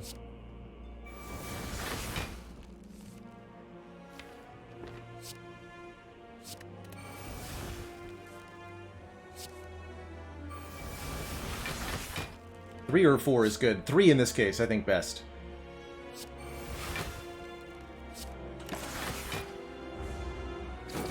Since we have the free block on turn 2, right? Get rampaged on, nerd. Gee. Blue Candle and Seasick Dot. Wait! Blue Candle? Blue Candle? Hell yeah!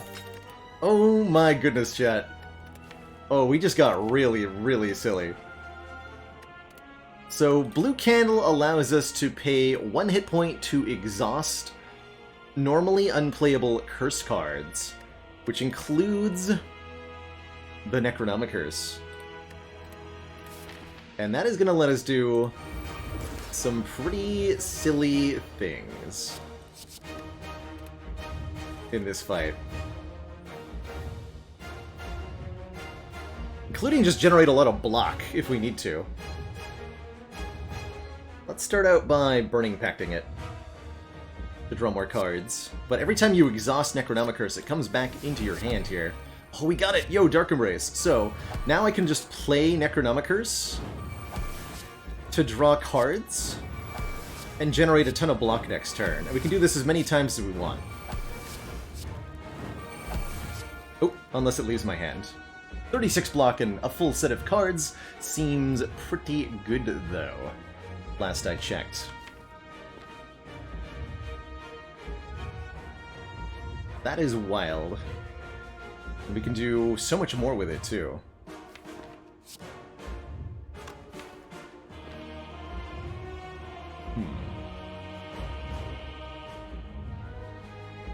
Let's go Metallicize, Disarm...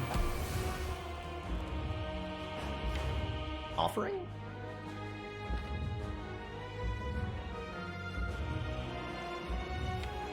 This is fine. For turn 1. So courtesy of Self-Forming Clay, we get 42 block, plus the boat thingy here.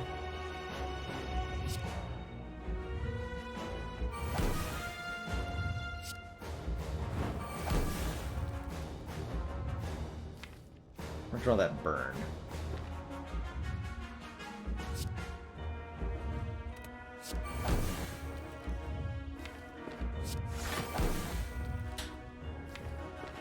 It's fine.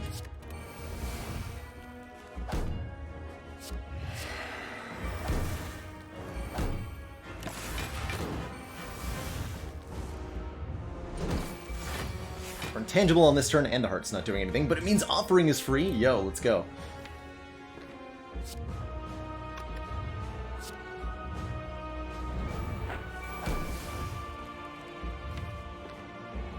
There's Second Wind. Definitely something I need in my life.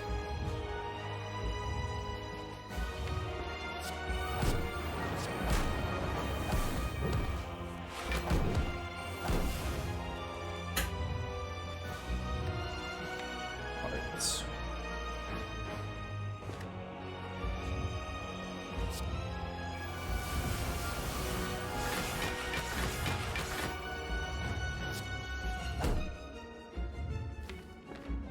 Wait a minute.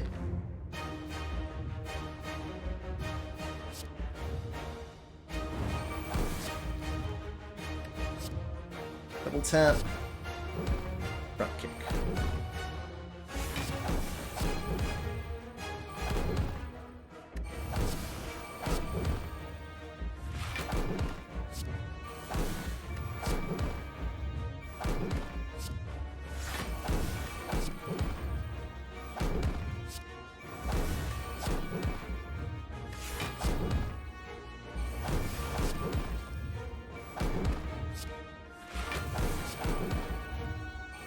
So this is block positive since Speed of Death is only 1.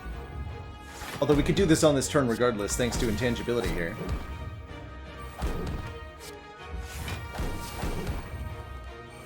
Note that we're accumulating stacks of double tap. Got 12 double tap plays now.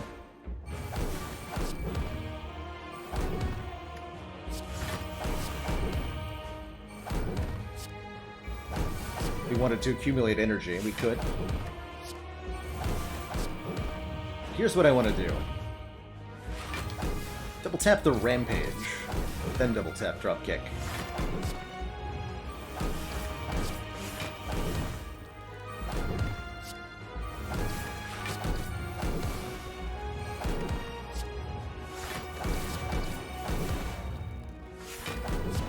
How's it going, Koreyu?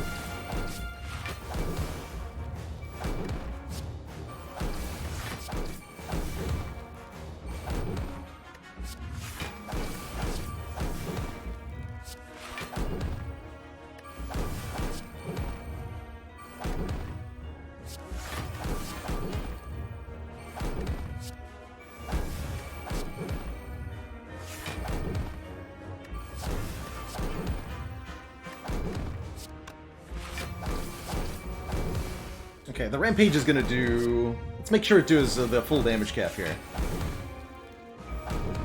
Or do we want to... I don't think I want to make it do like a full 1,000 or anything, yeah?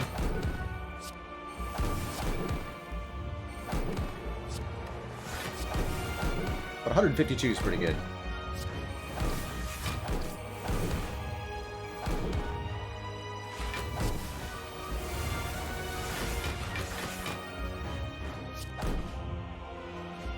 And indeed we have the blue candle, which means we can do all sorts of stupid nonsense now.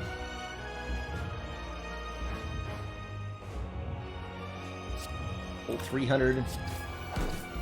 Yeah, that sounds right. 22, okay.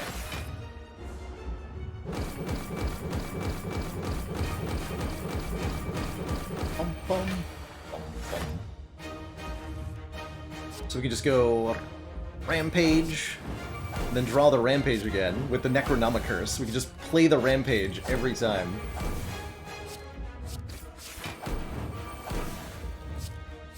Sure, there's the dropkick thing, but this is way more cool, right? Come on. Look at that. We can also indeed Infinity Second Wind, because the Second Wind will draw itself. So we can generate block this way, right?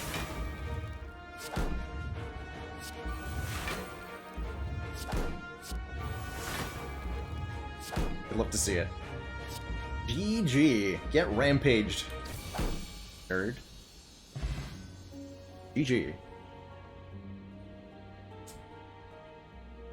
What a beautiful, beautiful run. GG, everybody. Casual 3 infinite deck. You just choose which one you want to do on every turn. Easy game.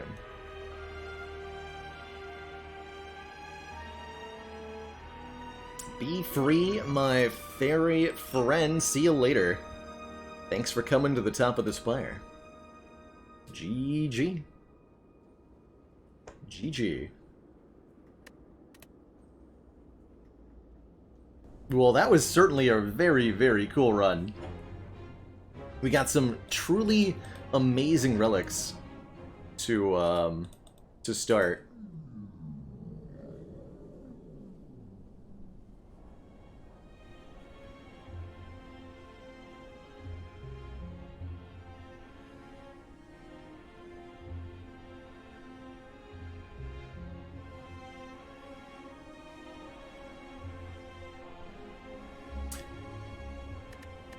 Great question, Colt Drakon. Fighting as many elites as possible every run is not something that necessarily is going to work out well all the time. Elites are hella dangerous, and they will certainly end some runs if you're not prepared. Gremlin Knob in Act 1 in particular, and the Slavers in Book of Stabbing in Act 2 are infamous for their ability to end runs. Almost all of the elites in Spire are checking your ability to do lots of damage output. So part of being successful in tackling lots of elites is drafting early damage, and the Astrolabe start really did help with that. I think depending on what type of boss ladder we're doing, we'll see more or less elites fought, but certainly the Astrolabe sets you up really well to fight elites right away, most of the time. And once we got the Black Star, it was kind of a chain reaction of value. We got that early feed, that we ended up upgrading on floor 12, and that paid off pretty well. We ended up with 150 max health by the end, way more than we needed, as well as a really tight, well-refined deck. No defends or strikes in this one.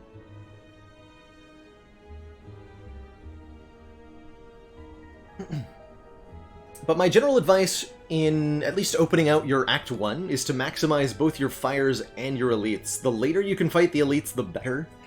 You know, if you can get the elites after the floor 9 chest, you're going to have a much better odds of beating them, usually. And getting upgrades beforehand is great.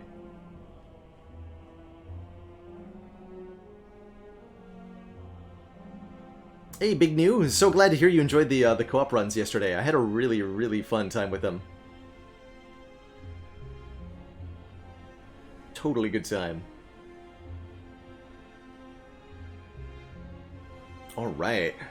So we're down to the final 4 here. There's no way I'm going to do 4 runs by the end of the stream, just to be clear. I think I'll do 1 more run, and then we'll try to do the remaining 3 tomorrow. Is currently where I'm feeling. And then I'll split it up quite nicely. But what made this run successful? We got some really good relics early on. Getting, boat thingy, ornamental fan, and then the gambling chip. This is such a huge part of why this run was so successful. That and the incense burner. We set up the incense burner for turn 1 of almost every combat in Act 2, and it really shows off in how much damage we took. 0 damage, 0 damage, 2 damage to Snake Plant on floor 20. 0 damage Centurion and Mystic. 6 damage Grim Leader. 1 damage Chosen, 6 damage Slavers, 0 damage Snake Plant, 6 damage Leader, and then Collector did 52 damage. I almost died there. Irreversible Trauma, thank you so much for the tier 1 sub and the 2 months. From an A1 newbie to an A7 novice in just a few hours of game time. That's huge progress. Huge, huge progress. And no, this wouldn't be the first ladder I finish. Of the boss swap, specific types of ladders, we did finish Pandora's ladder, and have failed with a few others. And of course, we've won ladder victories that don't start with boss swaps every time too. The original ladder streak. But next up is going to be Silent. Before I jump on into Silent, I am going to take another quick break, refill my water, stretch my legs. When I return, cheers.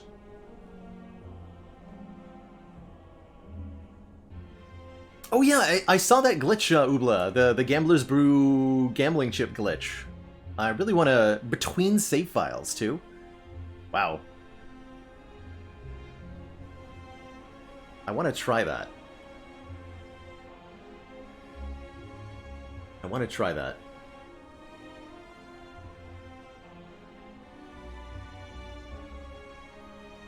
Anyway, I'm going to take a quick break. Be right back. Everybody.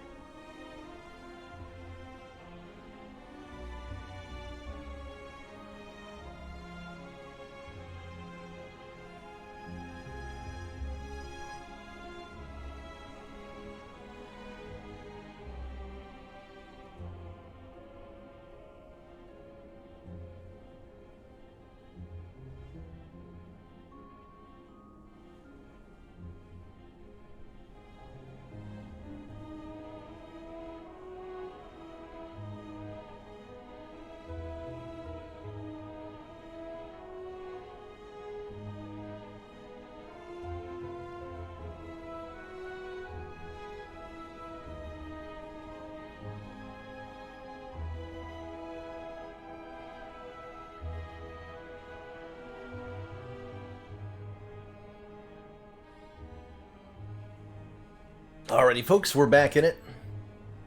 Also, to elaborate on the glitch being discussed, basically how it works is when you use a gambler's brew, or the gambling chip, you discard... Actually, let's see if I can demonstrate it across a save file here. Let me switch over to the YouTube account here. Really quick. Got the console because we're on mods. Perfect. So here's the glitch, that as I understand it.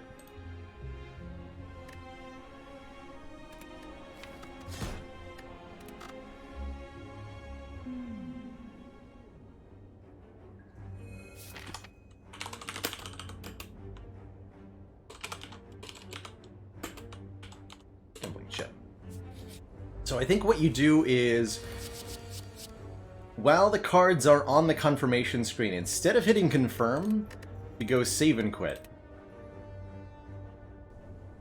And that's going to store those 5 cards kind of in a buffer. 2 strikes, 2 defends, and 1 bash. We switch then save files. Start a new run as silent on a different save file, not the letter save file.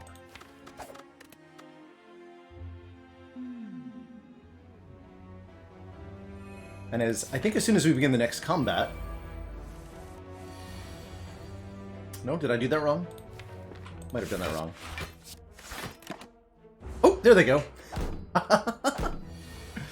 And now, strikes and bash are here. Suddenly. Suddenly cards. They just appear as if out of nowhere. Doesn't look like you get to keep them in your deck, but you have them for 1 combat.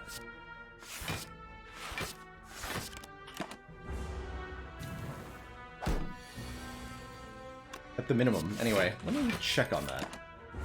Do they stick around? Double starting deck ladder when? Please no.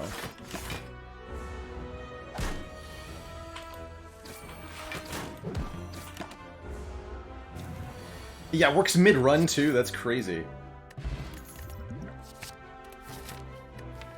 So we don't have any ironclad cards anymore, yeah? No, they're gone now.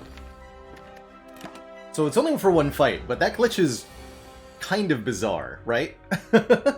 Is that not crazy? It's pretty crazy. And yeah, it can be from a seeded run, too, so, like... You want a Searing Blow plus 1000? You can make it happen.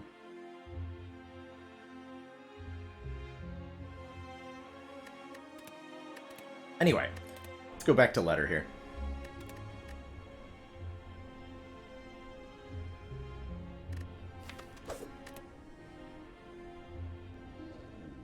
Works on any combat, but it only works for 1 combat.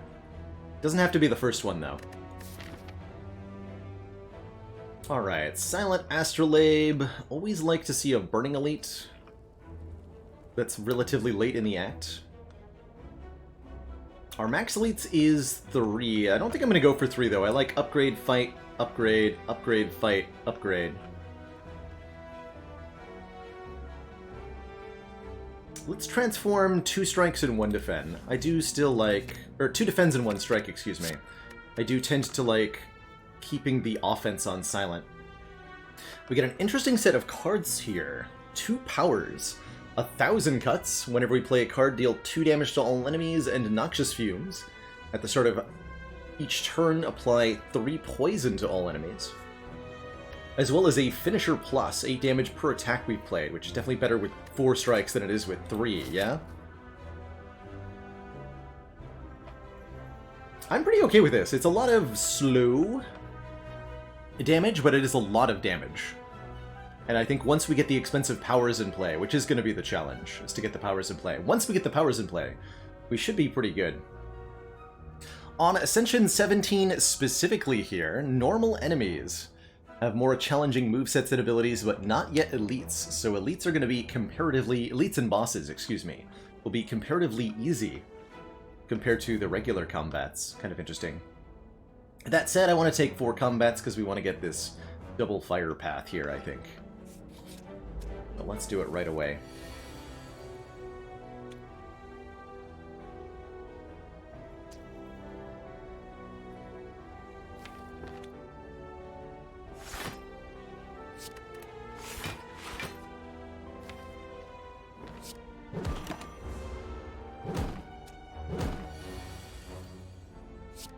little bit rude in the first combat. Aggro green slime, though.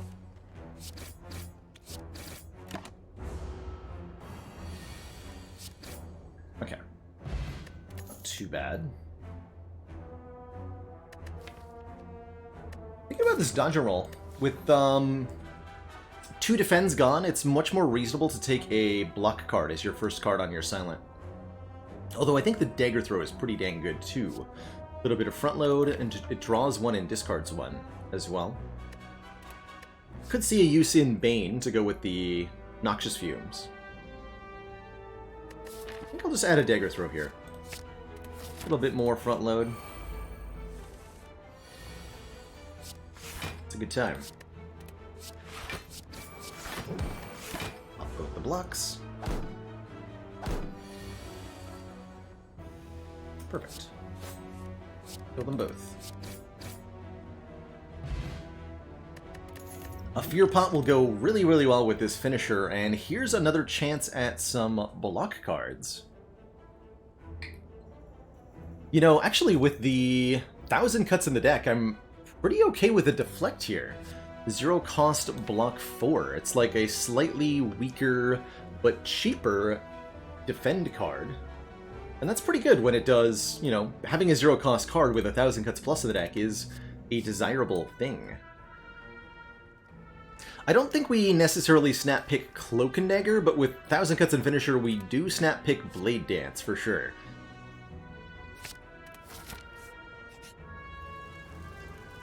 Hope for health. Alright, I'm okay resting at one of these 2 fires if we have to. I'm not going to lose... This is what, essentially 130 gold for 11 health? That's a good deal.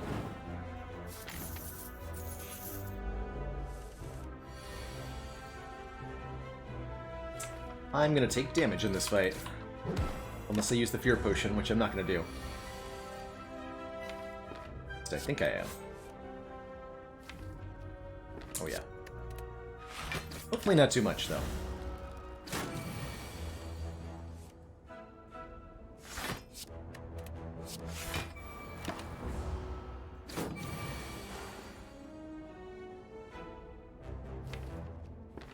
If we draw a strike, we get there.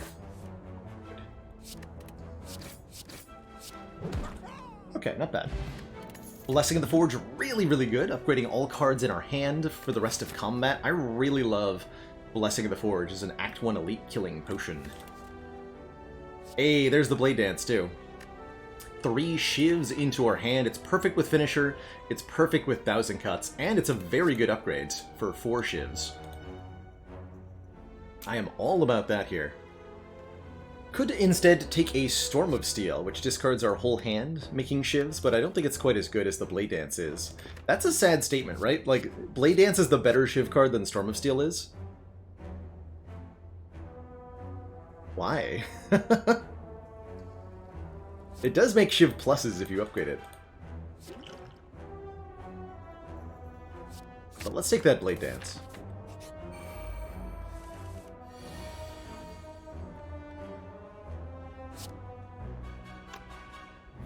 Okay, definitely not an easy fight here.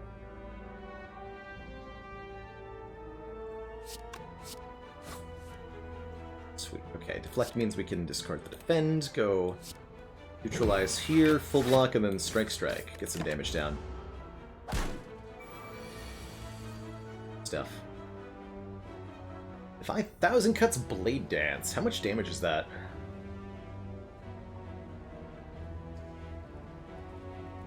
This is plus 8. 4 cards. We do 12 plus 8, 20.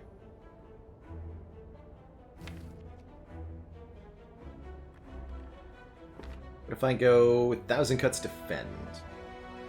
From to 30 we get weakened, we take damage next turn? Potentially. But we do have Defend Survivor coming up. Put the cuts in play.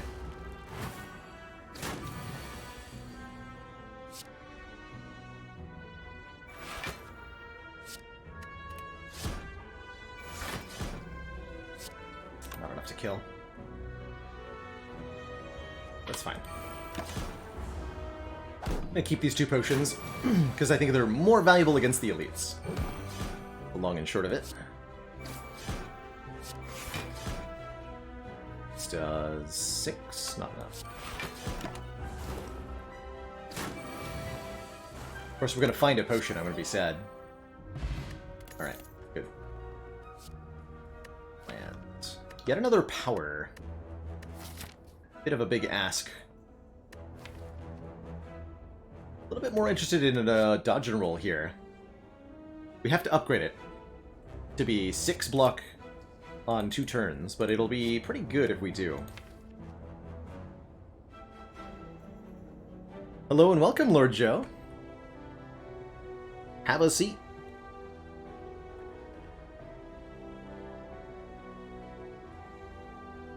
Deadly Poison is some nice single target scaling. Truthfully though, with a... Oh, maybe, actually, because we have a finisher, I want a Well-Laid Plans. Okay, I'll take a Well-Laid Plans. Being able to get finisher on the same turn as the Blade Dance is, like, really important here. And we'll upgrade the Blade Dance right away. Alright, give me Lagavulin. Nice. So now we just wait for the powers. Lagavulin will stay asleep for up to 3 turns. Perfect. At the end of the 3rd turn, he wake. The sleepy egg boy he is. This is a reasonable blessing. Well, not really, actually. Shame we drew neutralize here. I think we'll keep the fear pot for the next fight.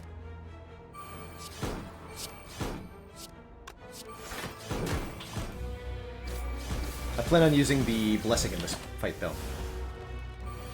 Blade Dance did get an extra Shiv Evolving Monkey, not just you. Definitely not just you. Yeah, here we go.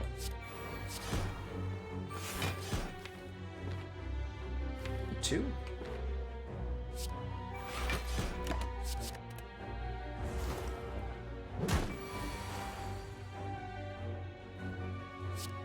Perfect block.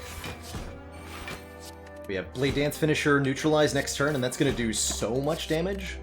So much damage.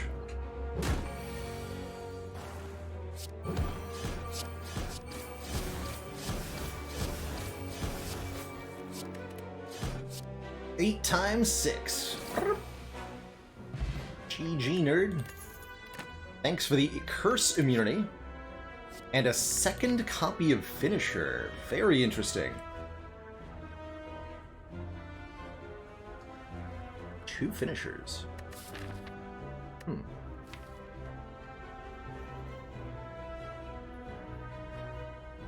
Not sure if want, but pretty powerful.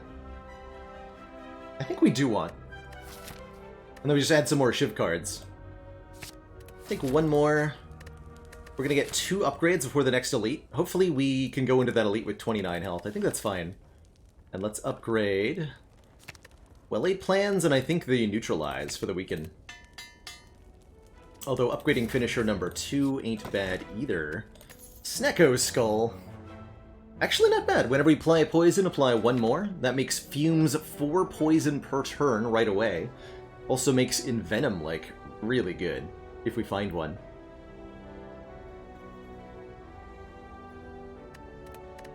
It'll boost quite a few other things, too.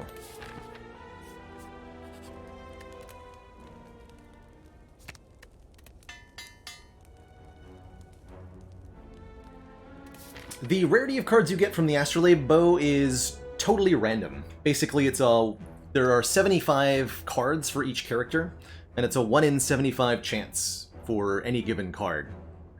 In practice, this means that you're more likely to get uncommon and rare cards, because there are more uncommon and rare cards than there are common cards.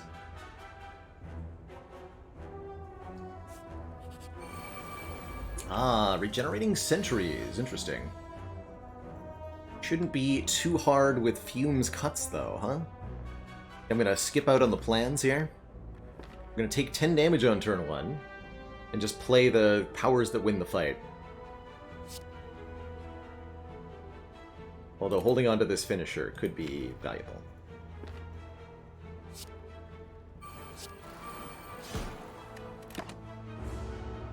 Hopefully we kill one next turn.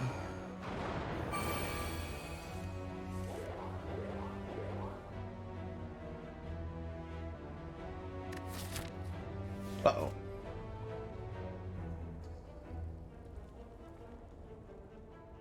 Just 3.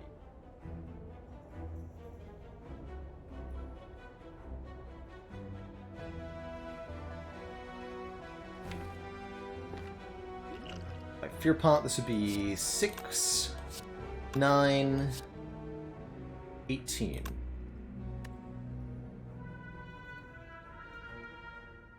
Which is 33. Play 4 cards, doing 8 AoE. Okay, yeah, we actually do get a kill with the Fear Pot here. Phew. Not bad.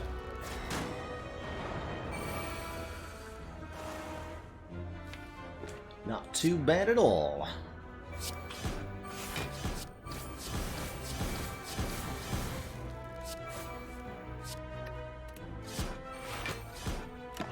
Look at that 1,000 cuts go, by the way. You can see why we're willing to take damage on turn 1 just to get it played here.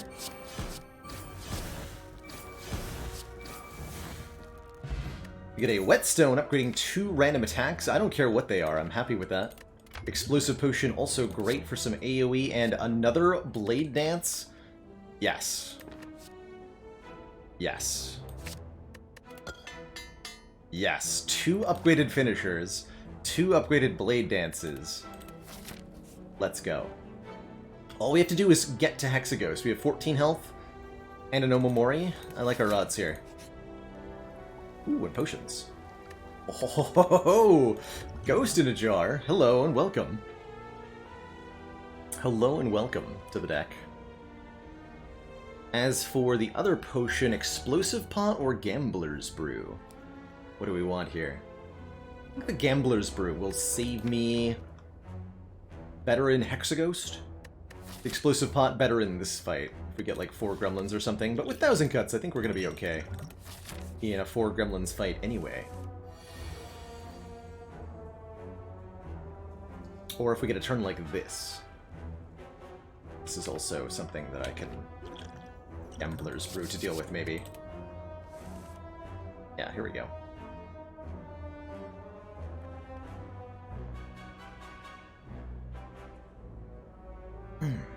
So if I go, this would be, what, 4 attacks? So this would be 8 times 4, 32 damage. We definitely split that way.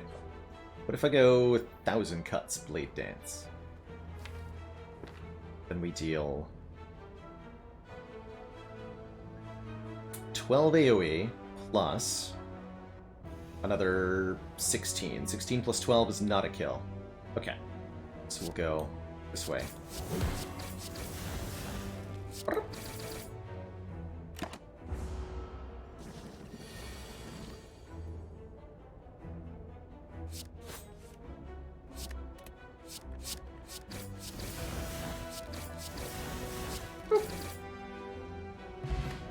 The Explosive Potion is back. Good stuff.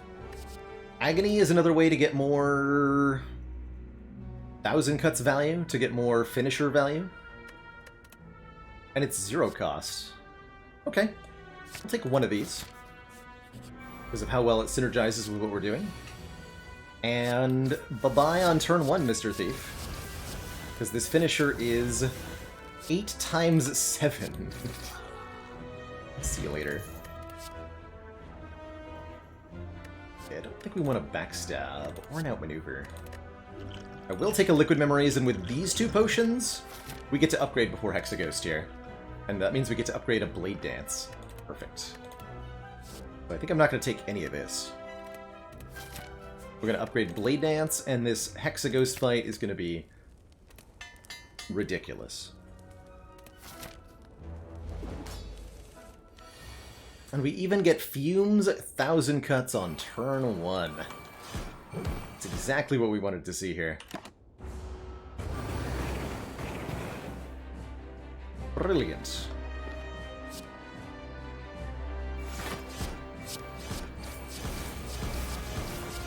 Yeah.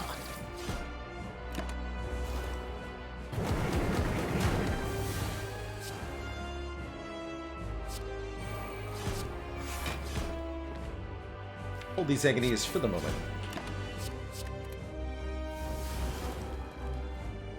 Not gonna let them discard. I don't want to duplicate them, I just want to...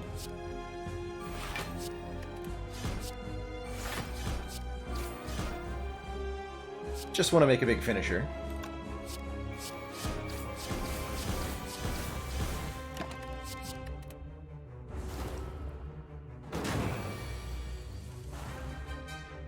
Yeah, like this one.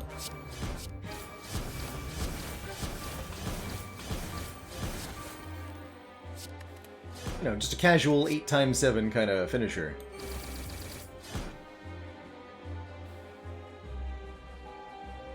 It's only costing us a couple health, right? But yeah, we killed Hexaghost in 5 turns? Pretty good. Pretty dang good, if you ask me. Unfortunately, none of these cards say Envenom on them. But there is an Alchemize and a Corpse Explosion here. Corpse Explosion's an interesting idea. It's 7 poison thanks to this Snecko Skull, and allows us to deal with multi-enemy fights really effectively. We're a little bit hurting for block. I would have preferred to see a Malaise here, I think. With a Ghost in a Jar, I don't think I want an Alchemize, because we're going to hold on to this Ghost as long as we can. I think that means we take the Corpse Explosion. Makes sense to me. Yeah, like I've got 2 really good potions. This is less valuable then. Exploding time. We'd like to see Cursed Key as our boss relic. I also wouldn't mind Snecko Eye so much. Although there's a few cards that speak against it. The Corpse and the Thousand Cuts and the Well-Laid Plans speak to Snecko Eye. Damn it, it's a pyramid. But I took the Well-Laid Plans and I upgraded them. Damn it. I hate when that happens. I mean, it's still a really good pyramid. Pyramid means 1 less energy spent on Well-Laid Plans, and Pyramid means the finishers are, like, consistently amazing. The only real problem with the Pyramid is that we lack hand space for the blade dances a lot of the time.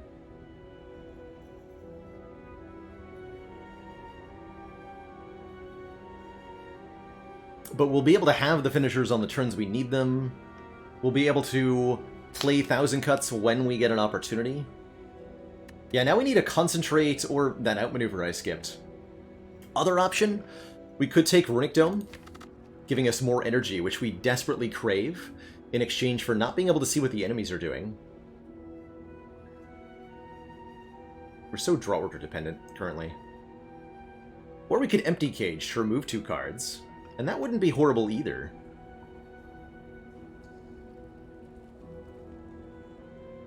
I'm taking a Pyramid, I'm sorry. I like retaining stuff. Even with the Well-Laid Plans in the deck, I think we're really gonna like the Pyramid. A lot. Like a lot. Oh man, look at this 4-elite path. How bold am I? A Ghost in a Jar? This is Ascension 17, so the elites are actually easier than the regular fights. And I have 400 gold going into this shop. Okay. Let's take this hella dangerous path.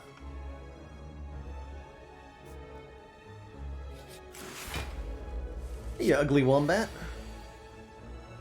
For example, a case of a very dangerous fight. Oh my god. But is it really dangerous, though?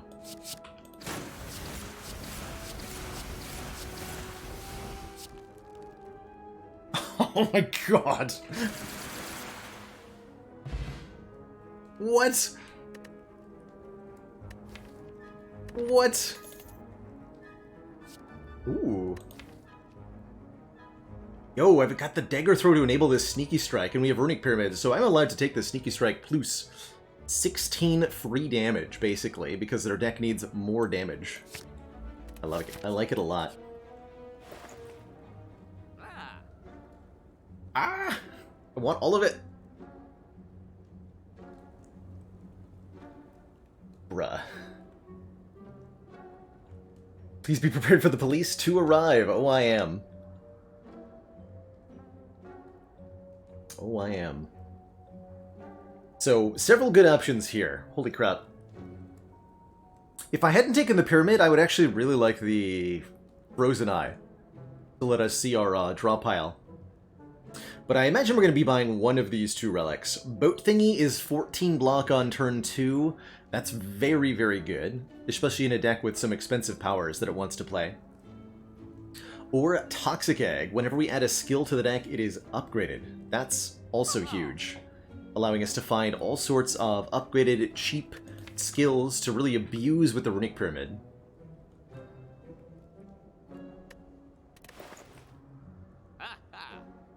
Quick math. 277 plus 75 plus 85. Yes! Okay, I have enough money we can do Toxic Egg Footwork card remove. That's pretty spicy. Footwork is going to make the deflect a lot better. We removed the well-laid plans, unfortunately. I would prefer a Concentrate upgraded. Truly, I would. I think that Toxic Egg is going to be better than the Boat Thingy here. We're going to be able to get so many upgraded cards. They're going to be so good. Oh, yeah. Yep. Be the block. 1 gold left. So good. Herds, no prob. Well, slight prob. Some amount of problem. 3 damage of problem. Oh, that was supposed to be well-laid plans. I said I was going to remove the well-laid plans, and then I instinctively removed the strike. Whoops. Excuse me.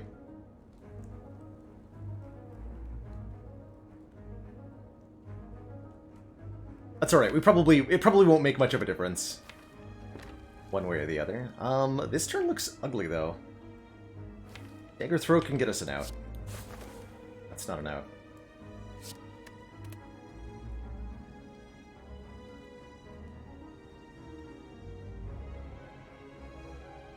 That means we have to use the Liquid Memories here.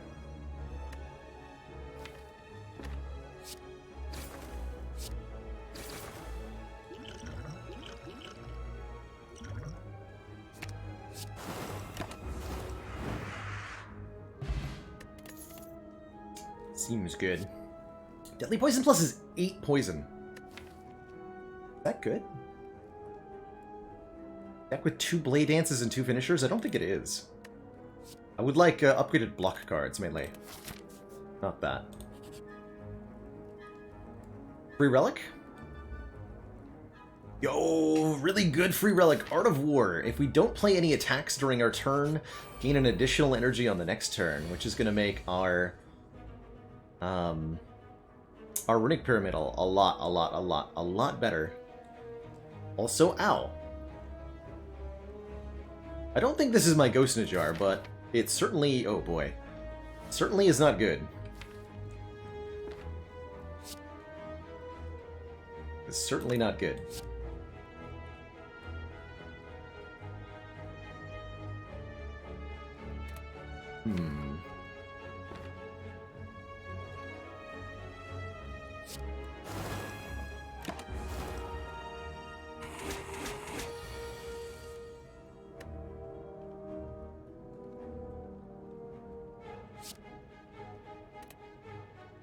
Can't block all of this either. We're gonna lose all of our hit points.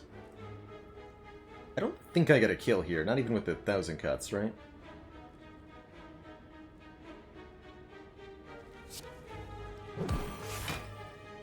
Finisher thing just doesn't work very well on the Snack Plant.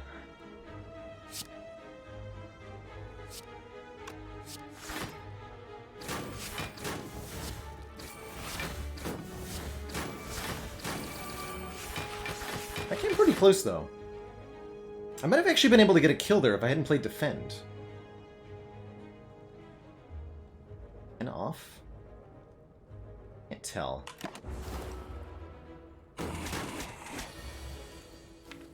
Anyway, ow. That was like all of my health. We do still have the Ghost in a Jar. The Blessing the Forge is great too. Bullet Time is certainly interesting. So is Dodge and Roll Plus. I'm taking a Bullet Time with Pyramid here. Reduce the cost of all cards in hand to 0.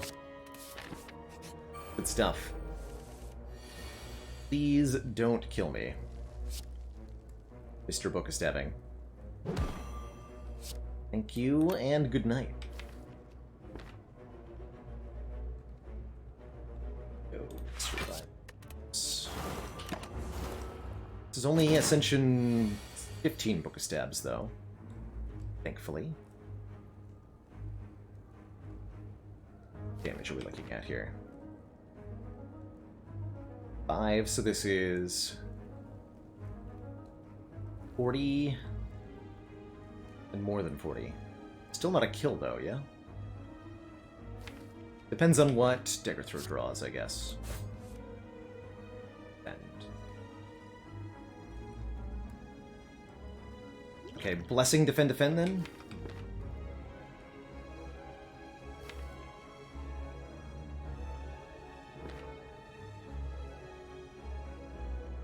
The cage, yeah, we're certainly hurting right now. I think we're okay, truly. I want to believe we're going to be okay, anyhow.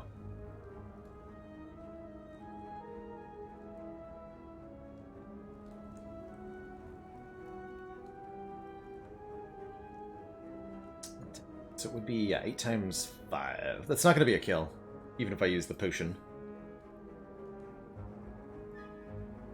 Sweet Lop, drop the Bullet Time or one of the finishers. It's not the Blade Dance, right? It's got to be one of the 2 finishers. Feels weird to discard.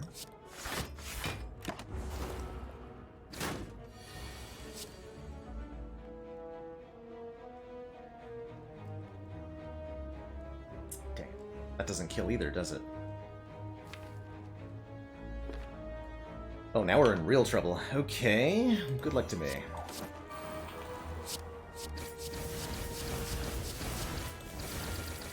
Who needs block? Me! I need block.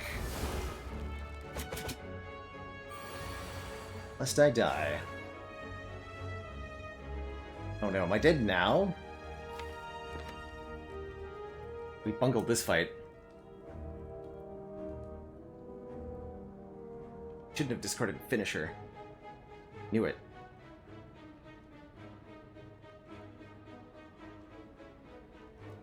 Plus 14, not enough to kill. No, we're just dead. Damn it. Oh, that snake plant killed me so much harder than I thought we were gonna.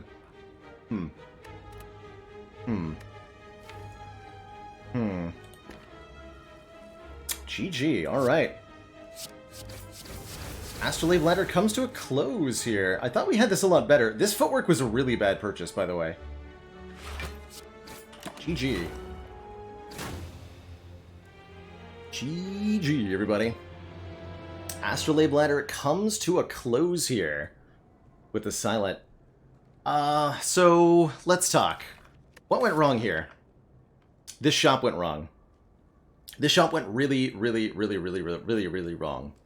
And I made the wrong choice with Toxic Egg. Big time.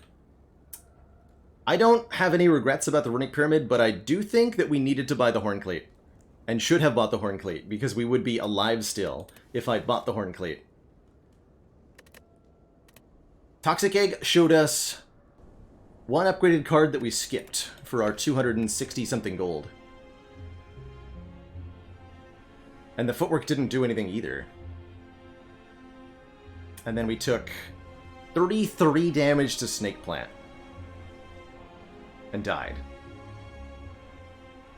Yeah, we also removed the wrong card here.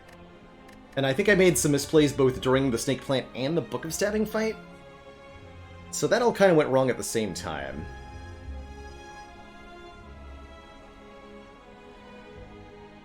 But I did misestimate my deck. We had a little bit too many setup cards and not enough actual do stuff cards. Not enough block in particular. Really would have been nice to have a Piercing Whale or two. GG. Escape plan over footwork would have been okay, but I think still would have gotten us killed. We really needed that Horn Cleat. to win this. And going into potentially 4 elites, I should have known that. What we needed was immediate power, and I chose to get long-term power. And that was not a good choice. That was not a good choice. GG. I would have liked to see Astrolabe Ladder get all the way. But it looks like it won't. That's okay. What is my punishment for failure? That's the question. It's going to be an energy relic next.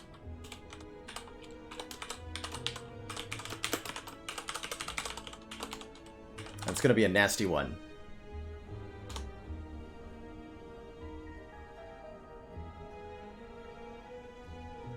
What are the energy relics of Spire?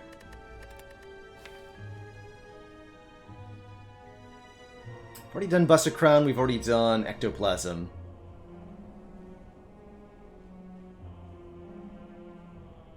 So let's make it Sozu versus Philosopher's Stone versus Fusion Hammer. These are all pretty hard starts. Vote away. Vote away. So Suzu prevents us from gaining any potions, but gives us an energy every turn. The Fusion Hammer prevents us from getting upgrades. And the Philosopher's Stone gives enemies additional Strongitude. Dang, GG. That fell so hard so fast. I was so confident right here. And then we died so quickly. For those rough turn 1s. Damn it. Shouldn't have taken that bullet time either. I think so too, Arbiter.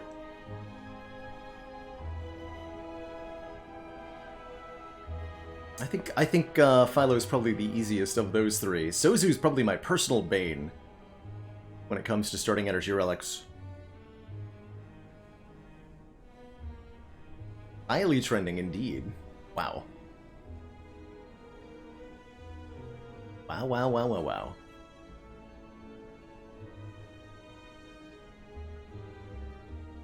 Wow.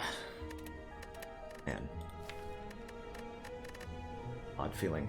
We were so good at Hexagos! How did it all go wrong? How did it all go wrong? Let's fight. So would Empty Cage have worked out better? Maybe.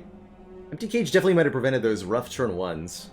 I don't think Empty Cage would have allowed me to go for as many elites, but, I mean, I died, so I can't really say that I went for as many elites anyway.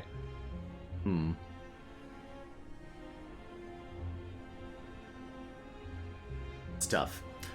Stone is not still +2 strength. It's only 1 strength currently. They did tweak it when the heart was added, fortunately. Dome was not an option there, that's right. The Bafla, thank you so much for the 5 gifted sub-bomb. Welcome on into the council, everybody. Alright. Guess it's gonna be Philosopher's Stone Ladder then.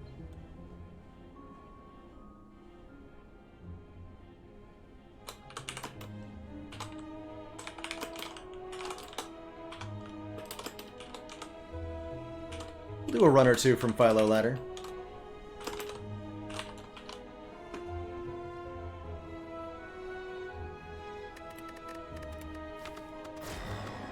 Back down to Ascension 1. Stings a little bit.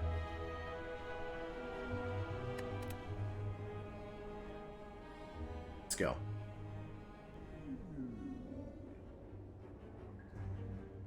I will definitely be doing some multiplayer Lunky too. Is that out today, by the way? When is that?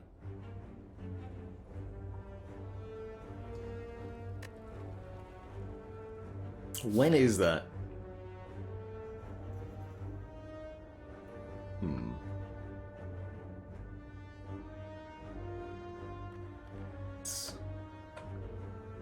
Get 4 upgrades this act. That's pretty good. Couple ways to do that. I think I'm gonna go for the Burning Elite. Right off the gate. Friend adding? It should be through Steam. Friend adding? What are you talking about?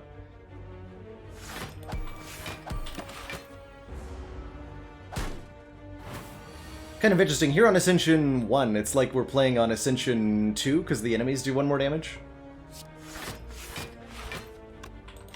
Kind of cute.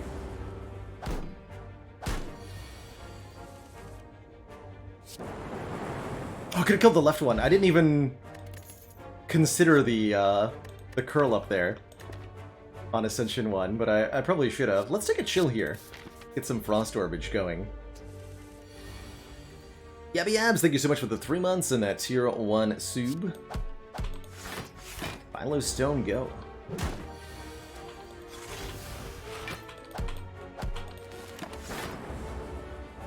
So in exchange for this extra damage, we are getting extra energy, which is definitely great right at the start of the run here.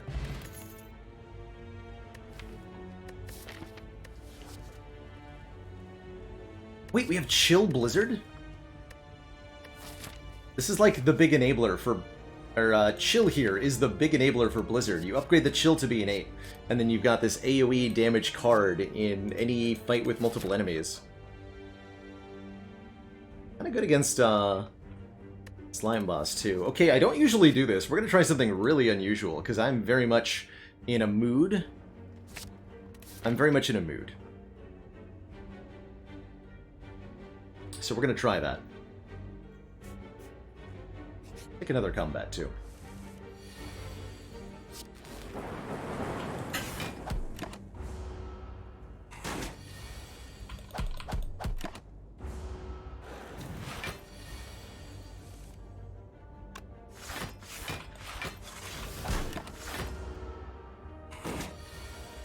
Behold the might of Blizzard! Got him.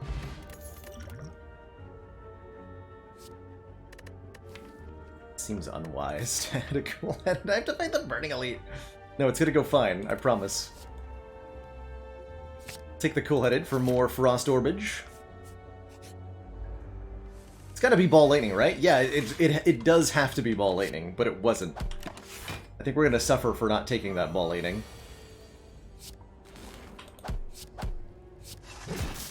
But I'm trying it. Turn right! This way, maybe? It's all totally fine. Nothing bad has ever happened. Bad ever will happen. Just good.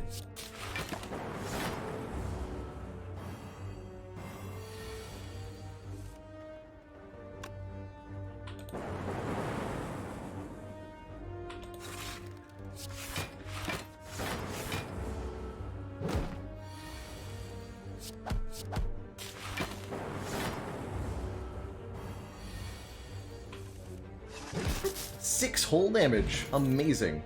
Yo, and a Cold Snap. Deal 6 damage, channel a Frost Orb. Let's go. It's even an attack card, so we're like okay to play it against Nob. Makes it better, well, not necessarily better, but better, question mark, than the Rip and Tear? We'll try it. I'm gonna try it. It's gonna be...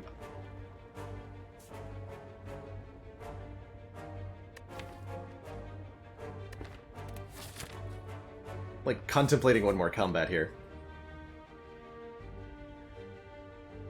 We're actually pretty good at the hard pool hallway fights.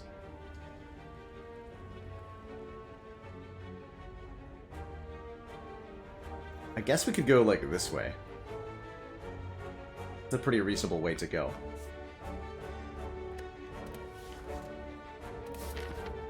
There's no Burning Elite that this deck beats. Lies and deceit. Lies and deceit. I will show you. This deck's got it. Good. We're actually pretty good at both Lagavulin and the Sentries. It's mainly Nob I'm scared of.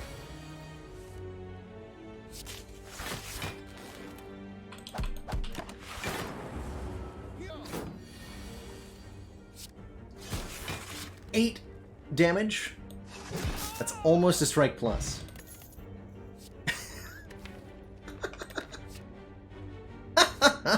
Yes, let's go.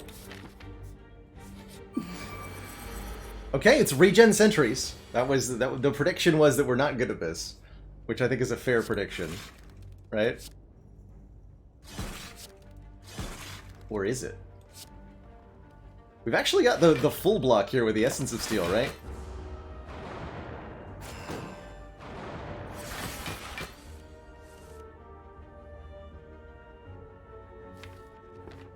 Yeah, I'm just gonna keep 3 Frost Orbs around. We'll use the plated armor for 4 additional block. Get him.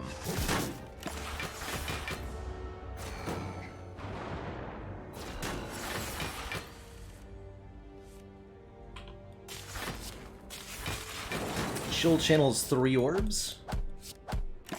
Strikeify. Blizzard's upgrade is simply more AoE damage.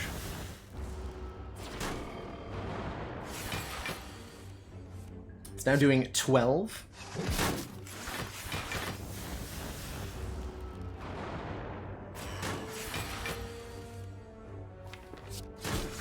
And counting.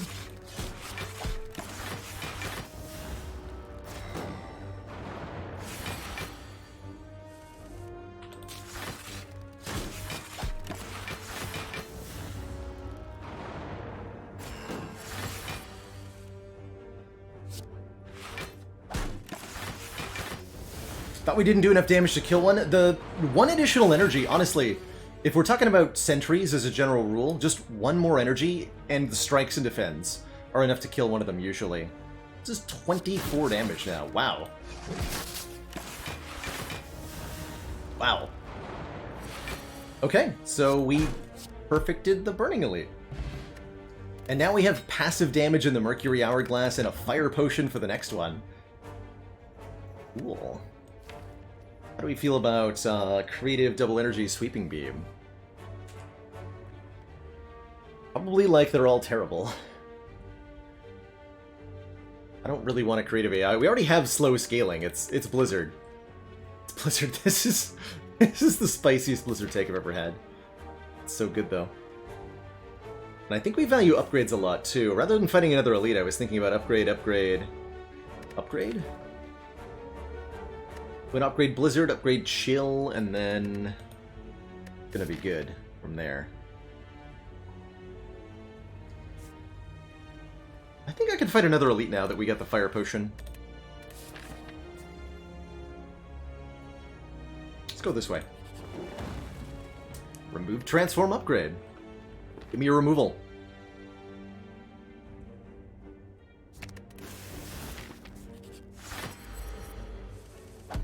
Give me a removal.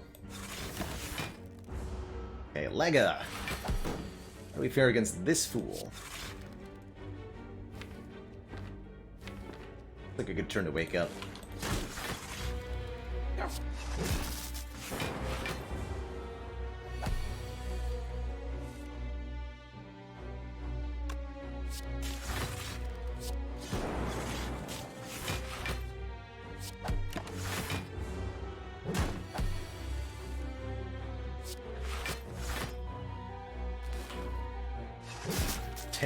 Entire damage.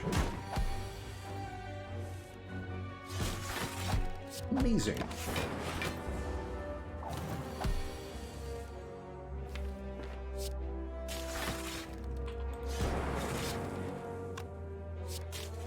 $15 entire damage.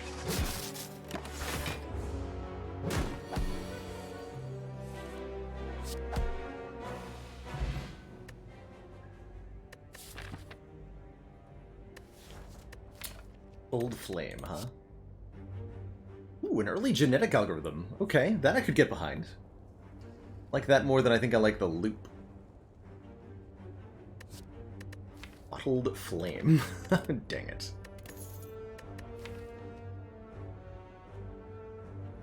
Could bottle a Cold Snap, maybe? I think I want to bottle Blizzard.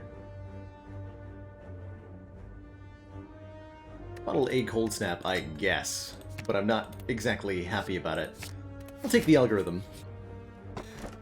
I will also, yeah, I'll happily take 7 max.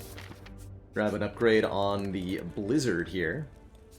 3 per orb rather than 2 per orb is going to make this a much more powerful scaling mechanism. And we're going to fight the sentries again. Beautiful. Actually targeted the wrong one there. Hourglass is going to put in so much work here.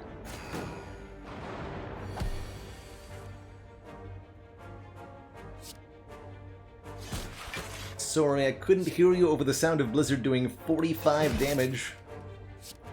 Hit him.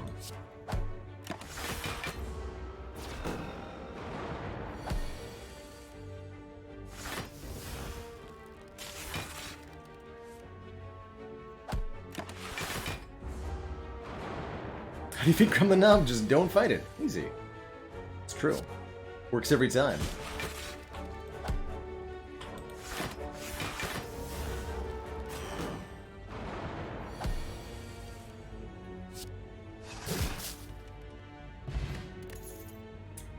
Beko makes our first attack each combat. Deal more damage, and I'm actually really excited for a beam cell here, since we're trying to scale our damage with physical damage. You know, the Blizzard is pure physical. It does benefit from vulnerable, and some vuln would be really, really appreciated.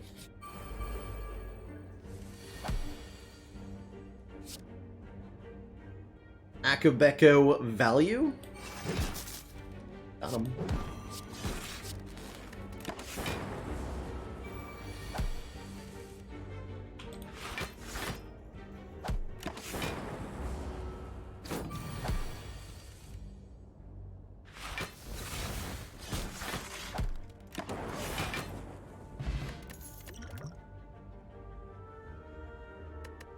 Consume. Actually really good here. Consume loses orb slots to gain focus, and that'll improve the passive block we get from frost orbs by quite a bit, as well as increasing the amount of block we get every time we evoke an orb. I think Consume is brilliant. Gonna upgrade that. Consume. Easy to play on 4 energy, too. Oh yeah, we're very inserter already. I don't think we're gonna need it. I'm happy to just channel a bunch of orbs over and over again.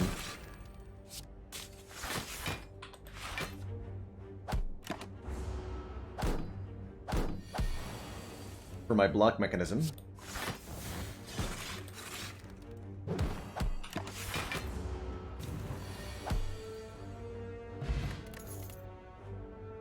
And I think we're pretty focused at what we're doing now.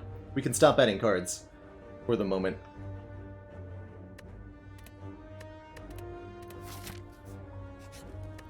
Silent Streak continues? Yeah. It do. Can upgrade my chill. Make it innate.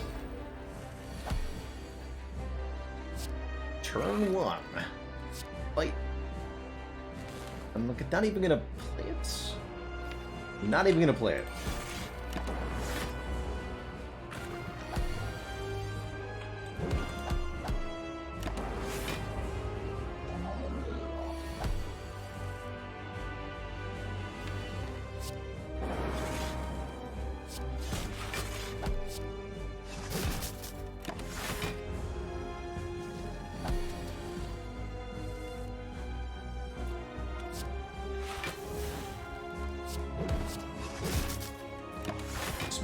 With 10 block per turn, I think we're pretty good here. And the Hourglass, of course. Just generating so much block for me.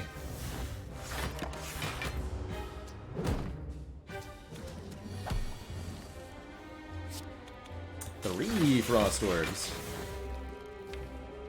Don't mind if I do.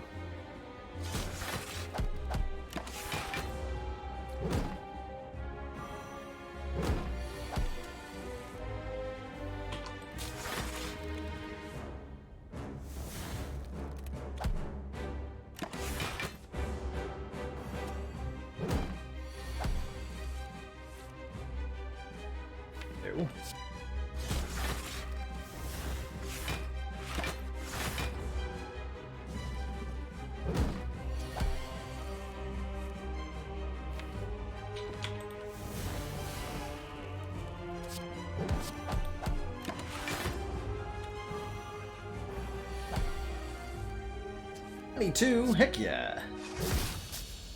GG. Give me an Echo Form. Echo Form is definitely the card that goes best with Blizzard, because you're able to both Echo Form the Blizzard and, of course, Echo Form the cards that generate the Frost Orbs in the first place. The Real Freds, holy heck, thank you so much for the very generous 10 gift sub bomb. So many gift subs flying around today. It's truly absurd and very appreciated.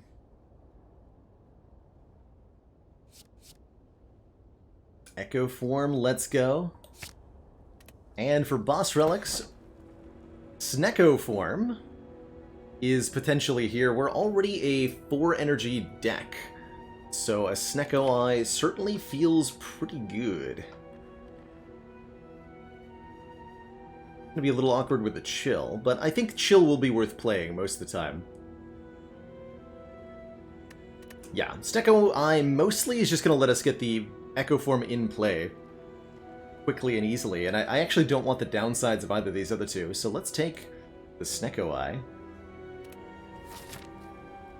with 4 energy and an Echo Form. I think we're going to be just fine against the birds that we're inevitably going to fight. Can I do 4 elites? Probably, right? Hit a merchant? Yes. Well, no, but also yes. Other options include dying. Cool. Yeah, just get Echo Form for free on turn 1. Easy game.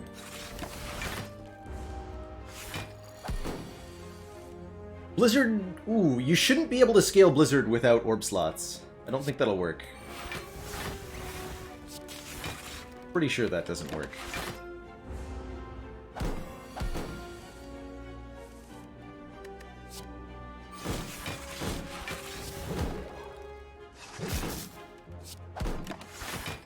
But note how much block we're able to get just by doubling these Frost Orbs.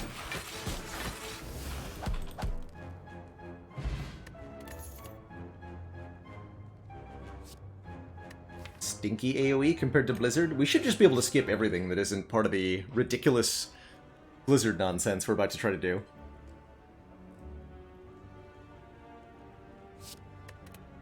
Skipping.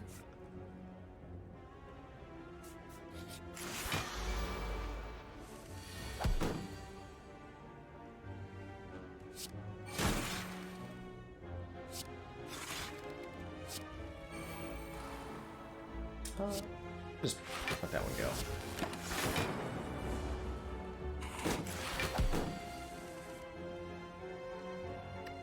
Skipping boss relics. That sounds like a hell of a hard time.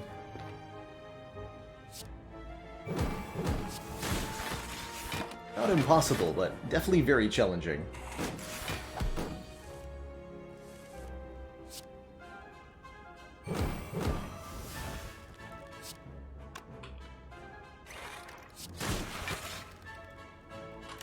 Okay, I took a damage. No. Nom, thank you so much for the Prime sub. And the 10 months, almost to that full year. Heck yeah.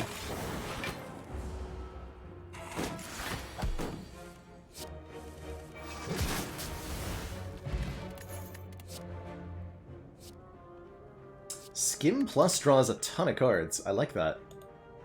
Card draw very good with Snecko Eye since the random cost works well. I don't like this auto shields, even though it is upgraded because of Echo Form. Not a card that gets doubled very effectively. Take a skim here. And I'll take Distilled Chaos over the Essence of Steel, too. Happily remove cards. Strikes get out of the deck. Echo Form get in. Hello and welcome.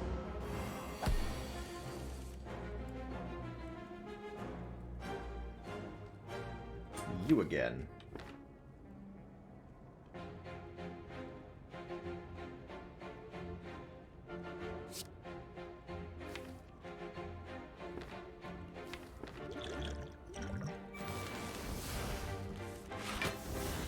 Fair enough. Just hoping we'd double the algorithm there. That worked out.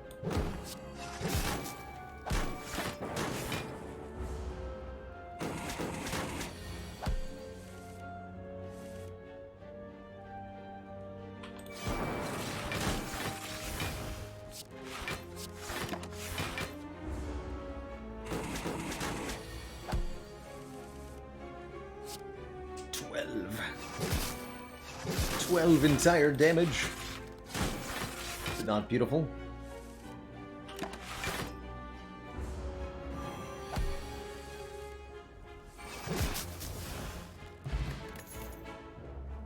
Another one that's leveled up. Sure, I will take another giant, easily leveled genetic algorithm. We have not tried Choker Ladder yet, no. That might be one of the next ones we end up doing. No reason to play that. It's only saving me 1 hit point. I'd like to double it. Please?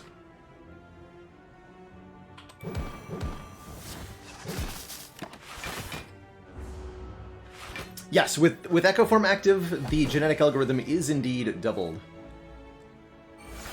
Doubled.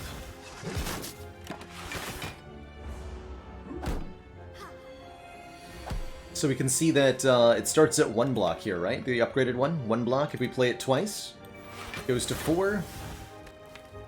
And then 7 after one double cast. Pretty dang sweet.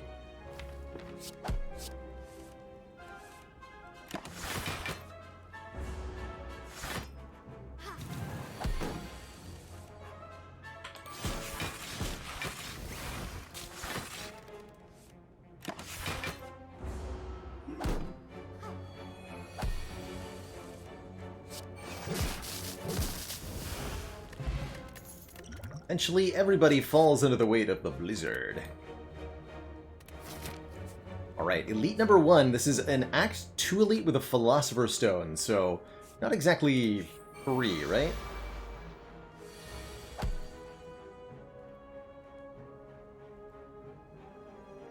Good explosive pot, though. Kills the sneaky gremlin. Can't play the chill, unfortunately.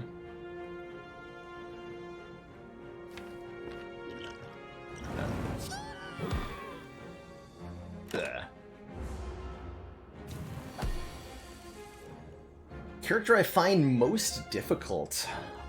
Hard to say. I don't have good stats on it at the moment. It's probably either Silent or Ironclad, though.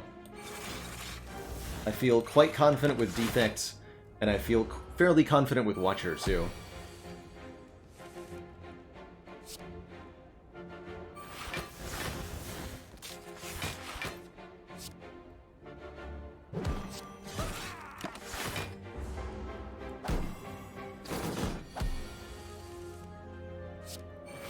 I think in general, the answer to that question will be different depending on who you ask, which is cool.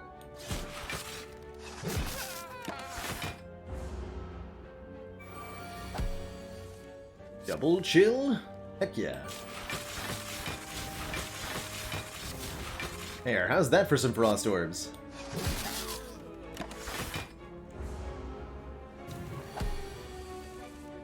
Yes, consuming with 0 orb slots does give you the focus. Although note that you cannot, you know, use the focus for anything, generally, in such a case.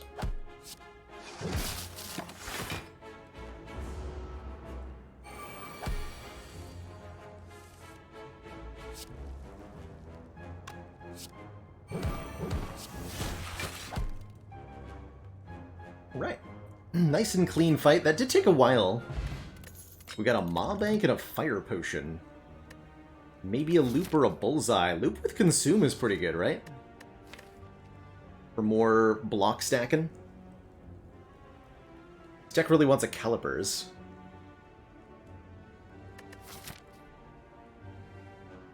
Deck really wants a Calipers. Take the Loop here, and we'll upgrade it right away. To go with our Consume. Start of our turn, trigger the passive ability of our orb 2 times. it says, and that's pretty nice. Pretty nice.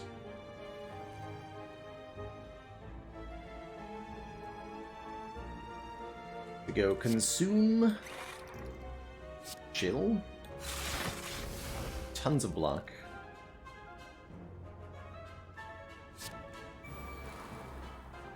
My double fire potion to kill the red guy? I think so. Don't have another use for these. Die.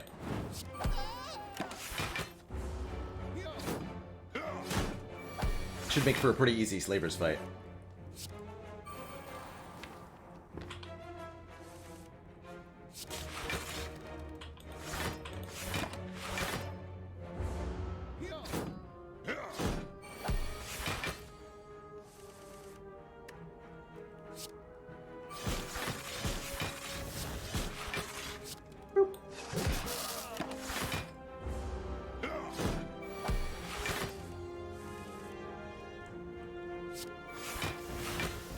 Cannot play them both. Try to get back to the other one. Good.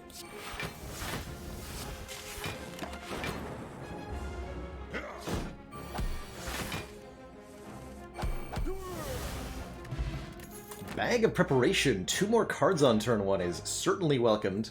And so is a hologram here, letting us fetch any card from the discard pile. Hologram is a great companion for the Snecko Eye, because you can always pick whatever card is cheapest out of the discard pile and play it one more time. A chest inside a chest. I don't want this. I don't want this.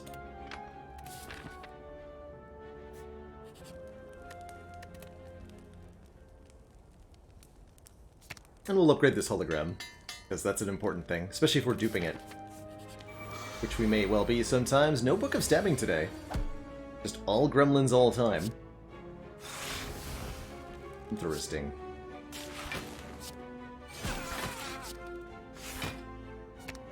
Get him. Play that one once.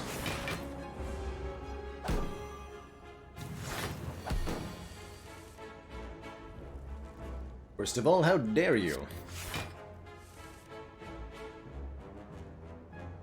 Gremlin leader man. You can come to my house and just attack me however you want. Well, you're right. You totally can.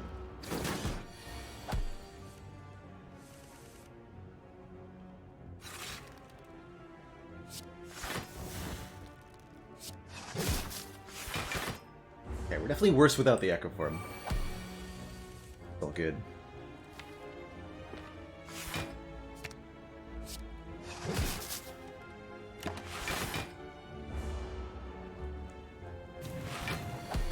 Uh-oh.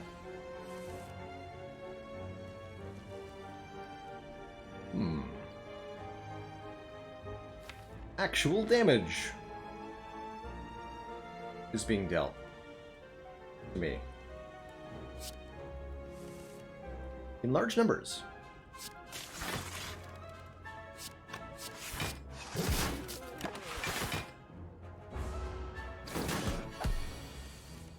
Ow.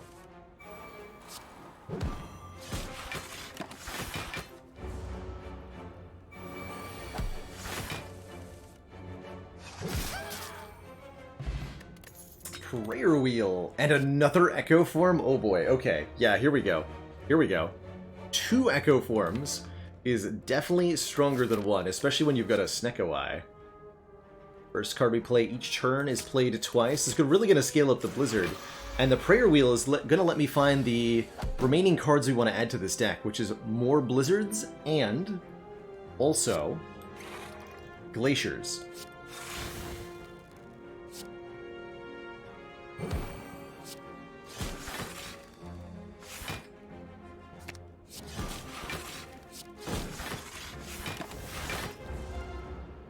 And if we can find calipers too, that'd be good.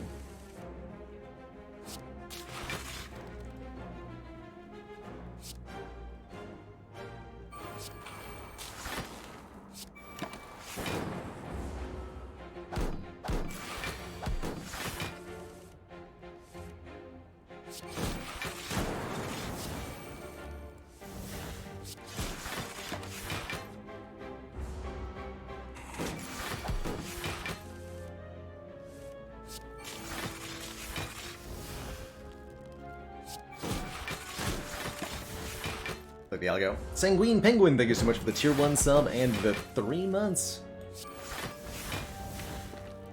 Having an awesome, awesome time hanging out today.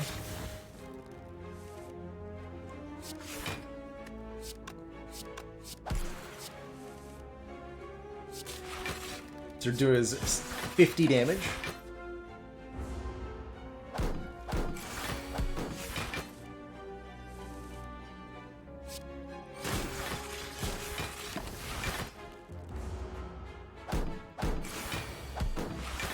And I was just trying to get the algorithms played phased. We gotta play both of these cards each combat to make sure the block goes up. Alright, Glacier. Hollow's not bad. None of these say Glacier. I think we can hold out for an upgraded hologram. Let's go to the store. I have 600 gold. We want to remove cards. We would like a data disk for 1 focus. Could take orange pellets here. Orange pellets say whenever you play a power, attack, and skill in the same turn, remove all of your debuffs. Which includes confusion from the Snecko Eye. So we may not actually want that. What we do want is definitely the focus. Definitely remove a strike. There is another cool-headed here.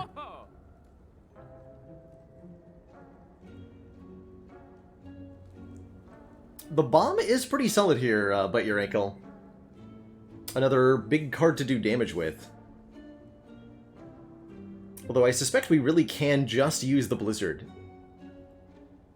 If we want to really lean into it.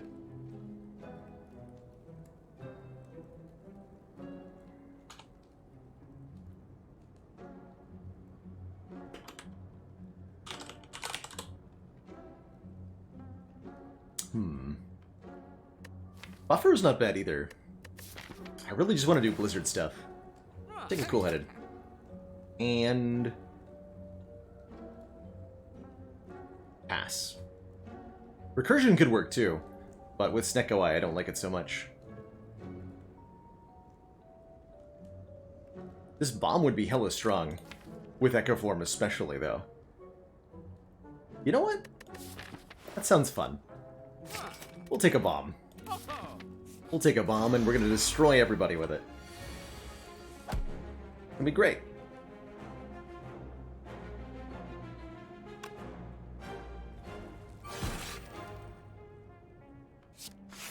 Gonna be super good. 5.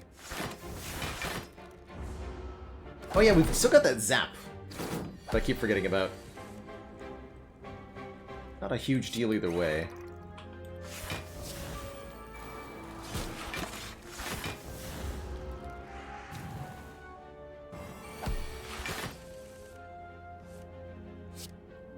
Boop.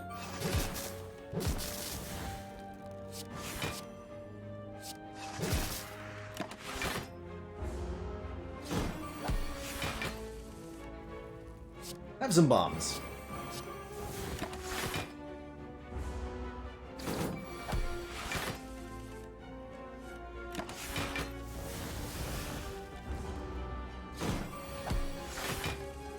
Have some more. How many bombs is too many? Blam. Yo, Glacier channels 2 Frost Orbs and an upgraded hologram. I knew we could wait for one. Yes and yes. Let's go. And I agree with Upgrade Bomb for 50 damage. This deck is now in silly land.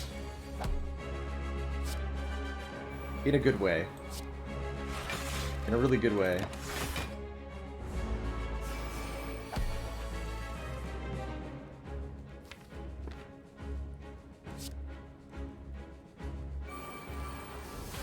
We'll go... Bomb, Hollow, Bomb, dual cast.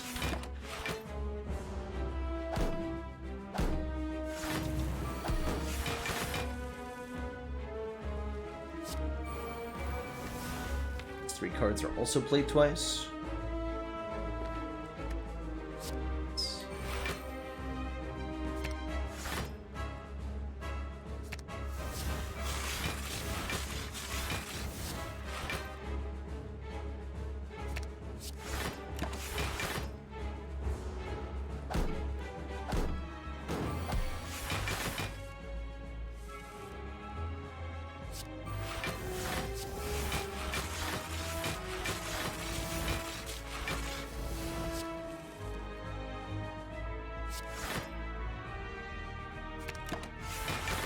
Boom!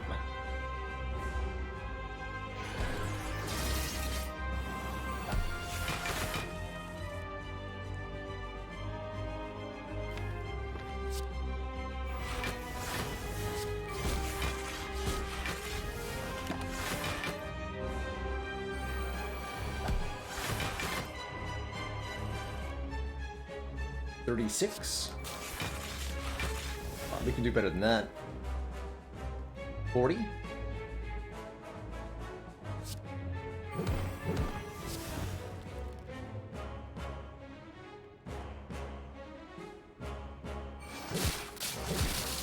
Yeah, that's pretty satisfying, Blizzard.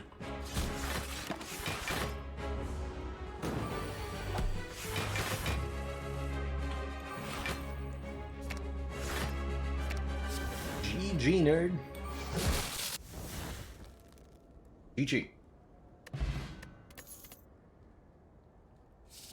Eerie Silence of Victory. Creative AI, Amplify a Rainbow. These are all kind of whatevs. I'd rather just keep duplicating what we've got. So, we'll skip. And we'll take... There's the inserter! Oh my god, it's here. There's the inserter. Every 2 turns, gain 1 orb slot. Get it, chat. More orbs, more fun. More focus, more frost. It's infinite block scaling. Not that we needed it. Otherwise, we're transforming these 5. I'd do a Pandora's Glitch here. But I think the inserter will be good. Gotta do a Pandora's Glitch ladder at some point. See how far that can get. Right, shops are good because shops have removals in them. Elites are good because elites are relics. Go to a shop. Caxoxo, thank you so much for the 4 months and the Prime sub. Much love to you too.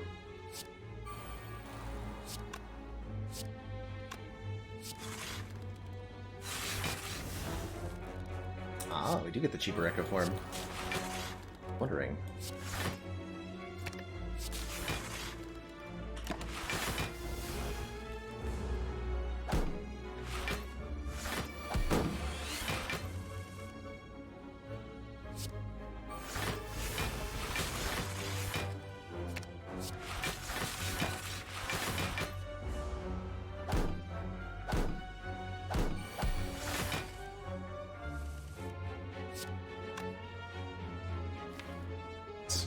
Okay, let's just, boop. Destroy them with some blizz. Don't say frost. Turbo could be okay. This is energy sometimes. I'll take it. I'll fight double orb blockers. Really scary fight, but deck is too strong to care, I think. Way too strong to care.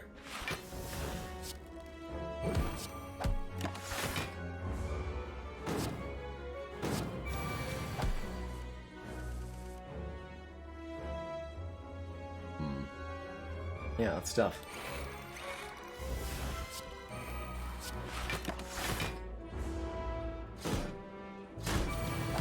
Ow. My hit points.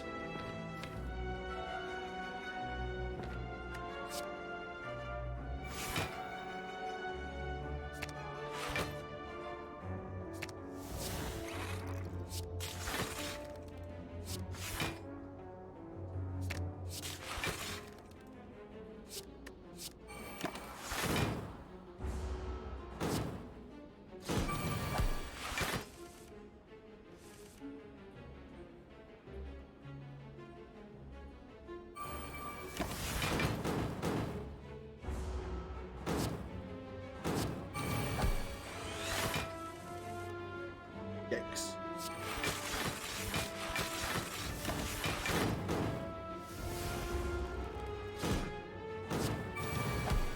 That gets really scary very quickly, huh?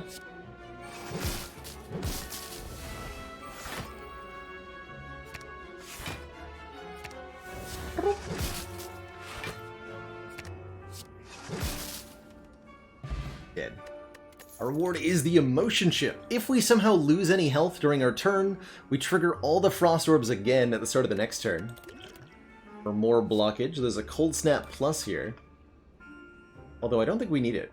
I think we want more glaciers and more holograms, rather than a basic card to channel. We could take the machine learning for one more card draw per turn. Don't think we need that though either. Either.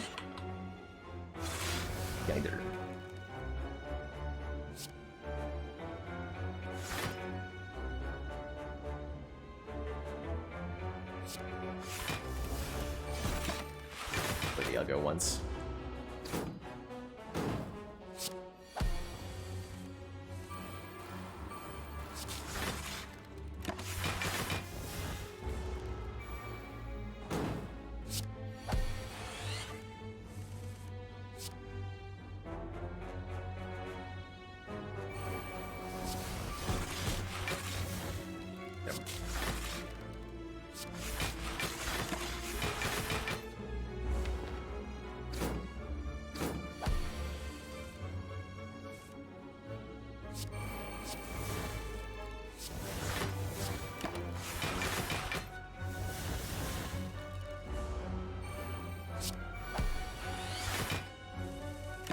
Boom. Reinforced feels a little unnecessary. Unupgraded hologram, not so good. I do like Reinforced as a general rule, especially with Snecko Eye and lots of energy. And an Echo form. It's a lot of block, but we have a ton of block already. So I don't think we need it. Let's grab the boot instead for maximum boot value. And think about continuing to remove cards, starting with Stinky Zap.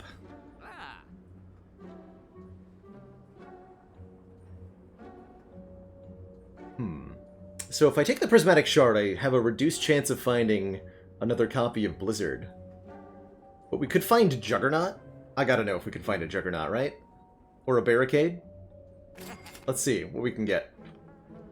Shard will allow us to find cards from other colors in combat reward screens. I expect this won't do much for us, but there's a chance it does some really, really, really silly fun stuff, and I want to see that happen. Don't think we need the War Paint. War Paint upgrades 2 random skills, although the cool-headed upgrades would be good. Most of the skills we have are not too significant. Body Slam? Yeah, that'd be good too, right? Let's go. Let us go.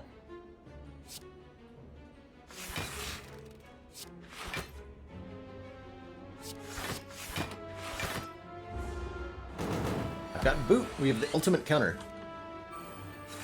to this boss.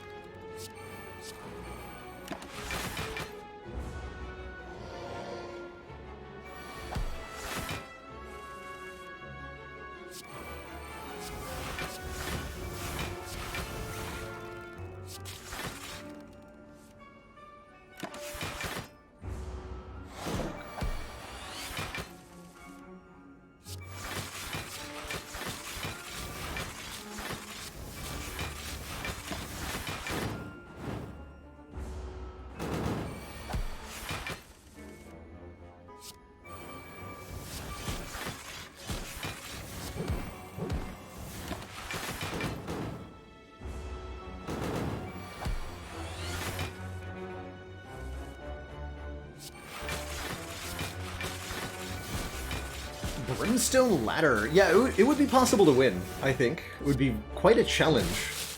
You do need to find some serious mitigation strategies to be able to prevail against the heart with the Brimstone. And if we're talking all the characters starting with it, as opposed to just like Ironclad runs, it'll be extra complicated. Okay. We win in 3 turns. When these new bombs go off. Brimstone is pretty great though. If you can scale the strength really, you know, the strength damage effectively, it basically carries you past everything all the way until Act 4. And then once you get there, it'll be trickier. All for one, Snecko Eye? Sure.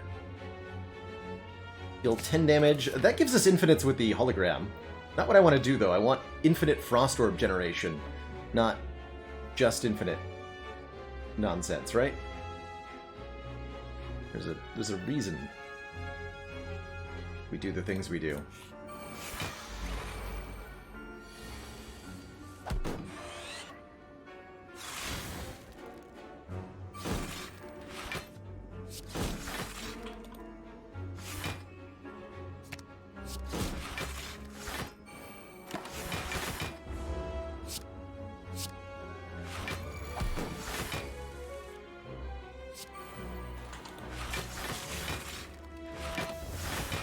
I'm not worrying about the genetics too much anymore, they're so big. And we don't have calipers. This doesn't make any sense.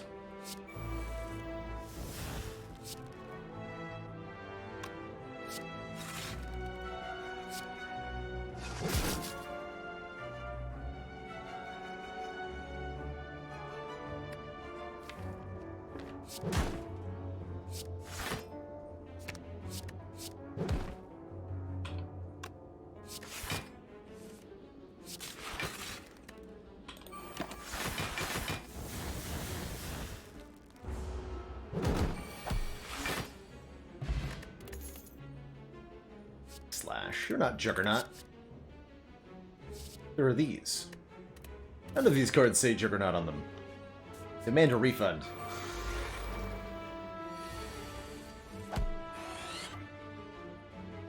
Okay, everything is 3 cost, pretty much.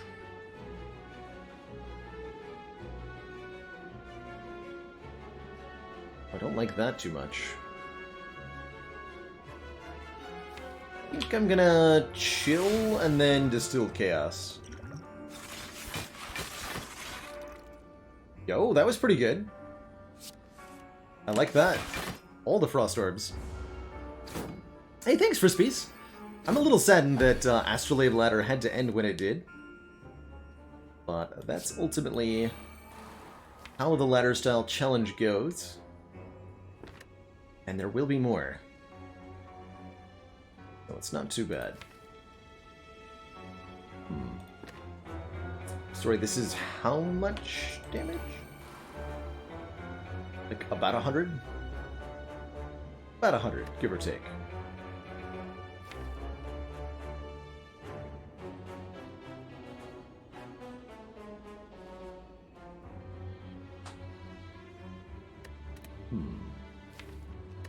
Let's try to find the blizzard.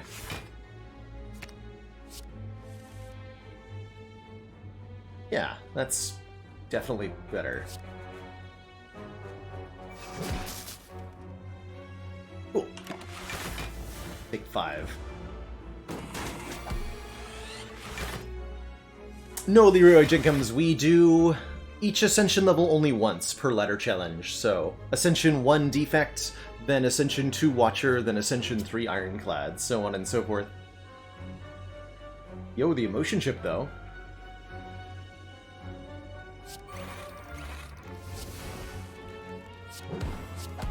Also the infinite, apparently. Right. So this is allowed to happen. Don't mind if I do. It's 8.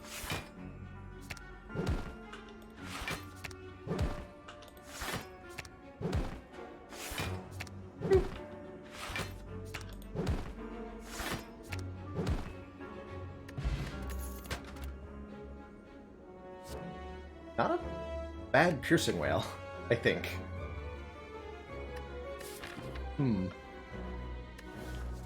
Sure? All enemies lose 6 strength this turn. Can shut down one of the heart's multi-attacks for us, I guess. We could have taken the catalyst for some serious value. Hey, Piercing Whale immediately relevant in its own funny little way. Ooh, but Blizzard is here. With All for One. All for One Blizzard. The combo? Donk.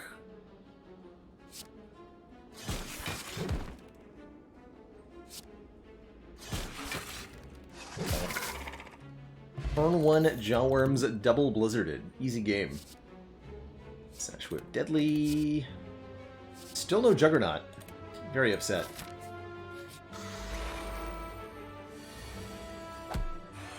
Very, very upset. Like, emotionally devastated, really.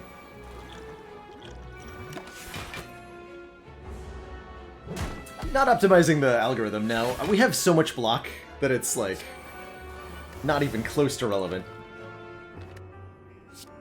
Is the main thing.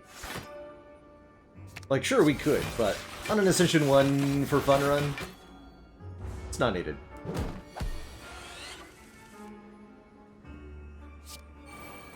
Got all the block in the world, after all.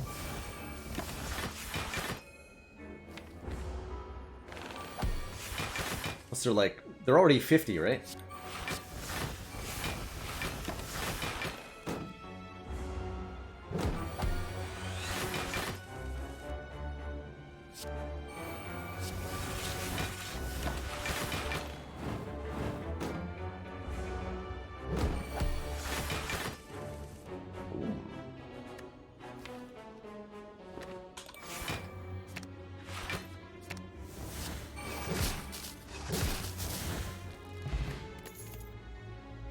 Dark Shackles Plus. That's pretty cool. Vivid Flame. Dark Shackles Plus. Sure. 15 strength down is so much.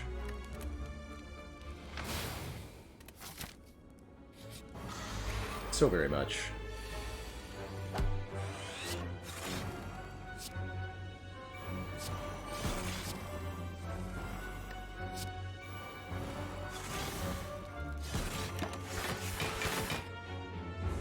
Oh, the Thunderclap for, like, the vulnerable? Didn't even think about that, admittedly. It's like blizzarding it up.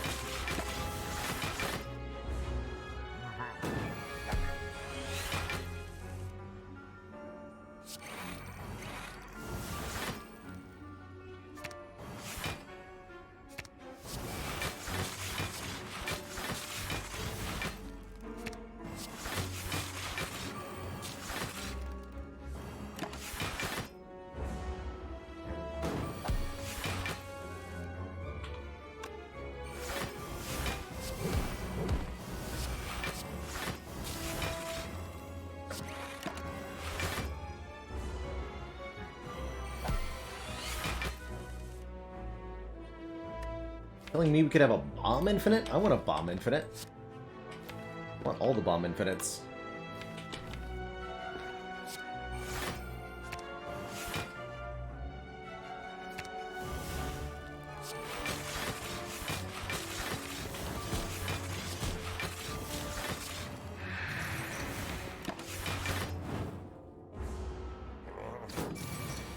Our Blizzard is at 69 damage.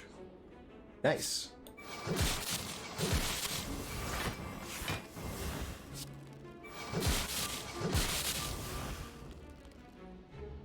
Not bad.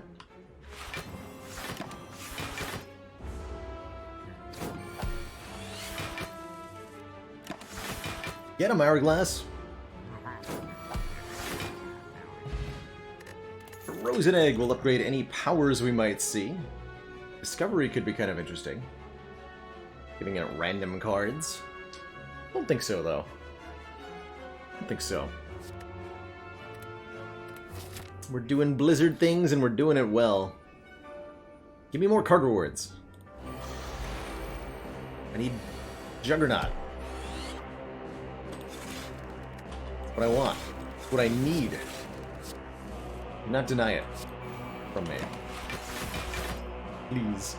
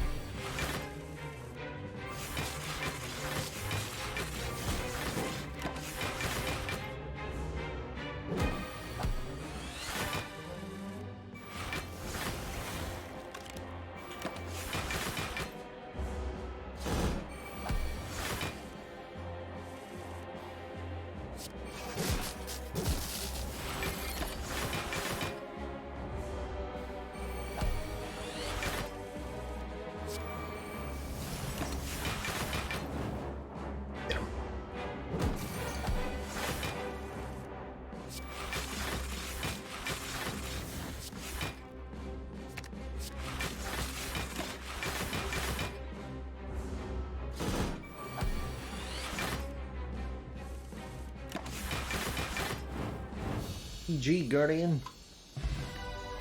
Doovu doll. That doesn't even do anything. Doesn't even do Vu anything.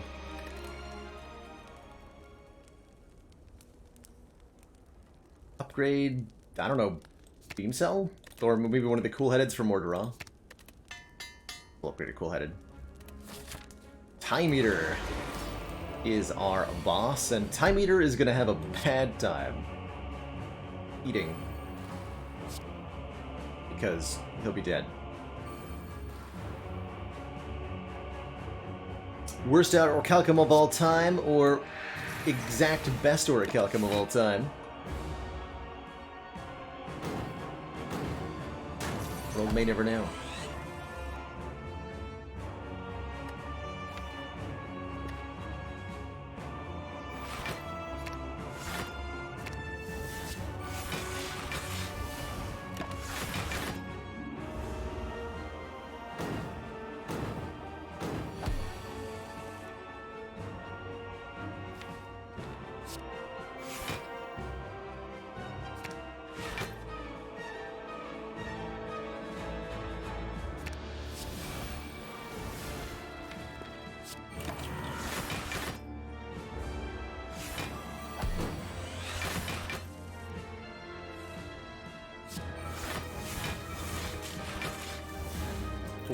Huh? Nice try.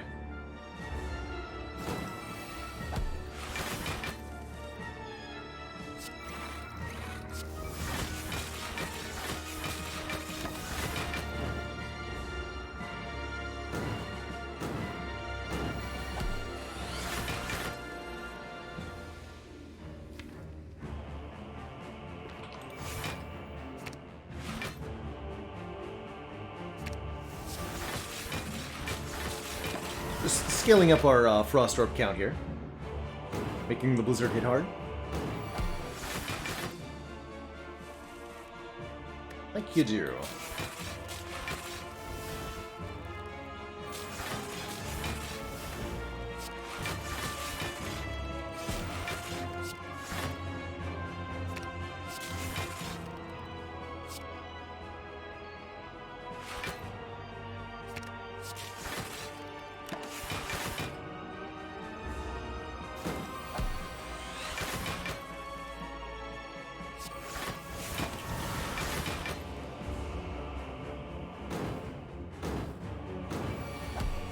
Sure, we haven't really done any, like, damage, but who needs it?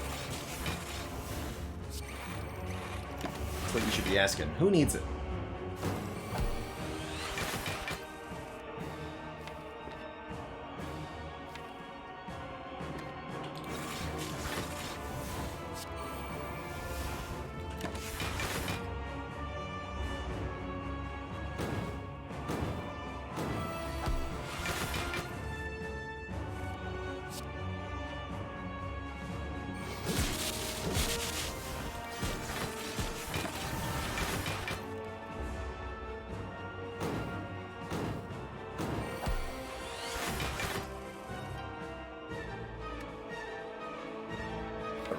Frost Hollow.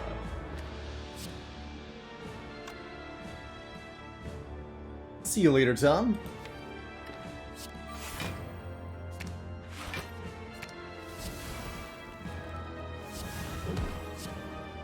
Boop. And boop. GG. GG, everybody. Two thump, a deep pulsing dread can be felt throughout the room. Is this the heart of the spire? The source of these frost orbs?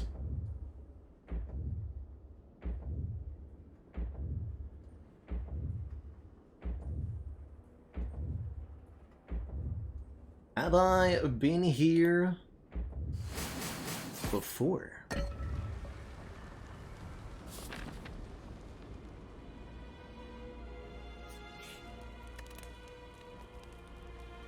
Alright, let's upgrade the other bull-headed. I don't think the upgrade matters a whole lot here. Capacitor is here. More orb slots could be useful. We can block the first instance of damage with the Helix. We can get a couple decent potions. I think the Liquid Memories in particular is really valuable here. And we can, of course, remove a card.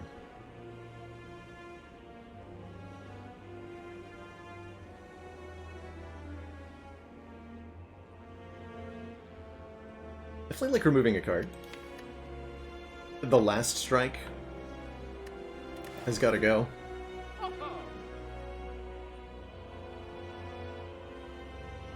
Liquid Bronze might help against Heart, but I honestly think we're going to do just fine damage-wise there. Let's go card remove on strike. Let's swap out Dex Pot for Liquid Memories. And, oh sure, I'll buy a Capacitor. More Orb slots will be great. Kind of an afterthought there, really. But the good kind of afterthought? Question mark?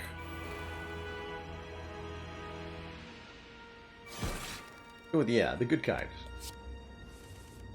R.I.P. Feely. R.I.P. Here we go. Just be orbs, man. And life will be good.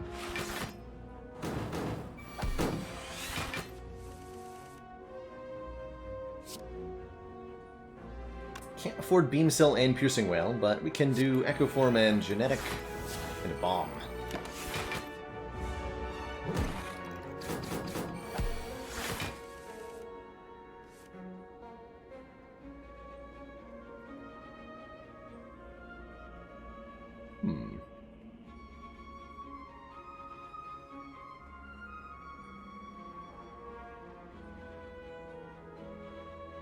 Not a free turn here.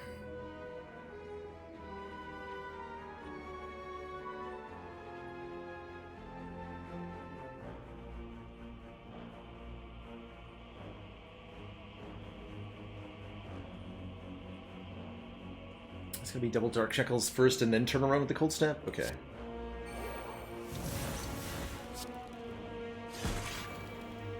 Quite a full block. We actually take 10 here.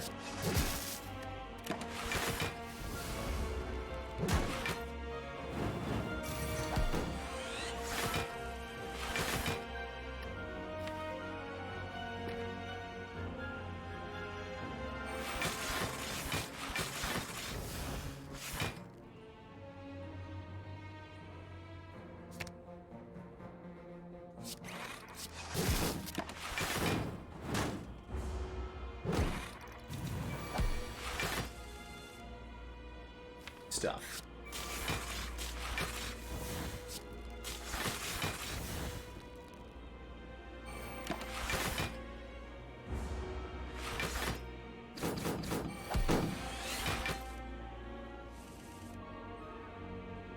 Only cards we've added from the shard are the Piercing Whale and one Dark Shackles. Which is admittedly not bad.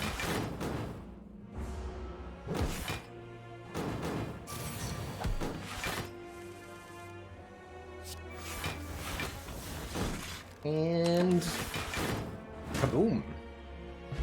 bomb gets there, we get some extra energy from Happy Flower, and we're offered Violence and Panic Button. Interesting.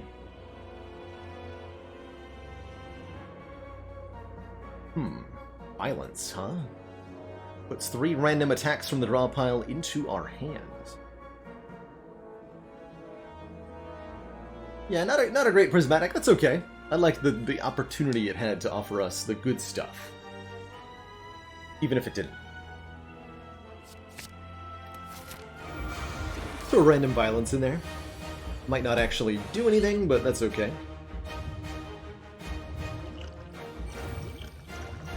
We get both Echo Forms down on turn 1. That's pretty good. Even if we do have to take some Beat of Death damage. Ooh, and an All for One, which gets back the Cool-Headed. Ooh, I like that.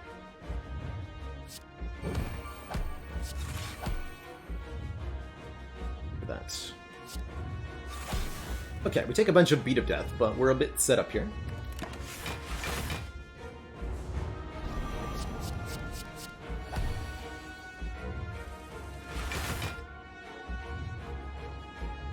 Certainly possible, Stenikin, that we could have done a little bit better. Certainly possible. Okay, with 2 Echoes, we can Hollow Glacier and Double Glacier here. This is a big number with the Philo Stone, even on this Ascension level, right?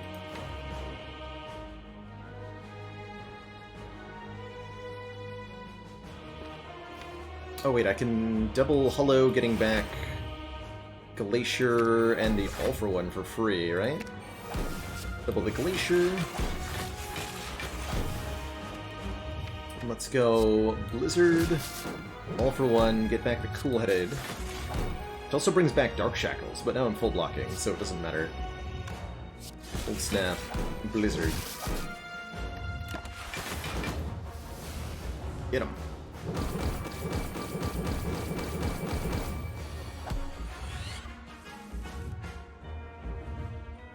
Okay, this one's a bit of a yikes. Can Liquid Memorize the algorithm and play it twice? That's a pretty good move. Next turn we get all the focus down and the loop down, so we're gonna be fine. Although that could be this turn.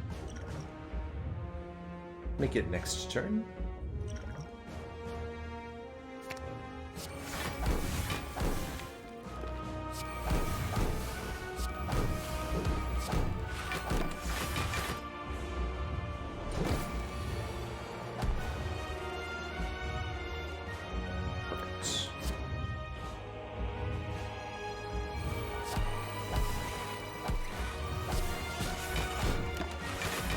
Now we're blocking.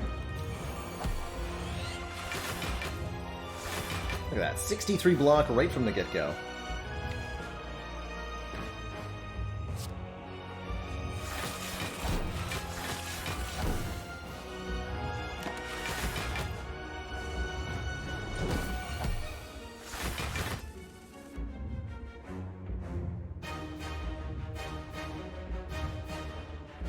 $60?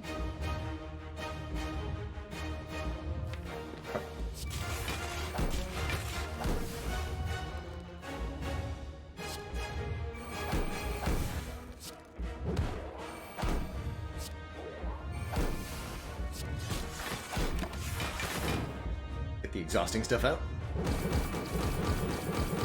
Oh, I should have used the Fear Pot to remove one of those artifacts, maybe. It's all good.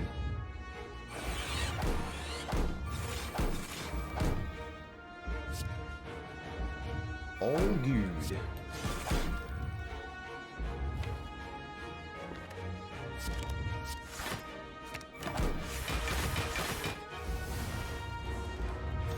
It's a little trick for you there. Hologramming a void.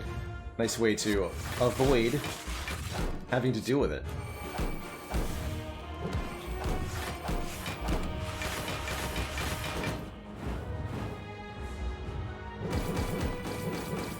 Okay, with 5 strength, we're starting to get a little bit scary here. Although, given the massive Frost Orb shenanigans, maybe not so. Let's get some more bombage, shall we? Let's go ahead and play 4 copies of Bomb this turn.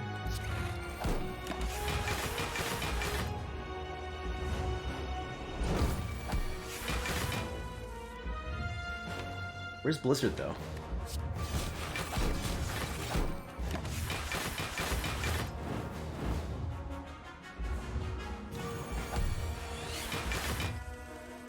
There's Blizzard, 78 times 2. GG. Mr. Hart. GG.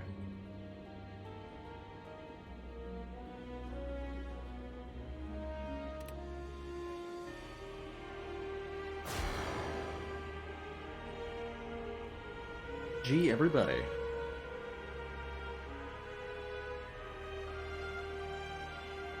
Bomb did do a lot more damage than that Blizzard did. Kind of sad that we almost stopped using it a little bit in the later half, once we picked up Bomb. But certainly a fun one, a very unique run. I've never taken a Blizzard that early on Defect before and had it not be terrible.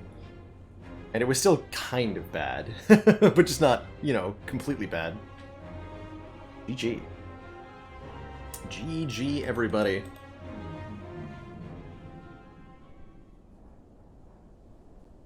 Has it been done?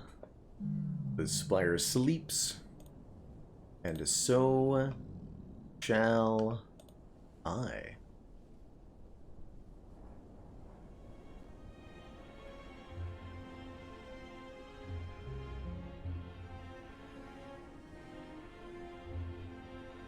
Cool, cool, cool run.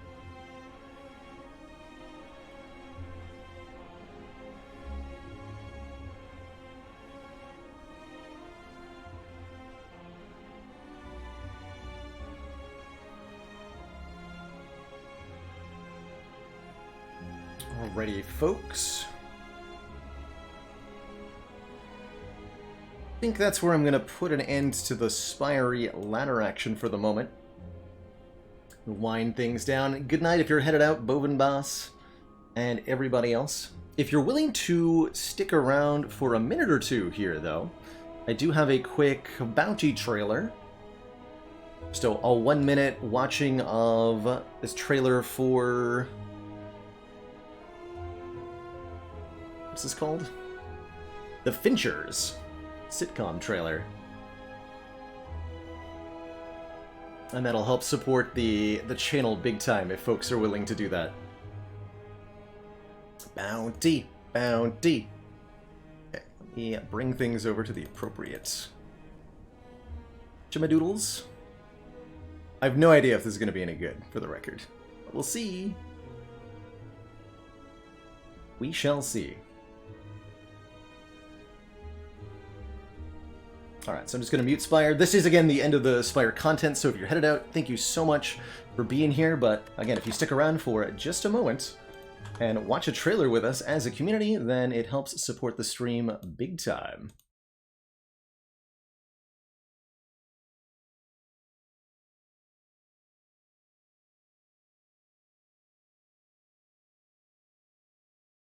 So let's see what we've got here today. This is for the Finchers by ViewSonic.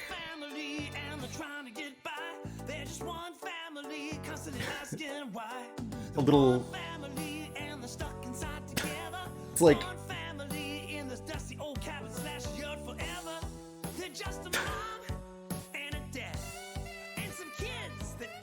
I'm immediately reminded of, like, Malcolm in the Middle a little bit.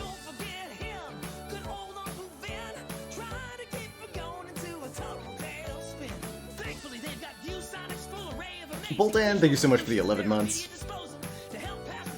Very green screen. Oh, it is!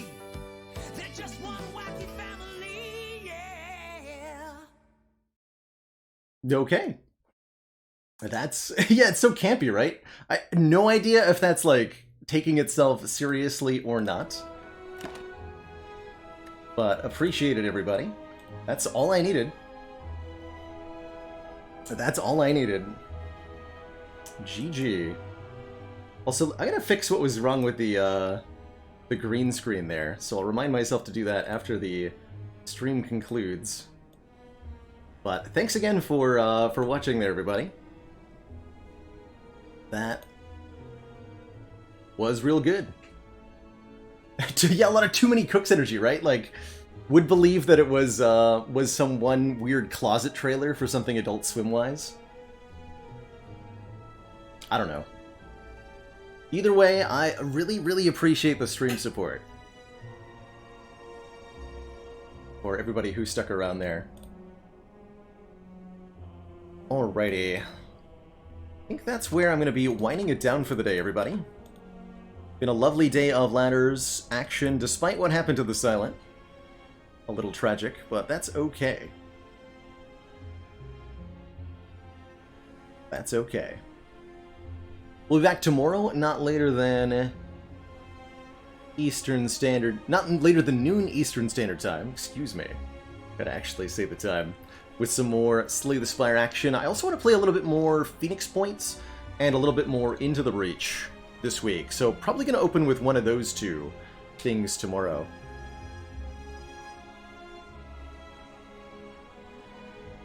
Anywho, thanks for watching, everybody.